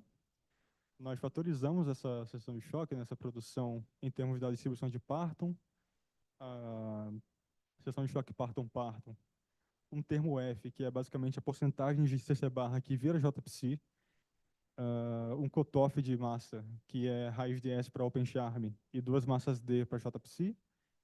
E no final, fazendo essa somatória aqui inteira, a gente consegue separar um termo que diz respeito a essa interação, né, que é sigma GG, e essa outra segunda interação, né, que é sigma QQ barra. Nós fixamos a escala de fatorização igual à escala de normalização, que é igual a duas massas de charme. Isso é para fixar que a energia é suficiente para produzir exatamente um par CC barra, né? E aqui a gente consegue fitar os dados de OpenCharm. A gente observa aqui que essa linha tracejada é praticamente igual a ação de choque total, né? Isso quer dizer que a maior produção vem por conta do primeiro processo de gluons no CC barra, quase nada de quarks no CC barra. E estimamos a incerteza variando a massa do charme entre 1.1 e 1.3 GeVs. Agora, para falar de JPC em si, a gente tem os dados experimentais em termos de yields relativos, onde o numerador a gente calcula usando a distribuição de multiplicidade em Y, nesse caso, onde temos aqui dois termos da estrutura e a thickness que calculamos, e aqui temos da Color Evaporation Model, né? E o denominador basicamente é um dado experimental. Aqui. E no eixo X nós temos a densidade de rapidez relativa, segue a mesma linha, onde vamos calcular delta em termos de n part e n col, um parâmetro que depende da energia de centro de massa e um parâmetro que diz a porcentagem de colisões do tipo hard. E aqui vão os resultados, né? A gente consegue descrever a produção de JPC em próton-próton 7 TeVs e a 13 TeVs, dentro do nosso intervalo de incerteza. A gente usou aqui mais ou menos 2 ou 3% de CC barra produzido vira JPC, e basicamente em torno de 15 a 20% das colisões são do tipo hard. Próton chumbo, a gente também usou dados mais ou menos na mesma faixa que utilizamos antes para CC barra, né? E que também conseguimos lidar com os dados aqui, apesar de dar para refinar um pouco mais, mas aqui temos alguns dados preliminares, né? E aqui uma discussão sobre essa produção em colisões PP. A gente tem colisões periféricas, a mostra de posição entre quarks, que são cinzas aqui, e conforme vamos para colisões centrais, a interação entre gluons começa a ficar mais importante, e, enfim, por conta da presença da junção ali no centro, então isso faz com que o crescimento do JPC acelere bastante, indo de colisões periféricas para centrais, ou, em outras palavras, indo de baixas multiplicidades carregadas para altas. E em PPB, esse crescimento, assim, como tem uma certa uniformidade na distribuição de matéria dentro do núcleo, esse crescimento agora não é explicado justamente só pelos gluons, mas porque tem um número de colisões binárias muito grande na região central. E daqui a gente pode tirar que a hipótese da junção, ela consegue explicar os dados em PP e em PPB, mas onde que a hipótese da junção é mais importante, né? Onde ela faz mais efeito? Enfim, a gente pode basicamente destruir a junção aproximando os quarks do centro do próton, certo? Nosso modelo. Isso significa mudar o parâmetro D. Aqui a separação entre os quarks é de 1.3 fermis, e a gente pode trazer até 0.1. Em vermelho temos a curva que utilizamos em PP, e conforme vamos diminuindo gradativamente, essa curva basicamente perde todo sentido, né? Ela muda com cavidade, inclusive, então ela deixa de explicar os dados. Mas em próton chumbo não muda quase nada. Daqui a gente tira que a junção bariônica é necessária para explicar os dados em PP, mas ela é pouco importante em PPB, justamente por conta dessa grande quantidade de matéria que tem por ali. E uma forma de ver isso é o seguinte, né? Em colisão P, temos aqui os Y colidindo. Se a gente tem um Y muito pequeno, qualquer parâmetro de impacto basicamente acaba com a sobreposição de matéria, então nada é produzido. Mas em PA, como tem uma certa aleatoriedade nessa distribuição de nucleons aqui dentro, não importa muito qual o tamanho desses nucleões, porque vai ter um raio bem grande aqui de sobreposição de matéria. E, enfim, por isso não é tão importante, né? Qual é o modelo que está ali dentro. Então, concluindo, conseguimos introduzir a junção pelo modelo de Glauber. Utilizamos o Color Evaporation Model para lidar com a produção de JPSI. Em PP, o crescimento foi explicado pela presença da junção na região central. Em próton-chumbo, pelo maior Nicol, em colisões centrais. Esses efeitos da junção são mais influentes em PP do que em PPB. E com isso a gente consegue dar mais um passo na direção de estabelecer a existência da junção, apesar de não ser a única coisa necessária, né? É isso. Obrigado.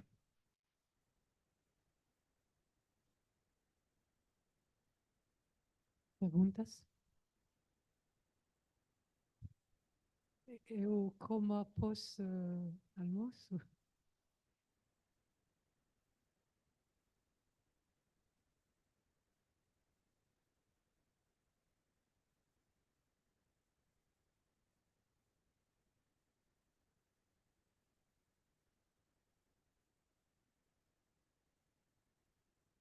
Desculpa, acho que eu não entendi.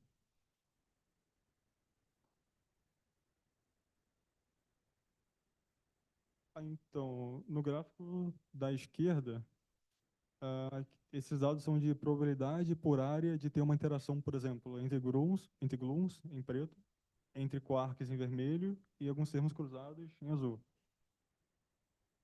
Exato. Na direita... Não. N part é o número de partículas que se sobrepõem, basicamente, componentes. E número de colisões, enfim, o número de colisões entre partículas que se sobrepõem. Por isso ela é um pouco maior, né? Ela pode bater mais de uma vez, entendeu?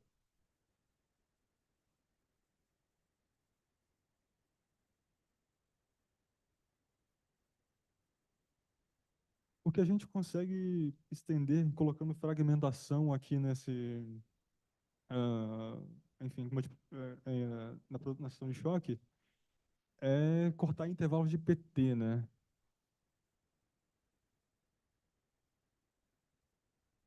Exato. Ainda não temos, ou não fizemos isso, mas é uma coisa que a gente pode fazer. Tem dado experimental, Alice tem dados experimentais sobre isso.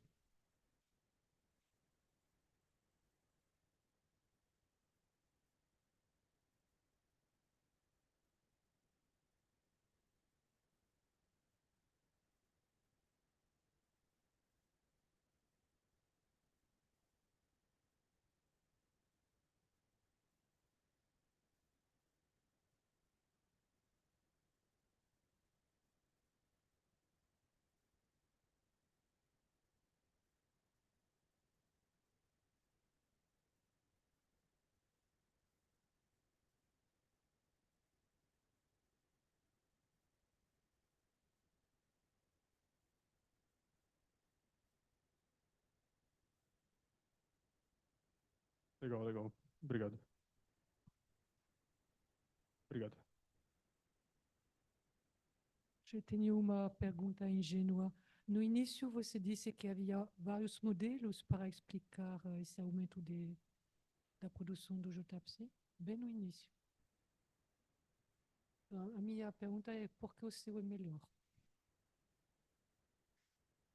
Então, não diria exatamente que o meu é melhor do que esses outros, né? Ele é uma alternativa, ele pode dizer alguma coisa também sobre a estrutura. Quando a gente fez essa, assim, quando escreveu a tese, a dissertação de mestrado, a gente testou várias séries de parâmetros. Então seria uma forma de medir quais são os bons parâmetros também, mas, enfim, é uma alternativa a esses dois outros modelos aqui, né? Não cabe uma exclusão entre eles, a princípio. Então, não tem mais perguntas, né? Então, vamos agradecer mais uma vez o Richard. Parabéns também pelo mestrado, que é recente.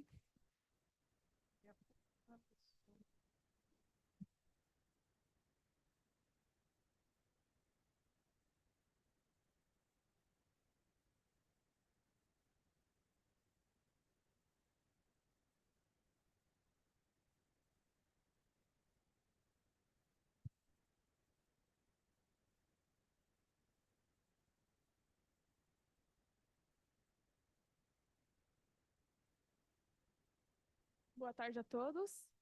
Meu nome é Luana Santana, eu sou mestranda lá da UDESC de Joinville. Esse trabalho é em colaboração com o professor Bruno, Victor e André. E hoje eu vou apresentar para vocês o que eu faço no meu mestrado, que é um pouco do que eu faço no mestrado, que é a fotoprodução de mesons vetoriais em colisões ultraperiféricas com a fatorização KT. Bom, um pequeno sumário do que eu vou apresentar para vocês aqui hoje. Primeiramente, eu vou falar um pouco das equações de evolução, para a gente falar da física que a gente está interessado no meu mestrado, que é a da saturação partônica. Depois eu vou falar um pouco da aproximação de fótons equivalentes, que vai permitir com que a gente calcule observáveis físicos de interesse. Depois vou falar da fatorização KT, então, o formalismo que a gente está utilizando para calcular as seções de choque. Vou mostrar depois os resultados que a gente obteve, como as seções de choque com a fatorização KT, e também as distribuições de rapidez com a aproximação de fótons equivalentes. E, por fim, conclusões e próximos passos dessa pesquisa. Bom, vamos falar das equações de evolução, que basicamente vão nos descrever um pouco da dinâmica partônica, aqui no nosso caso, em altas energias. Eu vou usar bastante esse esquema aqui para explicar, que ele está mais ligado ao contexto do espalhamento profundamente inelástico. O que a gente está estudando é produção exclusiva de mesons vetoriais, então um pouco diferente, mas é só para a gente ter uma representação aqui para ficar mais fácil de entender o que cada equação dessa quer nos dizer. Bom, primeiramente, a equação de Glap, essa equação aqui de baixo, é uma equação em que a gente vai fixar o valor da energia, ou seja, esse eixo aqui é o eixo da energia, é o eixo do x, o x tem uma relação ali com o inverso da energia, e a gente vai fixar esse valor de x e vai evoluir a de Glap em virtualidade. Quando a gente faz isso, a gente percebe que o nosso próton, a gente tem aqui o próton a baixas virtualidades, quando a gente aumenta essa virtualidade, o número de partons dentro do próton, ele aumenta. Ao mesmo tempo que isso acontece, a gente tem também um aumento da resolução com que a gente consegue enxergar esses partons dentro do próton. Ou seja, a gente está enxergando eles com uma área menor. Então, a de Glap vai descrever uma dinâmica em que o nosso sistema vai ficando cada vez mais diluído. No caso da FKL, ela é uma equação que vai evoluir em energia, ou seja, a gente vai aumentar aqui o valor da energia e vai fixar a virtualidade. Nesse caso, a gente também tem um aumento do número de partons dentro do próton, aqui principalmente de gluons, porém, como a gente não está mudando a virtualidade, a gente vai, digamos, enxergar esses partons com a mesma área transversal. A BK, a última equação que eu tenho aqui nessa figura, também é uma equação que vai evoluir na energia, ou seja, a gente vai acessar valores de x cada vez menores para aumentar essa energia, mas ela vai prever um fenômeno a mais, que é a saturação partônica, que é o que a gente está interessado nesse trabalho. Na saturação partônica, a gente tem que a nossa seção de choque vai chegar um momento em que o seu crescimento vai ser freado, porque senão a gente vai violar limites do crescimento físico dessa seção de choque, vai violar, por exemplo, a unitariedade da matriz S. Então, a gente precisa considerar aqui a saturação para que a gente não tenha essa seção de choque que cresce mais do que ela pode. E essa saturação vai acontecer a partir de vai acontecer numa região de saturação a partir de uma escala de saturação que é S. Então, esse que é essa aqui. É interessante citar também que a gente está aqui num regime de constante de acoplamento forte, muito menor que 1, então que a gente pode utilizar essas equações, e isso é garantido das nossas contas porque nós estamos utilizando mesons pesados, como o meson JPC e o Y. Então, a gente pode utilizar essas equações aqui, então, com uma constante de acoplamento pequena. Bom, vou explicar um pouquinho melhor, então, o que está acontecendo para esses gluons, principalmente, estarem aumentando dentro do próton. Então, a gente vai ter alguns processos acontecendo ali. Por exemplo, os gluons eles vão se dividir e vão ser emitidos pelos quarks dentro do próton. E esse crescimento desse número de gluons vai fazer com que o próton seja visto como um meio denso e colorido. Então, a gente tem alguns processos previstos aqui, que aquelas equações vão descrever. Um deles é o processo de emissão de gluons ali dentro do próton. Vai ser, então, basicamente um processo em que um gluon ele vai se dividir em 2 gluons. Isso seria uma dinâmica linear. Isso é previsto pelas equações de Glap, BFKL, e também a equação BK vai prever essa emissão de gluons. O processo de recombinação, em que 2 gluons vão se combinar em um gluon só, vai ser o processo que vai fazer com que a saturação aconteça. E isso vai ser previsto com um termo não linear nas equações de evolução. Então, por isso que a gente chama isso de uma dinâmica não linear. Então, por exemplo, a BK é uma equação que vai prever a saturação acontecendo, que a gente precisa para não ter uma seção de choque que cresce mais do que ela deveria. Eu vou usar esse esquema aqui para explicar um pouco dos termos da equação BK, que daí fica mais fácil da gente analisar. Então, eu tenho aqui a equação BK embaixo. Os termos relevantes aqui para a gente são esses 4 termos finais. Então, eu tenho aqui, basicamente, que esse dipolo, ou seja, esse quark e antiquark na posição 1 e 0, quando a gente dá um boost de energia nele, a gente pode ter a emissão de gluons aqui pelo quark, e ele vai estar na posição R12. Então, está relacionado com esse termo aqui, essa amplitude de dipolo R12. Ou a gente vai poder ter a emissão de um gluon pelo antiquark. Então, aqui o antiquark vai emitir esse gluon em posição R20. Então, está ligado com esse termo. A gente tem um termo aqui negativo, menos R10, que está relacionado com esse termo, esse dipolo original, que a gente coloca ali para não ter dupla contagem. E a gente tem ainda o termo mais importante aqui, digamos, para a nossa física, que nos dá a saturação, que é o termo não linear, que está relacionado, então, com esses termos aqui. Ele vai ser um termo negativo, então, a multiplicação de 2 dipolos, que vai fazer com que a nossa seção de choque tenha o seu crescimento freado. Bom, para, então, descrever essa dinâmica de crescimento da distribuição de gluons dentro de um próton, a gente vai utilizar as distribuições de gluons não integradas. Nós vamos utilizar 3 modelos para descrever esse comportamento. O primeiro deles é o GBW, que é um modelo bem conhecido na literatura. Ele é um modelo fenomenológico de dipolo, e ele vai descrever, então, esses regimes linear e não linear de emissão e recombinação de gluons. Então, eu tenho aqui a figura do GBW.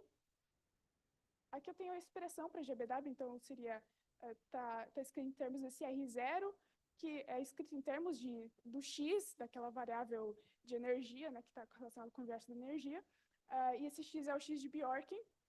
E eu tenho também esse kappa, que seria o momento transverso desses gluons. Então, por isso que a gente está utilizando a fatorização KT, porque a gente está usando o momento transverso dos gluons. Bom, e aqui a figura do GBW, a gente calculou para 3 valores de X distintos.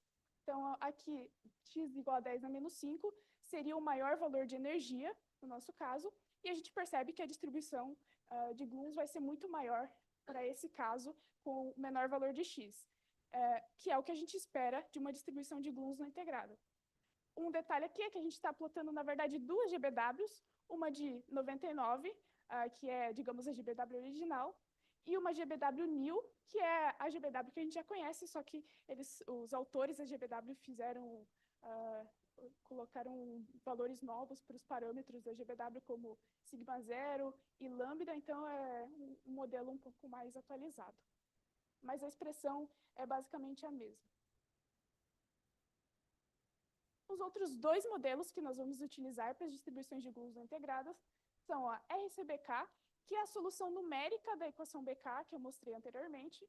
Então, aqui eu tenho um plot da RCBK para 3 valores de X. Aqui, essa curva em verde, X igual a 10 na menos 6, é o menor valor, maior distribuição de gluons. E a outra distribuição é a ABK, que é uma solução analítica da equação BK. E aqui eu tenho, então, a figura, a curva em verde, 10 na menos 5, é o menor valor de X, a maior distribuição. Então, tudo conforme a gente espera.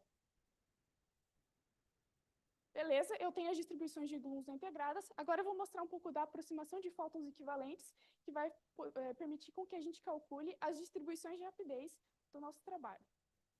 Então, a gente pode escrever que a aproximação de fótons equivalentes, ela nos dá uma seção de choque hadron-hadron a partir de um fluxo de fótons N e uma seção de choque fóton-hadron. Então, a gente pode obter, por exemplo, uma seção de choque próton-próton a partir da seção de choque fóton-próton. Reescrevendo essa expressão aqui, considerando que a energia do fóton ômega está escrita em termos da variável de rapidez y, então a gente pode escrever que a nossa distribuição de rapidez vai ser o fluxo de fótons e a seção de choque fóton-hadron. E o que permite que a gente calcule, então, essa distribuição de rapidez fatorada dessa forma é que a gente está considerando colisões ultraperiféricas. E nesse caso, então, as colisões ultraperiféricas, a gente tem que essas duas partículas que vão colidir, o parâmetro de impacto B vai ser maior que a soma dos raios dessas partículas. Nesse contexto, a gente vai ter fótons de altas energias e baixas virtualidades, o que vai permitir com que a gente utilize, então, produção explosiva e a aproximação de fótons equivalentes. Beleza, então o que seria o fluxo de fótons e a seção de choque fóton-hadron? Primeiramente, vou mostrar os fluxos de fótons que a gente está utilizando. O primeiro deles é o fluxo de fótons do próton. Então, quando um próton está emitindo fótons, a gente utiliza essa expressão, que está escrita em termos da energia do fóton ômega e da raiz de S, então a energia de centro de massa da colisão. O outro fluxo de fótons que a gente está usando é o fluxo de fótons vindo de um núcleo. Então, N de A. Então, quando a gente está considerando uma colisão, por exemplo, próton-chumbo, então a gente precisa considerar um fluxo de fótons vindo do chumbo, que vai ser muito maior do que o fluxo de fótons vindo do próton, porque a gente tem esse Z quadrado, então o número atômico do chumbo vai ser grande, então a gente vai ter um fluxo de fótons muito grande vindo do chumbo. E ainda essa expressão está escrita em termos desse que seria a energia ômega do fóton, e o raio das partículas que estão envolvidas nessa colisão. Bom, então a gente já tem os fluxos de fótons, falta a gente calcular a seção de choque. Isso vai ser obtido através da fatorização KT, o nosso formalismo aqui do momento transverso dos gluons. Eu tenho esse esquema para explicar o que está acontecendo aqui. Então, um fóton aqui, um fóton emitido pelo próton, por exemplo, dentro do colisor, ele vai flutuar nesse par quark-antiquark, aqui formando esse dipolo, que vai trocar, então, pômeros com o próton, por exemplo, dentro do colisor. E essa dinâmica vai ser descrita pela distribuição de gluons não integrada, AF, então, os três modelos que a gente está utilizando. Então, voltando para a parte de cima, a gente tem que esse quark-antiquark, eles vão carregar uma fração de momento Z longitudinal desse fóton e uma fração de momento transversal K. No final, a gente vai ter a formação do estado ligado, o Meson, que a gente quer produzir aqui, e ele vai ser descrito por uma função de onda, psi. Então, a seção de choque para esse processo é dada por essa expressão, em que aquele ρ é dado por essa expressão, uma correção fenomenológica. O B é o parâmetro de slope dado por essa expressão. E, por fim, o ingrediente mais importante para a gente aqui é a nossa amplitude de espalhamento, que é escrito dessa forma. E os dois ingredientes principais para a gente nessa seção de choque, né, nessa amplitude de espalhamento, é a função de onda do Meson vetorial e a distribuição de gluons não integrada, AF. Então, essas quantidades são que a gente utiliza vários modelos para ver a sensibilidade do nosso formalismo para essas quantidades. Então, eu vou mostrar as funções de onda que a gente está utilizando. Nós estamos com dois modelos. Primeiramente, a gaussiana, dada por essa expressão, e também a colombiana, com essa expressão aqui. Aqui tem algumas relações que a gente utilizou para fazer essas duas figuras, então, que nos dão o comportamento dessas funções de onda para os dois mesons que a gente está estudando, o Y e o J-psi. E a gente percebe, pelas curvas em preto aqui, nos dois casos, que são as gaussianas, elas são maiores do que as curvas colombianas, ou seja, a gente espera que as seções de choque com as gaussianas nos dê valores maiores do que com as colombianas. Bom, então a gente já tem tudo para calcular seções de choque. Então, esses são os resultados que a gente obteve para fotoprodução do Y e fotoprodução do JPSI. Aqui, então, tem as 6 curvas, que são os 3 modelos de distribuições de Glooms e 2 funções de onda. E a gente percebe, de cara, que a gente tem um grande range de incerteza entre essas curvas.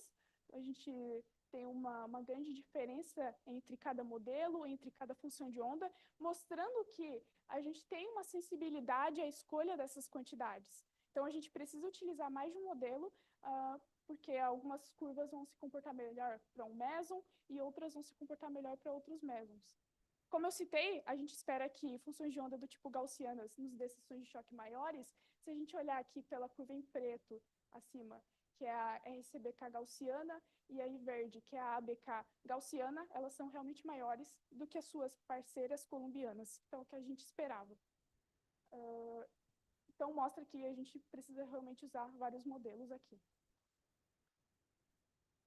Aqui, então, as distribuições de rapidez que a gente calculou a partir da aproximação de fótons equivalentes. Vou mostrar algumas só que a gente fez. Aqui eu tenho para então, próton-próton produzindo Y a 7 TeV e próton-próton produzindo JPSI a 7 TeV. E aqui fica mais claro ainda que a gente tem um grande range de certeza entre modelos e entre funções de onda. Então, as gaussianas elas ficam um pouco acima, as colombianas um pouco abaixo.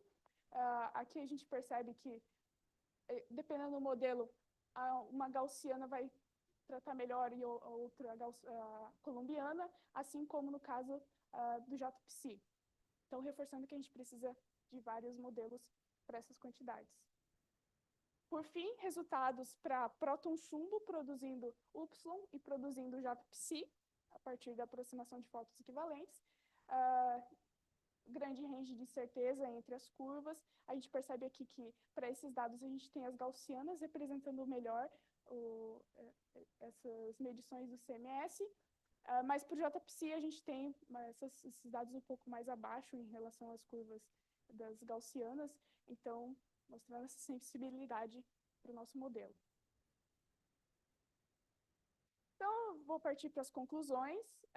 A gente tem a física que a gente está interessado em que altas energias, ou seja, numa física de pequeno x, a densidade partônica ela aumenta de forma que a gente precisa considerar o fenômeno da saturação partônica para a gente não violar a linearidade, a unitariedade da matriz S e o crescimento da seção de choque. A gente percebe que a diferente escolha de funções de onda e distribuições de rapidez, distribuições de Glooms não integradas, elas nos dão curvas bem diferentes, mostrando que as nossas contas são sensíveis à escolha dessas quantidades, tanto para o JPSI quanto para o Y. O que a gente tem de novo nesse trabalho? A gente está utilizando, então, a fatorização KT, que utiliza, então, o momento transverso dos Glooms para calcular a seção de choque, para estudar a saturação partônica com a equação BK, tanto utilizando o modelo da RCBK, quanto utilizando a ABK na solução analítica.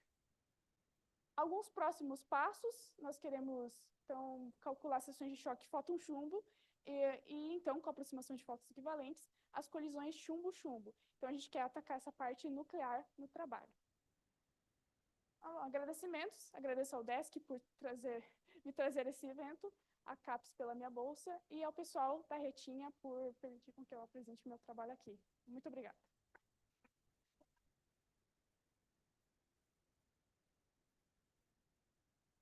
Perguntas?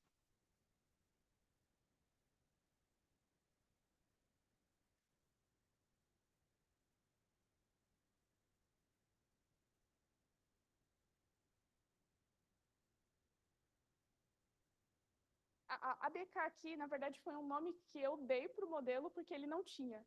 Eu tenho até aqui eu pego a referência.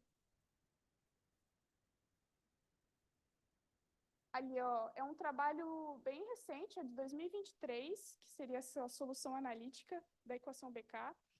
E daí eu dei esse nome ABK, mas não é algum modelo já muito conhecido na literatura.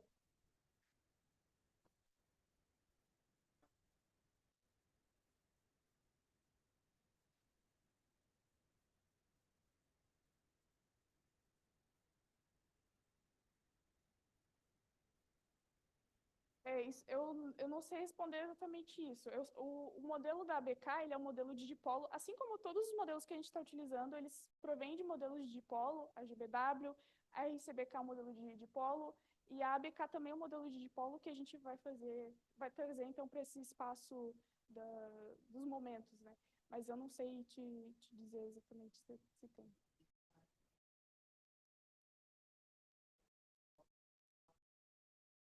Sim, Mais perguntas? Eu tenho uma. Você disse precisamos vários modelos.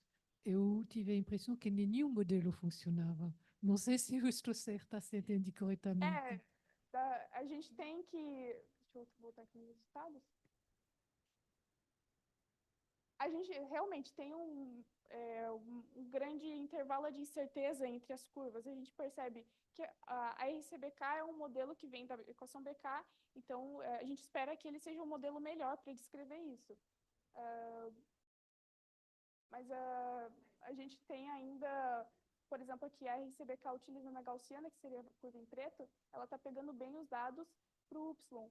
Aqui, ela consegue até pegar para o JPSI, mas uma colombiana, utilizando uma colombiana, a gente já tem que a curva em azul, por exemplo, que seria a colombiana, ela fica um pouco mais abaixo, assim como nesse caso. Então, a gente tem que usar vários, porque realmente a gente não tem uma certeza utilizando esse formalismo da escolha desses modelos.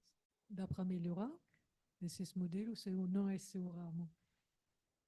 Eu não faço modelos para as distribuições, a gente geralmente pega modelos de dipolo e faz as distribuições de Guns não integradas, mas com certeza dá para melhorar. Tem modelos que eles servem mais para um regime, outros para outros regimes, mas esse que a gente está pegando, a gente está tentando pegar da equação BK, que é uma equação que é para dar resultados melhores, e da GBW, que é um modelo bem conhecido, para a gente ter essa comparação de como ele se comporta com os dados.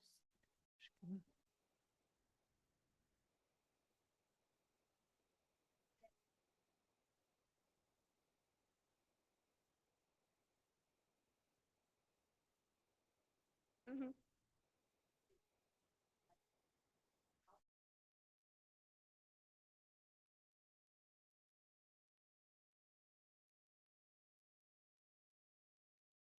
Tem isso.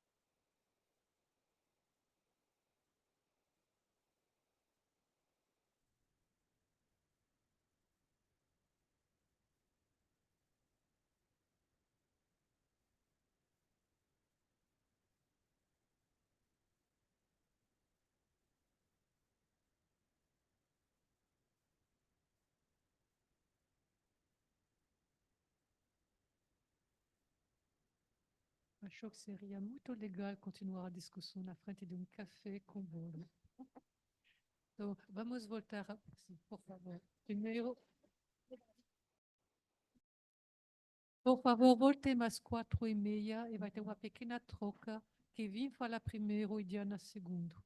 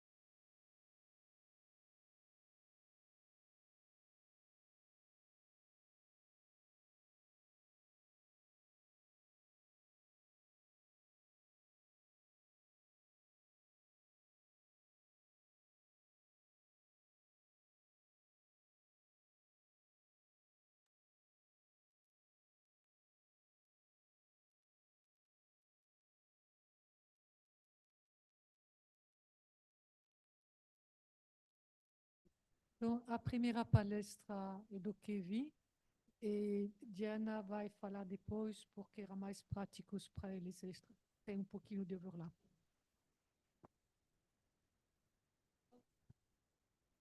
Boa tarde, pessoal. Eu sou o Kevin e vou falar um pouco aqui do Praia, que é o código que a gente está desenvolvendo no grupo de pesquisa para fazer hidrodinâmica relativística. Então, antes de mais nada, né, por que a gente precisa de hidrodinâmica quando a gente vai falar de uma colisão de íons pesados?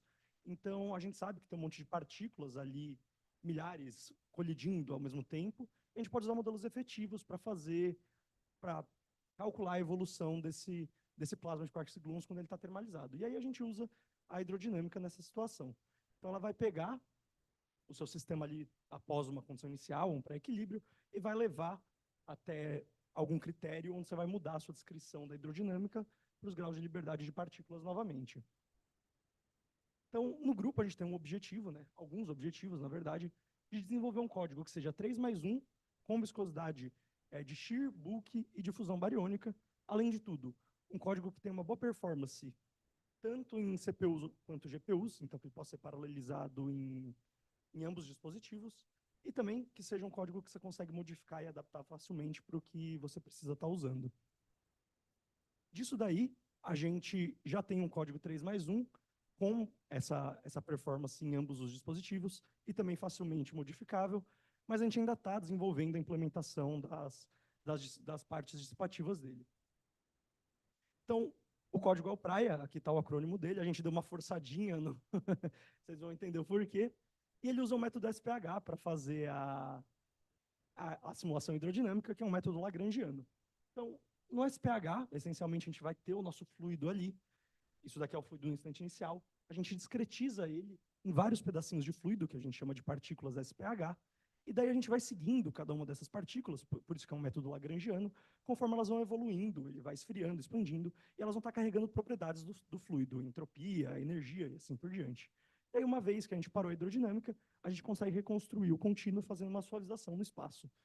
Matematicamente, então, a gente parte de uma grandeza A que a gente quer escrever por SPH, escrevendo como uma integral com uma delta de Dirac, e a gente define o kernel, que é um aproximante da função delta, e na medida em que H vai para 0, a gente retoma a delta, esse parâmetro, e tendo isso a gente consegue discretizar a nossa integral numa somatória sobre pedaços do fluido, que são justamente as partículas da SPH. Uma das principais vantagens do SPH é que quando a gente for calcular alguma derivada espacial, ela atua diretamente no kernel, então isso daí tem uma forma analítica, você calcula uma vez só e está pronto para ser usado. A versão relativística do SPH é muito parecida, então a gente tem uma quantidade de Q qualquer que a gente quer escrever, Q estrela é essa quantidade no referencial de cálculo, no referencial de laboratório, e aí no SPH relativístico a gente precisa de uma quantidade conservada, então a gente chama de M, essa quantidade conservada, e aí a gente define esses MBs, que a gente chama de massas SPH, em uma analogia ao caso clássico, mas não é massa de verdade, que é a quantidade de M por partícula SPH. Uma vez que a gente tem M, a gente calcula sigma estrela, que é a densidade de M por partícula, e tendo essas duas quantidades, a gente consegue escrever qualquer quantidade aí na representação SPH. O kernel que a gente utiliza é o cubic-spline, então, na prática, ele é um kernel que diz que partículas no raio maior que 2H, da onde você está calculando a sua somatória, não contribuem, e a partir disso elas vão contribuindo cada vez mais, quanto mais perto elas estiverem do ponto. Uma coisa importante é que justamente pelo SPH, essa estrutura de partículas que a gente vai seguindo, ela permite com que a gente utilize algumas bibliotecas para lidar com isso e aumentar a performance. Então, o governo americano está desenvolvendo esse projeto, o ECP, que é para desenvolver aplicações para computadores de altas performances. Dentro do ECP, eles têm uma divisão só para aplicações envolvendo partículas. Isso daí é o que a gente tem no estado da arte de simulações de partículas em computadores de alta performance. E aí, dentro do ECP Copa, a gente tem a biblioteca Cabana, que a gente utiliza. Então, acho que o Copacabana levou naturalmente a introduzir o nome Praia para o código. E isso faz com que a gente possa ter um código que tem uma boa performance, desde um notebook simples que você está executando, até um cluster de altíssima performance com GPUs de ponta. O Praia em si, então, eu falei que a gente precisa de uma quantidade conservada no SPH. Como a gente quer um código que tenha viscosidades, não tem nenhuma quantidade conservada natural no sistema. Então, a gente define que a quantidade conservada é o número de partículas SPH. Isso leva a gente a definir as massas como 1, e aí aquele sigma estrela ele é interpretado como 1 sobre o volume. Tendo 1 sobre o volume, a gente calcula pelo SPH, né? Vou até voltar. Então, calcula diretamente da soma SPH do kernel. A gente consegue brincar e trazer as quantidades extensivas para intensivas e vice-versa. Então, tem a densidade de entropia, calcula a entropia, tem a entropia, calcula a densidade de entropia. Isso vai ser importante mais tarde. A gente precisa resolver as equações de movimento também. Então, a gente já tem a forma delas para o caso em que a gente tem viscosidade de bulk e shear e uma fonte externa, um jato, algo assim. Dado uma métrica naquela forma ali, escrita dessa maneira. Então, essas equações vão dar um trabalhinho, mas o mais importante não é termo a termo, mas sim a ideia por trás de como a gente vai resolver elas. Então, para o bulk, a ideia é que a gente vai pegar essa equação, vai definir o bulk extensivo por partícula, então divide por sigma, a mesma coisa que multiplicar pelo volume, e daí a gente vai escrever essa equação sempre da seguinte forma, a gente vai sempre tentar escrever assim: a derivada da quantidade é uma matriz 3 por 3 vezes a quadra aceleração mais um vetor. E aí, essas outras coisas a gente consegue tirar diretamente da equação. Eu deixei meio apagadinho de propósito, porque o que importa não é o termo em si, porque senão a gente ia se perder nessa termaiada aí, é só a ideia por trás. E aí, tudo que for gradiente espacial, a gente consegue calcular pelo SPH diretamente. Então, para o shear, a ideia é fazer a mesma coisa. A gente define o shear extensivo, e daí escreve da forma matriz vezes quadra aceleração mais vetor, e a gente trabalha. Você abre todo aquele monte de termo do shear e acha um termo como se escreve a matriz em função das coisas, e a gente sabe calcular tudo isso usando SPH e assim por diante. E a mesma coisa para o vetor de shear. Uma vez que a gente tem essas equações da evolução das viscosidades, a gente precisa resolver, então, a conservação da corrente bariônica e do tensor de energia-momento. Como a gente ainda não tem difusão, a única fonte de variação no número bariônico pode ser introduzir algo de fora, né? E para a equação do tensor de energia-momento, a gente vai quebrar numa parte paralela e uma parte perpendicular a quadrivelocidade. Se a gente trabalhar a parte paralela, a gente acha a equação da produção de entropia. Então, de novo, escrita dessa mesma forma. Uma matriz vezes a quadra aceleração mais um vetor, e as matrizes a gente sabe determinar, e elas dependem só da viscosidade, como esperado, né? Porque quando a gente tiver no caso ideal, isso vai se reduzir a zero e a gente vai ter a conservação de entropia. A parte paralela, ou desculpa, ortogonal, a gente também trabalha ela para achar uma equação para quadra aceleração. Então, no final, a gente agrupa todos os termos, e é por isso que a gente está tentando escrever sempre matriz vezes quadra aceleração, para quando a gente ter essa equação, as coisas ficarem organizadas e separarem tudo certinho. E aí basta a gente inverter essa matriz M e U, e aí a gente acha a quadra aceleração. E para fechar o conjunto de equações, a gente precisa de uma equação de estado. Por enquanto, a gente só tem a equação de estado ideal, então a nossa densidade bariônica está evoluindo completamente desacoplada do resto do fluido. A gente está só do resto das variáveis termodinâmicas. Ela está aí só para a gente testar, mas a ideia, é óbvio, é depois ter equações de estado mais complexas.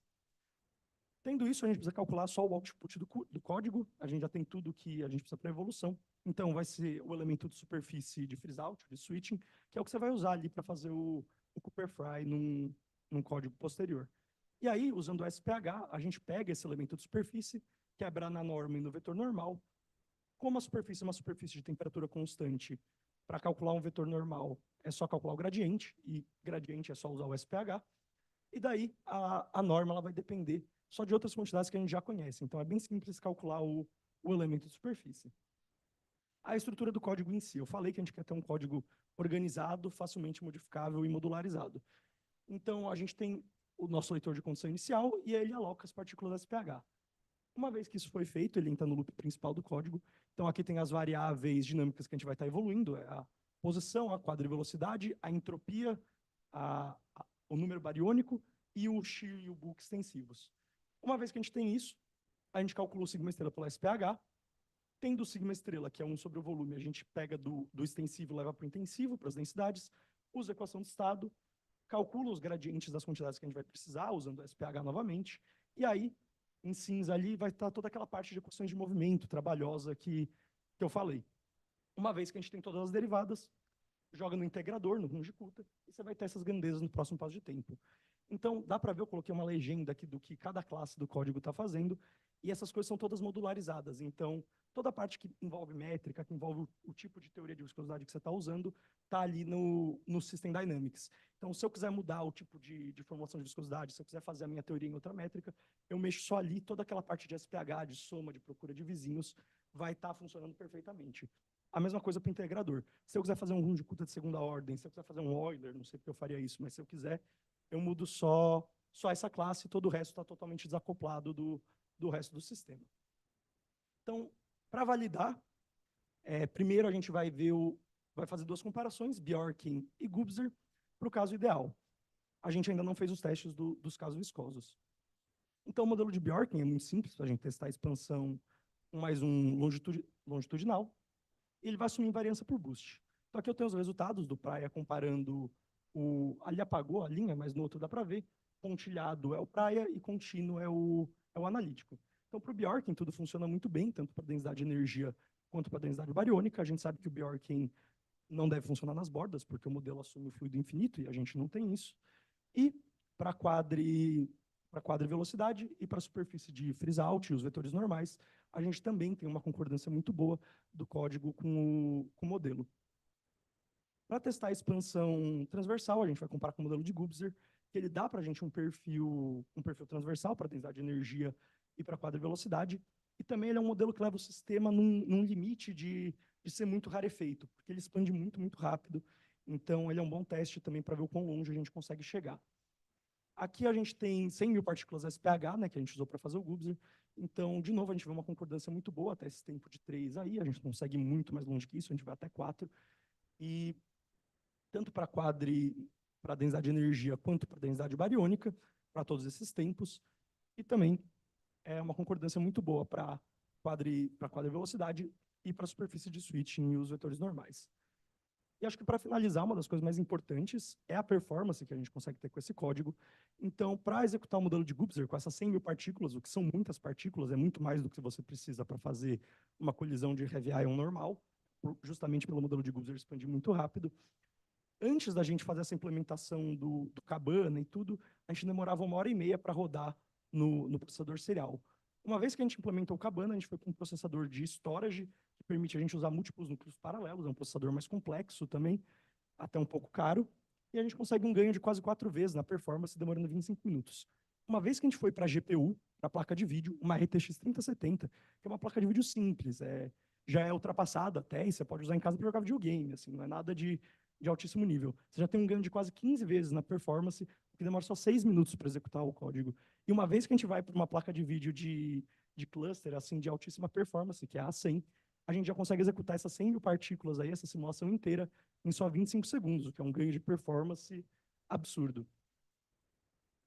E, então, concluindo isso tudo, né, a gente tem um código agora que tem essa performance muito boa, pode ser executado com essa diversidade de dispositivos, com uma boa performance, é facilmente modificável, e, por enquanto, a gente já tem resultados bons para o Gubser e para o Bjorken, no caso ideal, tanto para evolução quanto para a superfície de switching. Os próximos passos, então, que a gente quer, para poder finalizar esse código e disponibilizar ele em público, é terminar aquela implementação das viscosidades, que eu mostrei as equações, e fazer os testes com ela, testar também as simulações 3+1, colocar equações de estado mais físicas, e aí implementar a difusão bariônica e testar. Além disso, tem alguns outros problemas que a gente está estudando com SPH. Então, justamente no Gubser, a gente tem essa região muito rarefeita, a gente está estudando como fazer isso, a Diana vai falar um pouquinho disso a seguir, e também como tratar os choques no SPH, que o Jonathan vai estar falando na quarta-feira. Então é isso e muito obrigado.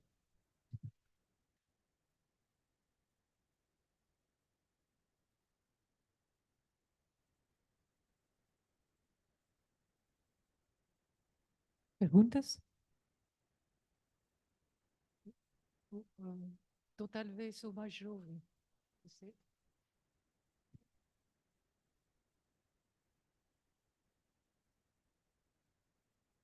C++. Isso.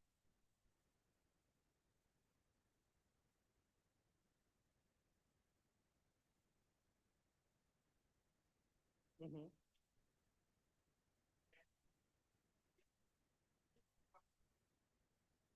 Tá.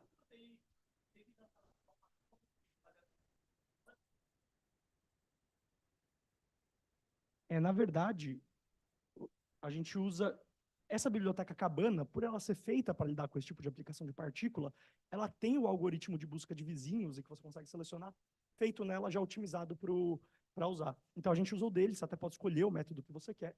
O nosso código tem dois, por exemplo. Tem aquela história da lista linkada, acho que você deve conhecer, né? Que você vai buscando as células vizinhas nesse raio até 2H. E ele também tem a busca por árvore geométrica, para achar os vizinhos. Ambos já vêm da biblioteca, totalmente otimizados para GPU, principalmente.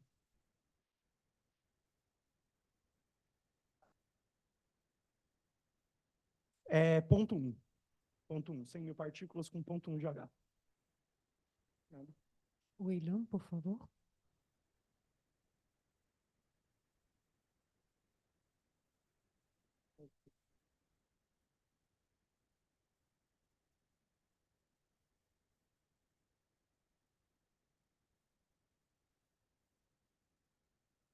Sim.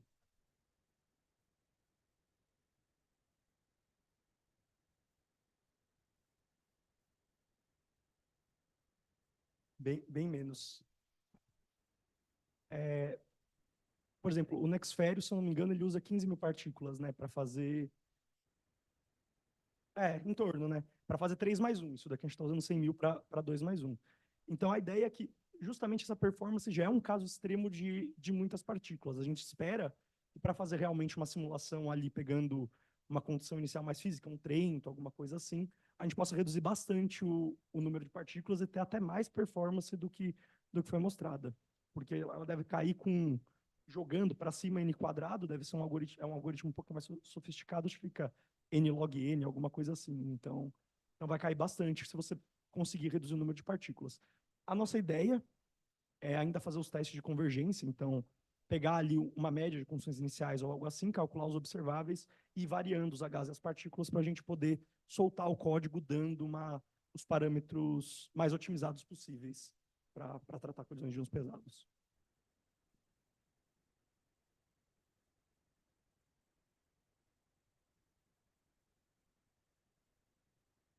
Uhum.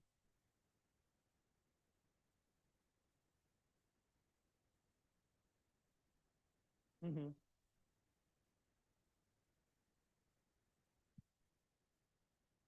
A gente ainda não testou, a gente por enquanto ainda...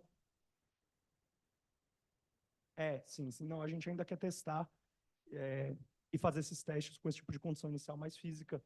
Tá? A gente quer fazer isso quando a gente tiver uma equação de estado um pouquinho mais avançada já, para poder já produzir observáveis e fazer esse tipo de comparação. Quer falar?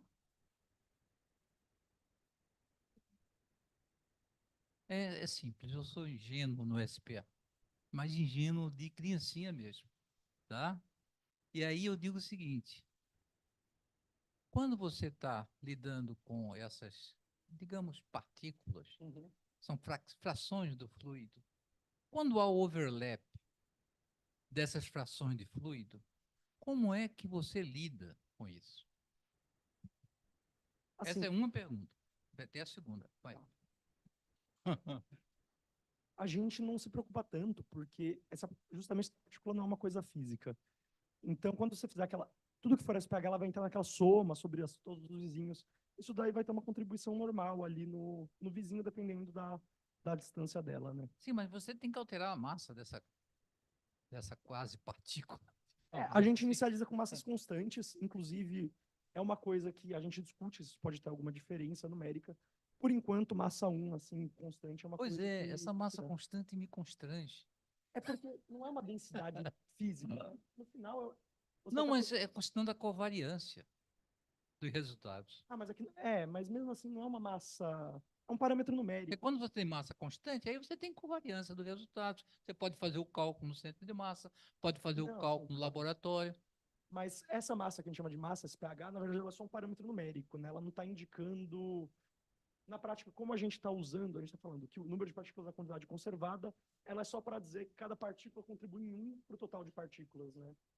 Quando você faz simplesmente a expansão, aí tudo bem, todo mundo vai homologamente, né? Indo, é uma beleza. Mas quando você tem uma colisão propriamente dita de 2 íons pesados, por exemplo, A coisa... A Não, porca torce o rabo. E de fato você pode ter, por exemplo, você pode criar choques e coisas assim. É. Porque a finalidade da coisa é essa, né? Você consegue introduzir até termos para lidar com isso que justamente vão medir quando as partículas vão estar se aproximando, vai medir a variação da densidade para corrigir isso. Isso daí tem métodos numéricos para lidar. O Jonathan vai falar um pouquinho até disso, porque é uma E coisa a que a gente segunda se que eu vou preocupa. encerrar é quando você tem no processo de colisão produção de partículas. Tá. Como é que você lida com isso também? Então, o código ele não vai nem Não é dessa quase partícula, Sim, é sim, das das partículas partículas mesmo. físicas. Esse código ele não vai produzir nenhuma partícula a priori, né? Então, o que ele vai dar de output vai ser o elemento da superfície. Isso daí vai entrar no Cooper-Fry depois. Então, é isso que ele solta pra gente. É tolerável.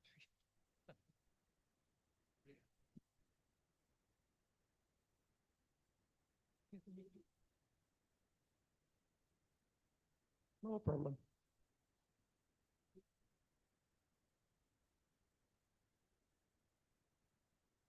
So, this one, yeah, is so. This is like we use. It's a beautiful number, 321. But there's also another reason. The Cabana package also works better with a even number of particles. So for the Gubser model, there is some papers in the area that did the Gubser model. Yeah, so we use this number of particles, it's like 321 times 321. And we used to compare to other people that did the Gubser model with SP8, so we can have a baseline of how well we are performing the simulation. So this is the only reason is to compare.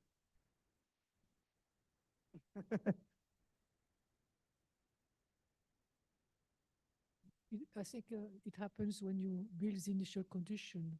You want that many particles on one side, and when you multiply, that's what it gives. In the final version of the code, we are aiming to let the user decide how many particles, like in a grid, code music, you define the size of the grid, in the SPH you define the number of particles. So if you want to run the code faster with a little bit less precision, you can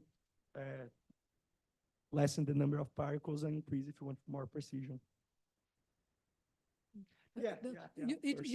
You should take it as an order of magnitude, how many particles, but it's not real particles. And as he said, it's just a way to divide the fluid. So it's not just like if you make a fixed grid hydro, you will have to say what is the spacing between the cells. Now we have to say how many particles. It just happened to give this funny number. We didn't try to round it so it looks nicer, just what comes out. Also, it's important what he said about the mass. It's not real mass. He called it mass. He's misleading everybody with this because it was mass in the classical case. But when it is relativistic, it's not mass anymore. And when there is viscosity, it's even more difficult to define something. So it's more like counting the number of divisions you have done in your fluid, how many fluid particles you have. And also William asked how the performance would change if we decrease the number of particles. And I said that we are working on determining how many particles should we have for a good simulation without exaggeration like this. Okay, so now we have to stop because it is we are talking about what we like, but we are talking too long. So thank you, Kevin.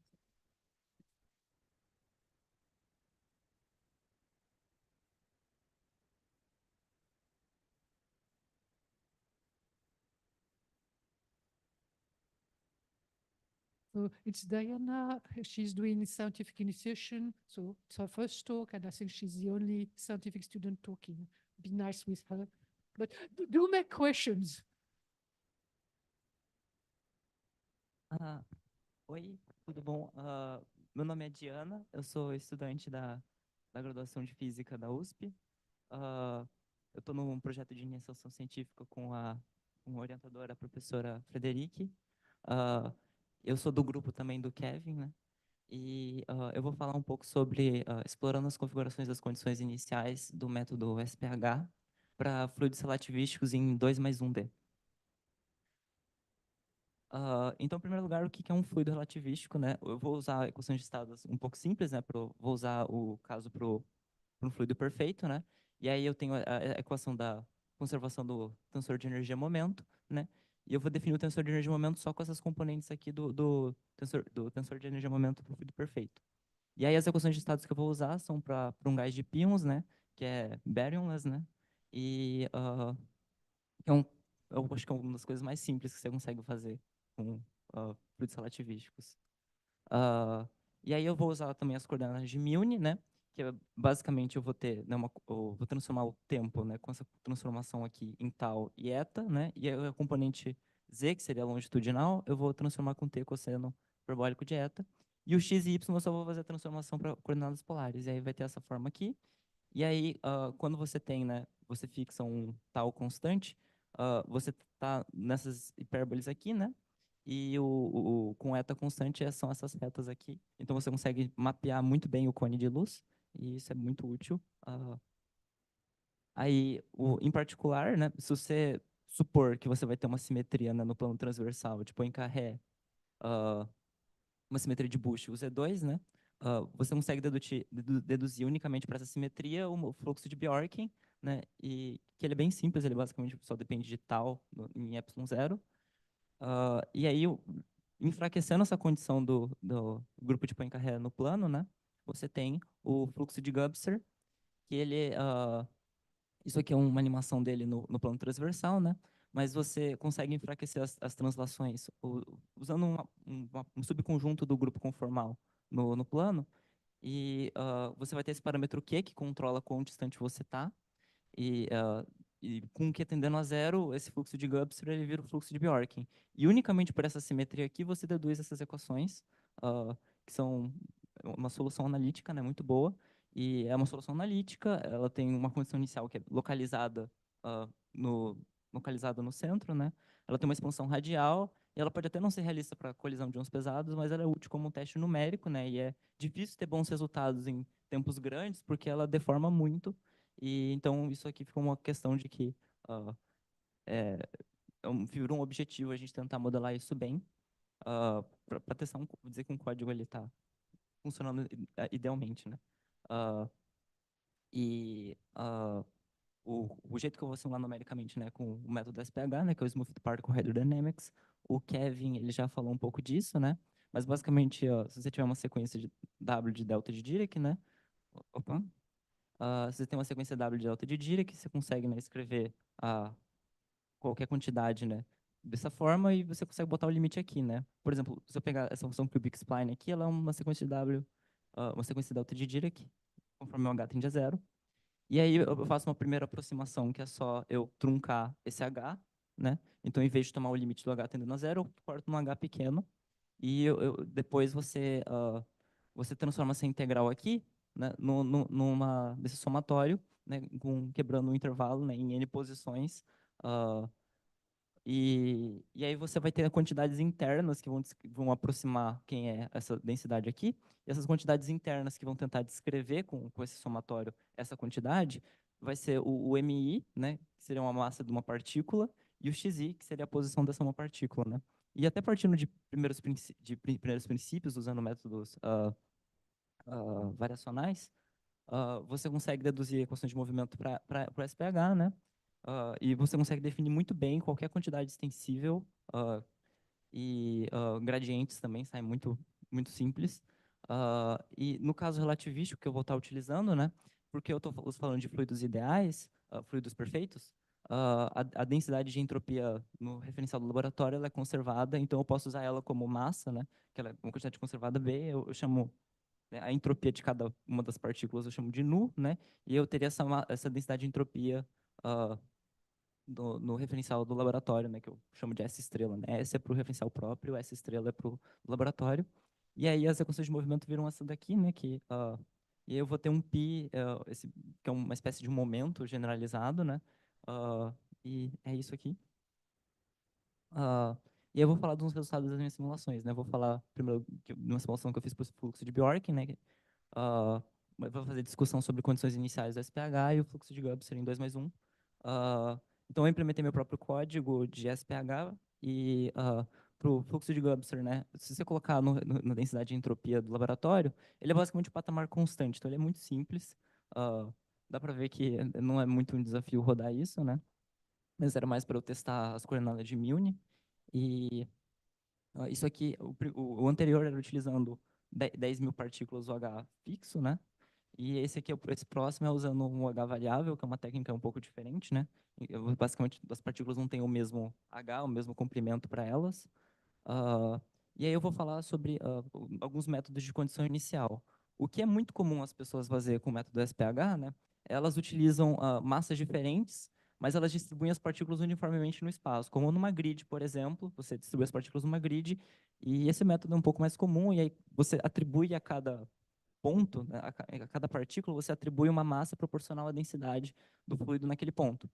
E uma outra estratégia seria utilizar, um pouco menos comum, é você utilizar partículas de massa igual, mas distribuídas uniformemente, com uma densidade, distribuídas com uma densidade de número proporcional à densidade das condições iniciais. Então, você bota mais partículas nas regiões mais densas e menos partículas nas regiões menos densas. Tá?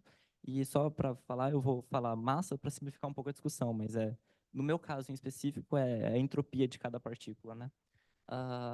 E aí, para massas diferentes, o método 1, eu fiz uma ilustração aqui, né?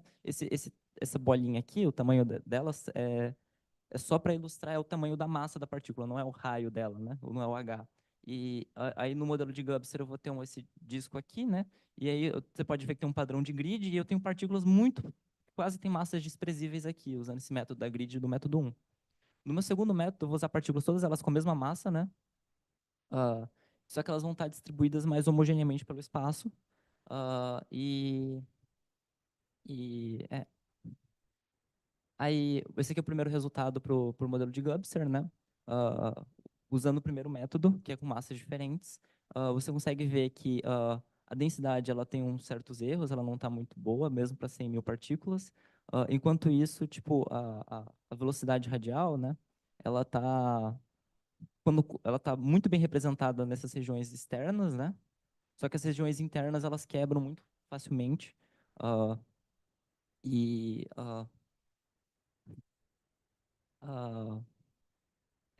Aí, usando massas iguais, você observa que a densidade de entropia está muito bem representada e as velocidades radiais elas estão bem representadas até um certo raio em que tudo quebra, né? E ela basicamente ela não representa o fluido e porque basicamente tem muitas poucas partículas e nessa região mais central você vê que tem a partir de um certo instante ela fica muito rarefeita as partículas, né?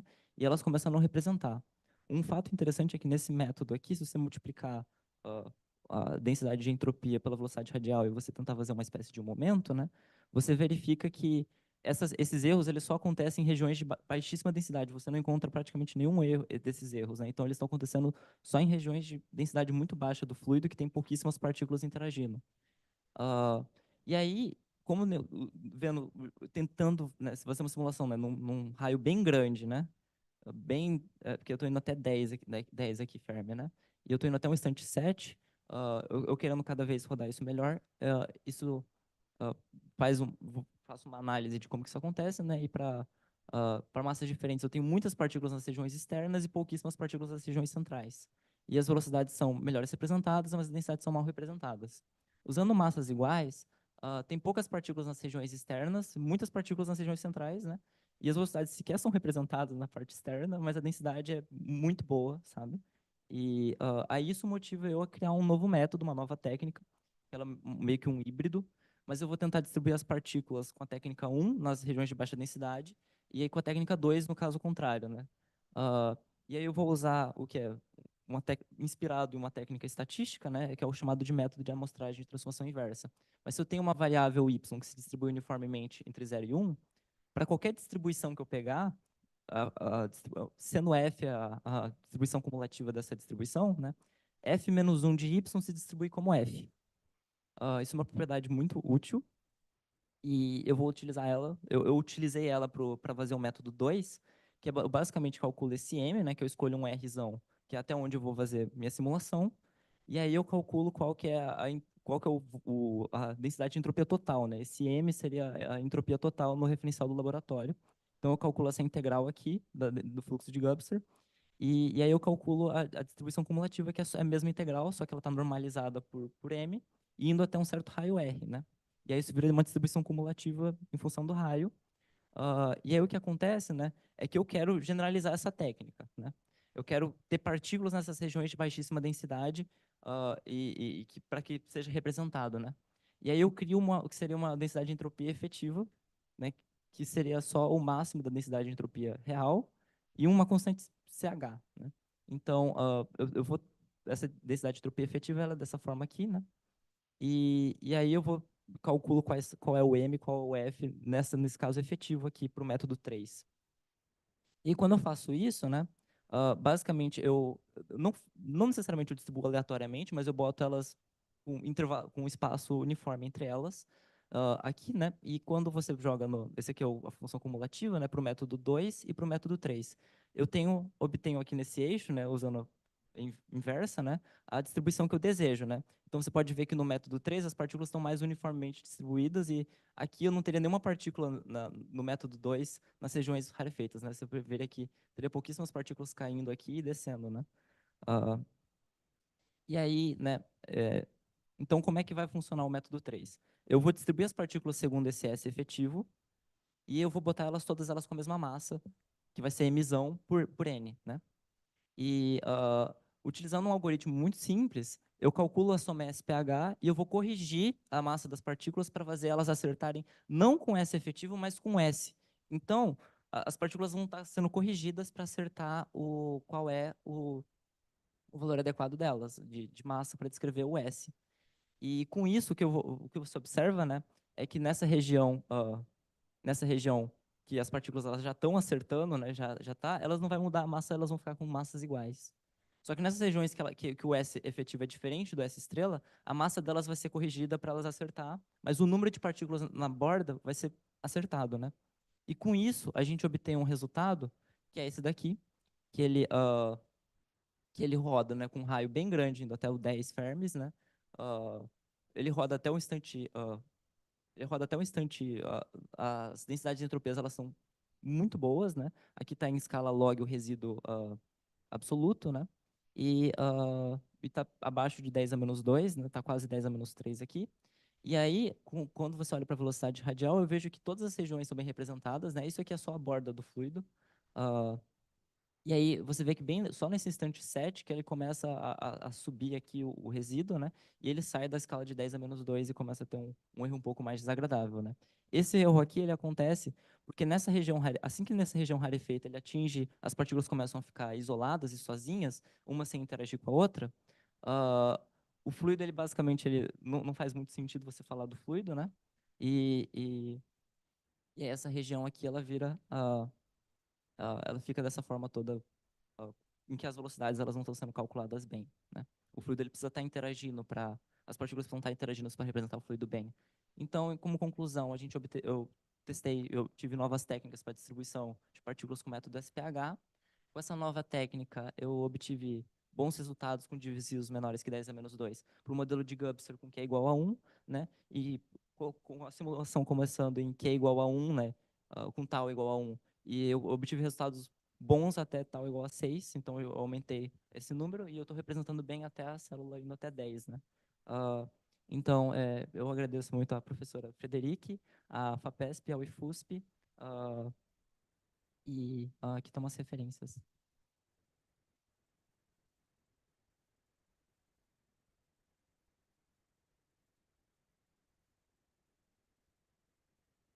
Perguntas, por favor. Jonathan?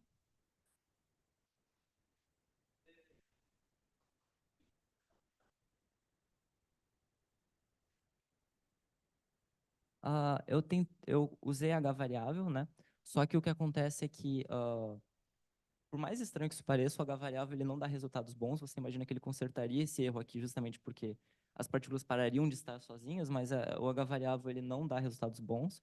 Eu futriquei bastante com a função de como o H varia com a densidade de entropia, e o máximo que eu consegui obter eu suavizei esse resultado aqui, ele para de ter essa oscilação, mas ele continua com esse erro no mesmo instante de tempo, mas ele fica suave em vez de ter essas oscilações.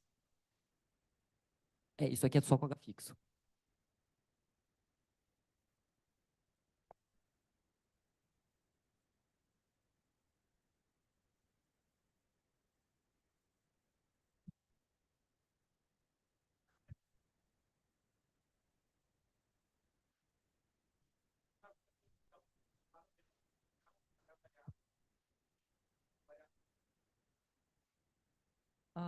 Então, o H variável ele é uma questão dinâmica, né? Então, tipo, não é só você configurar com H diferentes. Eu poderia fazer isso, né? De botar as condições iniciais com H diferentes, mas quando eu falo H variável, é uma questão durante a evolução do fluido, as partículas elas vão fazer uma análise da situação delas, elas vão atualizar o raio delas proporcional a determinadas quantidades.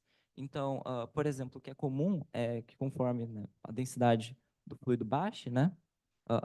Claro, a massa do fluido vai ser constante, é a mesma quantidade de entropia. Só que conforme a densidade do fluido baixa, para representar melhor, você faz o H dele ser maior, né? Então o fluido, em vez dele ser uma bolinha assim, a partícula, em vez de ser um blobzinho assim, né? Ele vira um blob um pouco mais suave, com H maior. Nessa referência aqui do Roswag explica bem o H variável. E ele dá uma função específica, mas você pode usar qualquer função, o método SPH não especifica qual exatamente deve ser o H, né?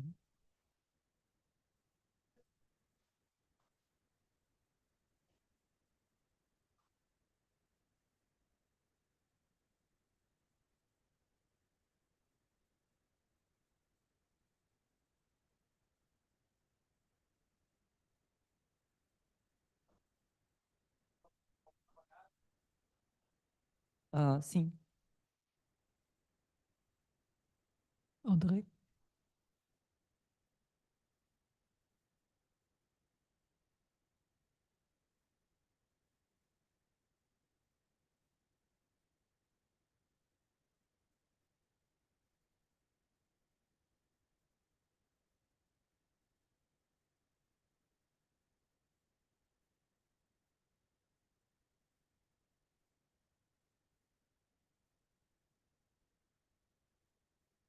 Então, eu acho que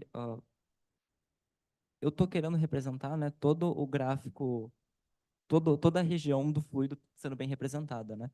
Normalmente, eu imagino que numa situação prática, você queira, né, só até você queira obter uma densidade de uma hipersuperfície de freeze-out, né? E aí você precisaria checar até a sua uma certa densidade, então você talvez esses erros não tenham impacto, porque isso aqui está acontecendo numa região justamente muito baixa, né? E além disso, eu acho que eu não sei muito, né, sobre, mas o esse erro resíduo em específico que acontece aqui acontece justamente porque tem uma deformação muito grande. Você consegue ver que o fluido ele varia muitas ordens de grandeza, né? Essa uma partícula que está aqui em cima, ela vai variar várias ordens de grandeza na densidade dela, e ela vai chegar até uma escala, né, em específico que está na altura dela, e isso é um pouco... Quando isso acontecer, não necessariamente vai ser em 7 Fermi. Eu imagino que o modelo de globo, até onde eu sei, ele é um pouco mais agressivo nessa expansão, ele deforma um pouco mais rápido. Então, eu imagino que dure mais do que 7 Fermi. Sei que a Gabriela tem uma pergunta, mas acho que Kevin quer comentar sobre o que você pediu.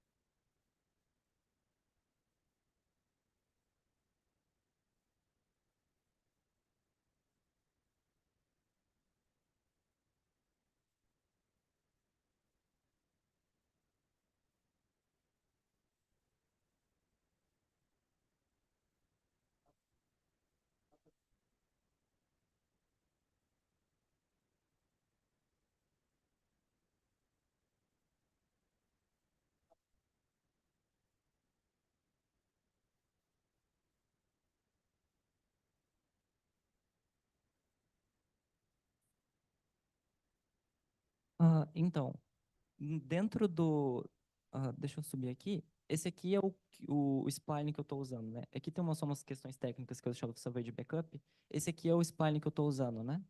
Você vê que eu coloco uma constante de normalização nele, que nesse caso aqui é 5 por 14 πh², que é justamente para em 2 dimensões a integral dessa função w sempre ser constante. Então, conforme eu vario o h, né, a altura das partículas também está variando.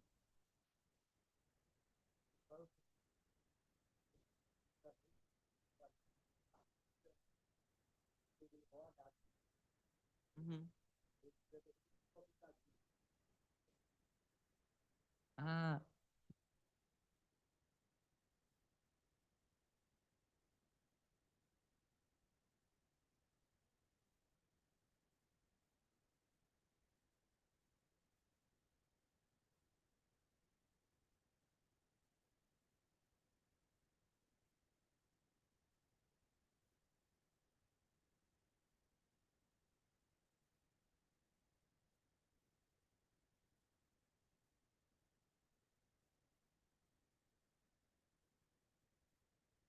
mas não conserva, a priori, se você só adicionar algo à variável na teoria, ela não conserva momento, a conservação de massa é conservada, mas o momento não conserva. Mas quando você faz a conta e você vê como deveria ser essa quantidade, você deriva o H, né? E aí o H depende da entropia, e a entropia depende do H. Se você fizer uma escolha específica em como você faz a soma SPH, que é feita no Roslog, você consegue calcular esse termo de correção exatamente, e você isola ele, e passa ele multiplicando, e fica coerente e conserva o momento. Bom, acho que temos que parar aqui. Então, obrigada mais uma vez. E o último palestrante é Davi.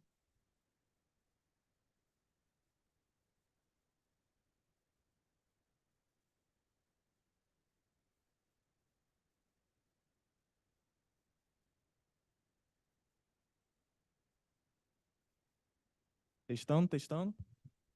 Então, boa tarde, quase boa noite. Meu nome é Davi Dionísio. Eu sou aluno da UF, eu sou doutorando, sou aluno do DENICOL, e eu vou estar aqui apresentando meu trabalho sobre ondas de choque no regime ultrarrelativístico. Então, um breve resumo do que eu vou tratar hoje. Então, graças a Deus eu tirei a parte dos slides sobre SPH, que eu ia comentar. Mas eu vou dar uma introdução sobre o assunto da ondas de choque, primeiramente. Depois vou dar uma breve revisão sobre hidrodinâmica relativística, bem suave, para poder finalmente entrar nas equações da ondas de choque. Por fim, eu vou mostrar as simulações numéricas que eu fiz. Eu fiz usando SPH e o MUSIC, e comparar com os resultados analíticos e mostrar as conclusões que eu obtive das ondas de choque nesse regime. Então, começando do começo, o que é uma onda de choque? É uma onda supersônica que tem duas características principais. A primeira é, conforme ela vai passando por um meio, ela vai gerando uma rápida e intensa mudança de temperatura, energia e pressão. É só lembrar do exemplo da bomba atômica, para quem viu Oppenheimer. Quando a bomba explode, deu uma onda de choque mais rápida do que o som, e depois, conforme essa onda vai passando, a gente tem uma variação intensa e rápida de temperatura, energia e pressão.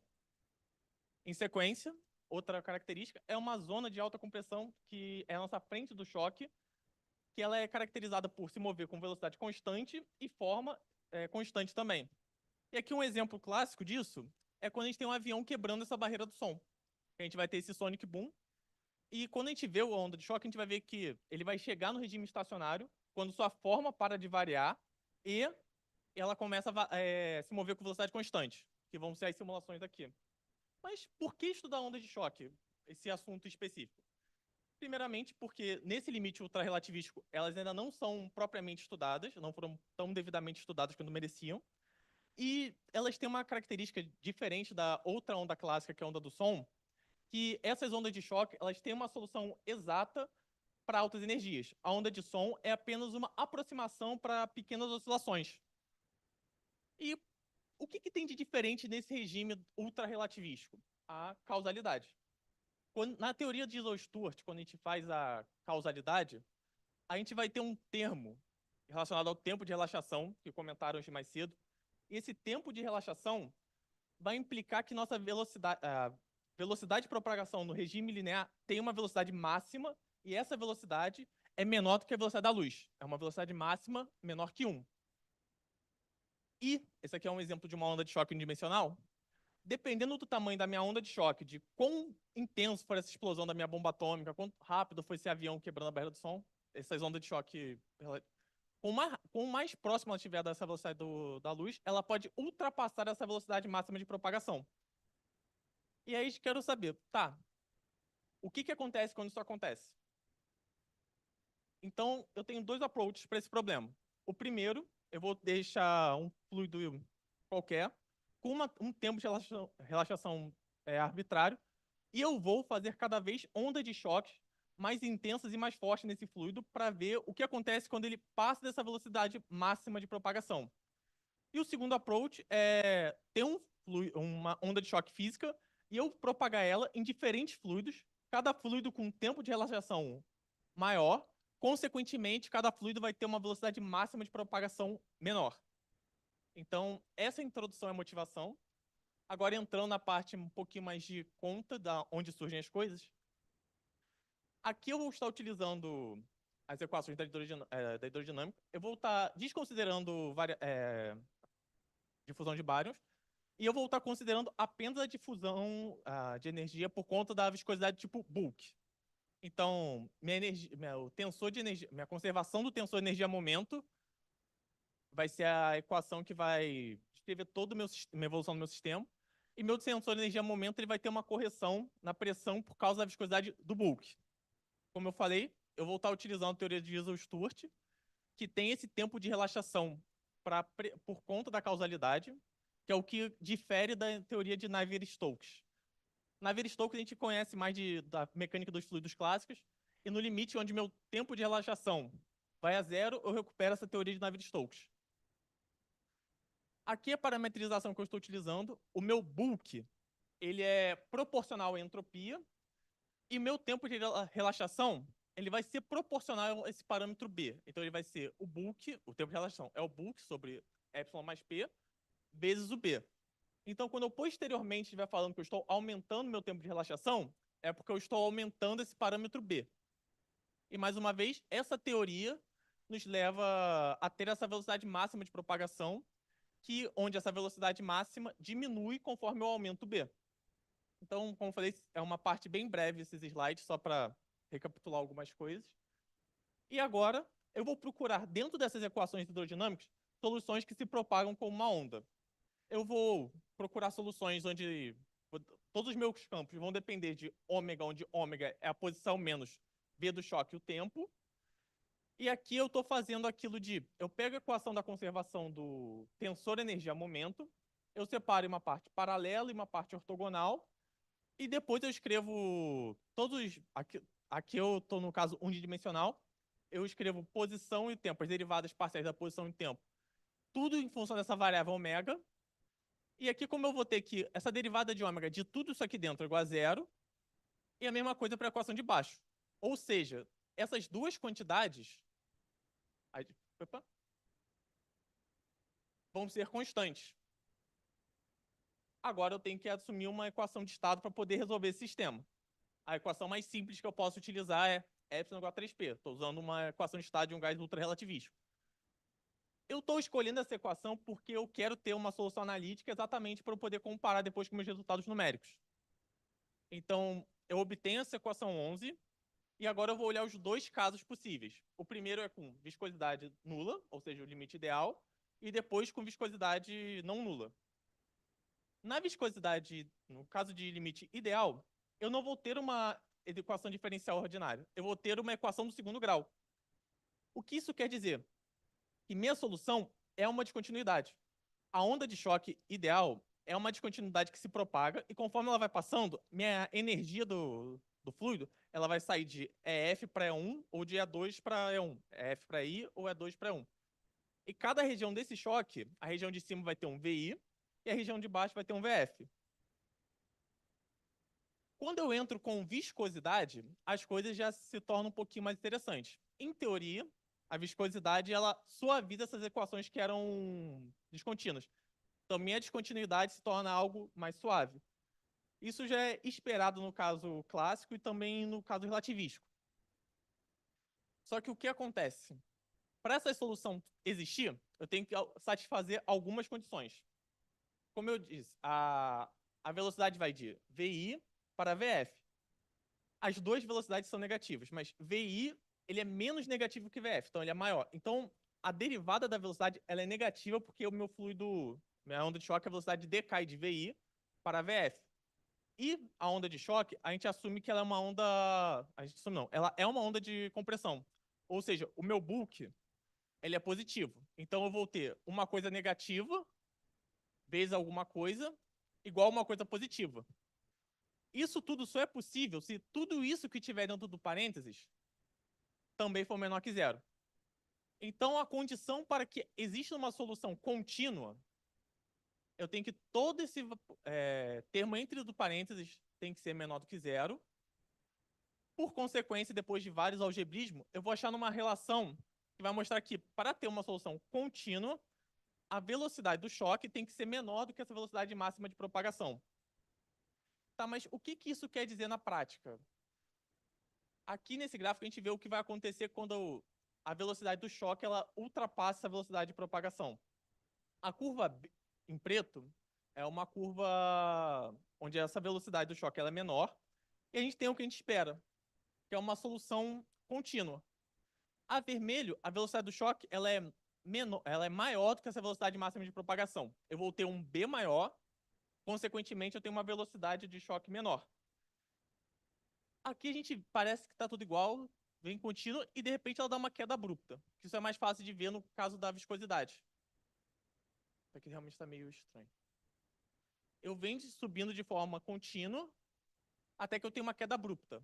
O que é essa queda abrupta? Aquela condição anterior foi violada. A minha velocidade do choque naquele ponto, ela ultrapassou a velocidade máxima da teoria e surgiu uma segunda descontinuidade.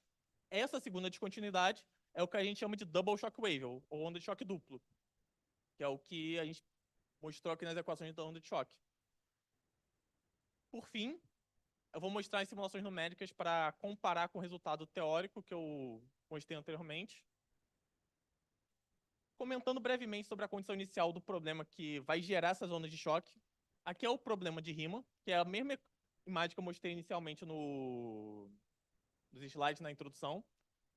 Eu tenho um fluido, onde cada metade desse fluido vai ter uma entropia diferente, que é essa pontilhada em preto. Eles vão estar separados no instante zero, e em um determinado instante eu removo a interface que separa eles. Quando eu removo essa interface, vai ter uma formação de uma onda de choque de rarefação, até que tenha um choque estacionário. Aqui eu tenho um problema de Riemann ideal, então meu choque é uma perfeita descontinuidade. E aí ela vai se movendo com velocidade constante, então quer dizer que eu estou no regime estacionário. Então sempre quando eu fizer uma simulação de onda de choque, eu preciso esperar ela entrar nesse regime estacionário para fazer as análises. Por isso que é tão custoso computacionalmente, que às vezes demora uma escala de muitos fermis para acontecer isso, dependendo da viscosidade associada. Enfim, aqui eu estou comparando dois métodos com a solução analítica que eu obtive anteriormente. Aqui eu utilizei o Music e o SPH. O Music é um código para resolver colisões de íons pesados. O SPH, que é um método que os dois colegas falaram mais cedo. Eu fiz um código por mim mesmo, mas não ficou o melhor código do mundo. Tenho que melhorar algumas coisas dele. Tá funcionando. Mas demora um cadinho. A primeira coisa que eu vou fazer chegar em casa vai ser botar as bibliotecas. E aqui eu vou utilizar os dois approaches que eu falei inicialmente. Primeiro, aqui eu vou estar sempre no mesmo fluido. Então, todos esses choques estão acontecendo num fluido com o mesmo tempo de relaxação. Então, a gente vê que esse choque preto, que é o de maior energia, que é o mais alto, ele começa a apresentar essa descontinuidade. Ele sobe e até chega um momento que ele cai abruptamente. Enquanto os outros que estão dentro desse limite, ele está toda hora clicando errado, eles não apresentam, eles têm soluções contínuas. Então, o choque, a viscosidade que era para suavizar, mesmo assim está tendo uma descontinuidade na minha solução com viscosidade. Isso é uma coisa diferente. Nesse gráfico fica mais claro de enxergar que aqui é o mesmo choque com a velocidade fixa, só que cada vez eu vou diminuindo essa velocidade de propagação. Essa curva em preto é a curva que tem a menor velocidade de propagação. E aqui a gente pode ver bem claramente essa questão da descontinuidade. O que acontece é isso. Vai tendo um acúmulo de matéria, porque o meu choque ele quer se mover mais rápido do que o meio permite, do que a teoria permite. E aí vai se formando essa segunda descontinuidade. Para finalizar, antes de entrar nas conclusões, aqui é a última simulação que é comparando os métodos, o Meson com o SPH, com essa solução de choque duplo. A gente vê que nessa região do segundo choque, é uma região que tem mais discordância entre eles. Vai muito a conclusão que eu obtive é por conta de como cada código lida com a descontinuidade, porque tanto no Meson, que o tamanho do grid, quanto no SPH, o tamanho da partícula, tem que ser suficientemente pequenos para poder enxergar essa descontinuidade. Só que, ao mesmo tempo, dependendo da situação, o choque demanda muito tempo para se propagar e chegar no regime estacionário. Então, acaba sendo um cabo de guerra, que eu preciso ter um H pequeno, ter um tamanho grande para o choque se propagar, ter muito número de partículas, e aí fica uma coisa muito custosa, e no Meson, mais ou menos o mesmo problema. Mas essa questão da descontinuidade deles aparece em todos eles, é mais uma questão de precisão que a gente associa de como que cada método numérico lida com essa descontinuidade. Afinal, uma descontinuidade é uma coisa impossível de se ter computacionalmente. A gente tem métodos para lidar com isso. Por fim, apresentando minhas conclusões desse trabalho, sim, a gente observou uma coisa estranha e diferente, por se dizer, quando a gente tem um choque nesse regime ultrarrelativístico, que é essa formação de uma segunda onda de choque. E é interessante estudar isso, porque onda de choque não está restrito somente a esse caso, como eu falei, de um sonic boom. Já tem artigos que a gente está valendo de onda de choque na QCD, onda de choque em colisões de gelo pesado. Então, é importante estudar nesse limite. Só que uma coisa que falta, a gente ainda não conseguiu verificar com 100%, a gente verificou que tem esse fenômeno. Esse fenômeno é físico ou não é? A teoria de Weisel-Sturt prevê ele. Mas e se a teoria de Weisel-Sturt estiver errada nesse limite ultra-relativístico? Frisando que pode estar errada nesse limite. A próxima etapa agora é tentar fazer simulações usando teorias mais fundamentais para checar se esse segundo choque aparece utilizando essas teorias mais fundamentais ou não. E caso não apareça, é um indício que, pelo menos para o limite ultra-relativístico, a teoria de Weisel-Sturt não pode descrever ondas de choque perfeitamente, então a gente precisaria fazer uma correção. E aqui são minhas referências. Talvez eu tenha falado um pouquinho rápido demais, peço perdão. E eu quero agradecer mais uma vez a oportunidade. Muito obrigado.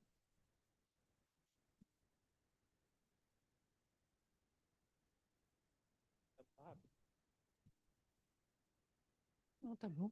Não sei por quê. Perguntas?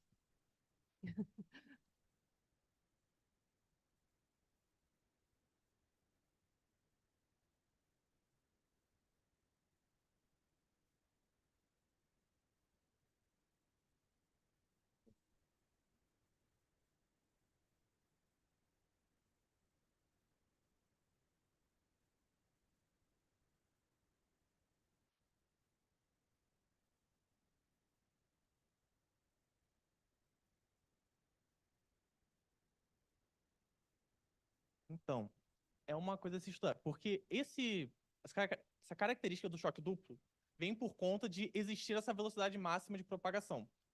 Pode ser que seja alguma coisa exclusiva de que a forma que a gente calcula a velocidade máxima de propagação não esteja tão correta. Pode ser que a gente tenha que calcular de outra forma. Em teoria, se a gente tivesse uma velocidade máxima de propagação igual a 1, não era para existir esse choque duplo. Ele existe exatamente por ter essa velocidade menor que 1. Então, a gente associa esse problema ao Weisel-Sturt porque ele que propõe esse tempo de relaxação para resolver esse problema da causalidade, e por conta disso que surge essa velocidade máxima. Aí, primeiramente, a gente tentaria... O próximo passo seria tentar a coisa com equações de Boltzmann.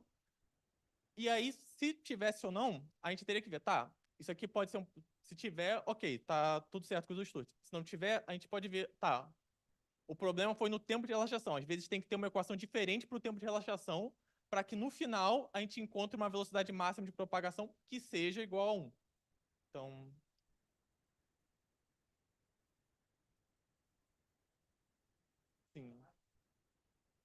Então, assim, é muito forte, tipo assim, fazer um teste e dizer que uma coisa tá errada. A gente pretende fazer vários testes possíveis, porque realmente é uma coisa muito forte, tipo, isostorte não é de agora. Então, a gente veria todos os testes possíveis, e aí veria, tá, testou a equação de Boltzmann, vê se tem alguma coisa mais fundamental que isso, e até o mais fundamental que a gente conhece, está dentro do nosso limite computacional, até ter uma conclusão. Porque, realmente, isostorte é bem antes de mim, então eu não posso só chegar e falar, fiz esse seminário e tá errado. Então, é prepotência um pouco da minha parte.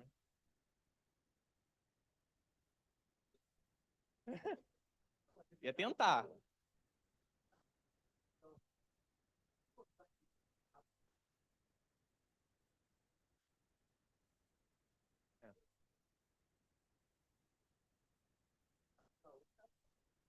Mas errado no sentido de... Não, isso, mas... Tem uma teoria mais fundamental que o Isostorte, que é no limite de gás não me descreveria, mas no limite de água, por exemplo, já recuperaria Isostorte. Eu tinha pensado em algo assim. Tipo, o que acontece que quando a gente tem as equações de Newton, as equações de Newton estão dentro da relatividade.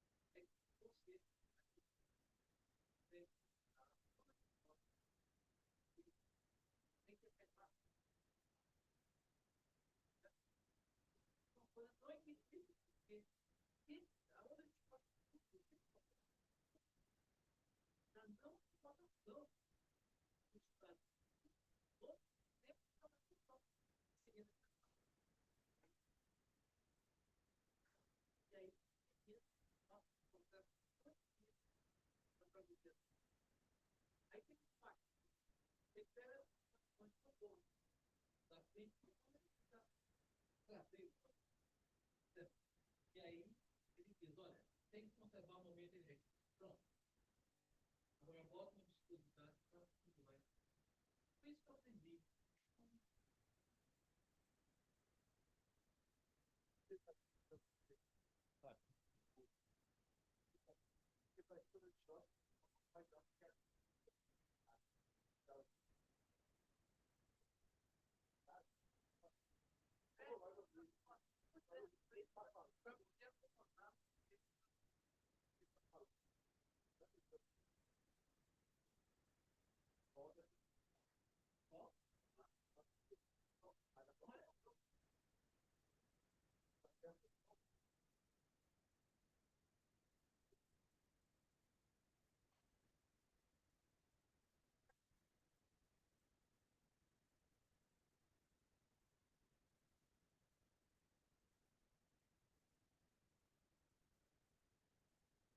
Então, para acabar, Jonathan, você quer fazer uma pergunta?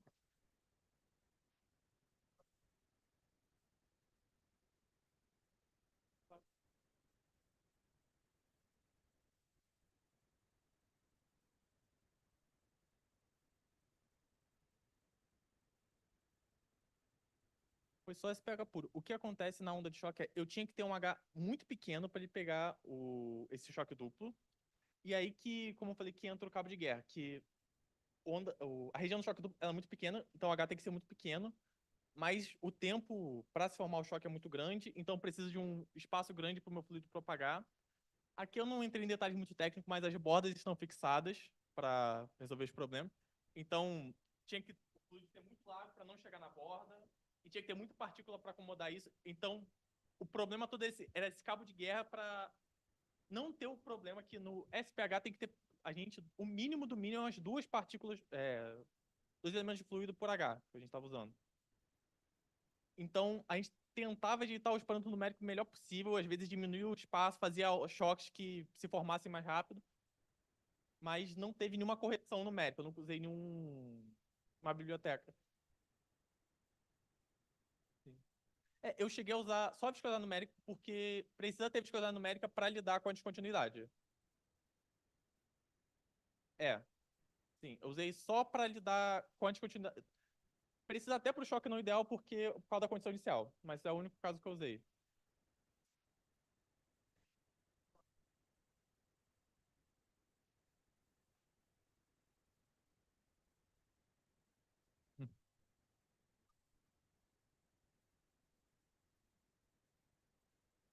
Sim, minhas condições estão bem parecidas com a dele. Uma densidade arbitrária, a volume, volume relativo, que é 1 sobre volume. Sim. As condições foram bem parecidas com como eu estava fazendo no não ideal, então não podia mais a entropia.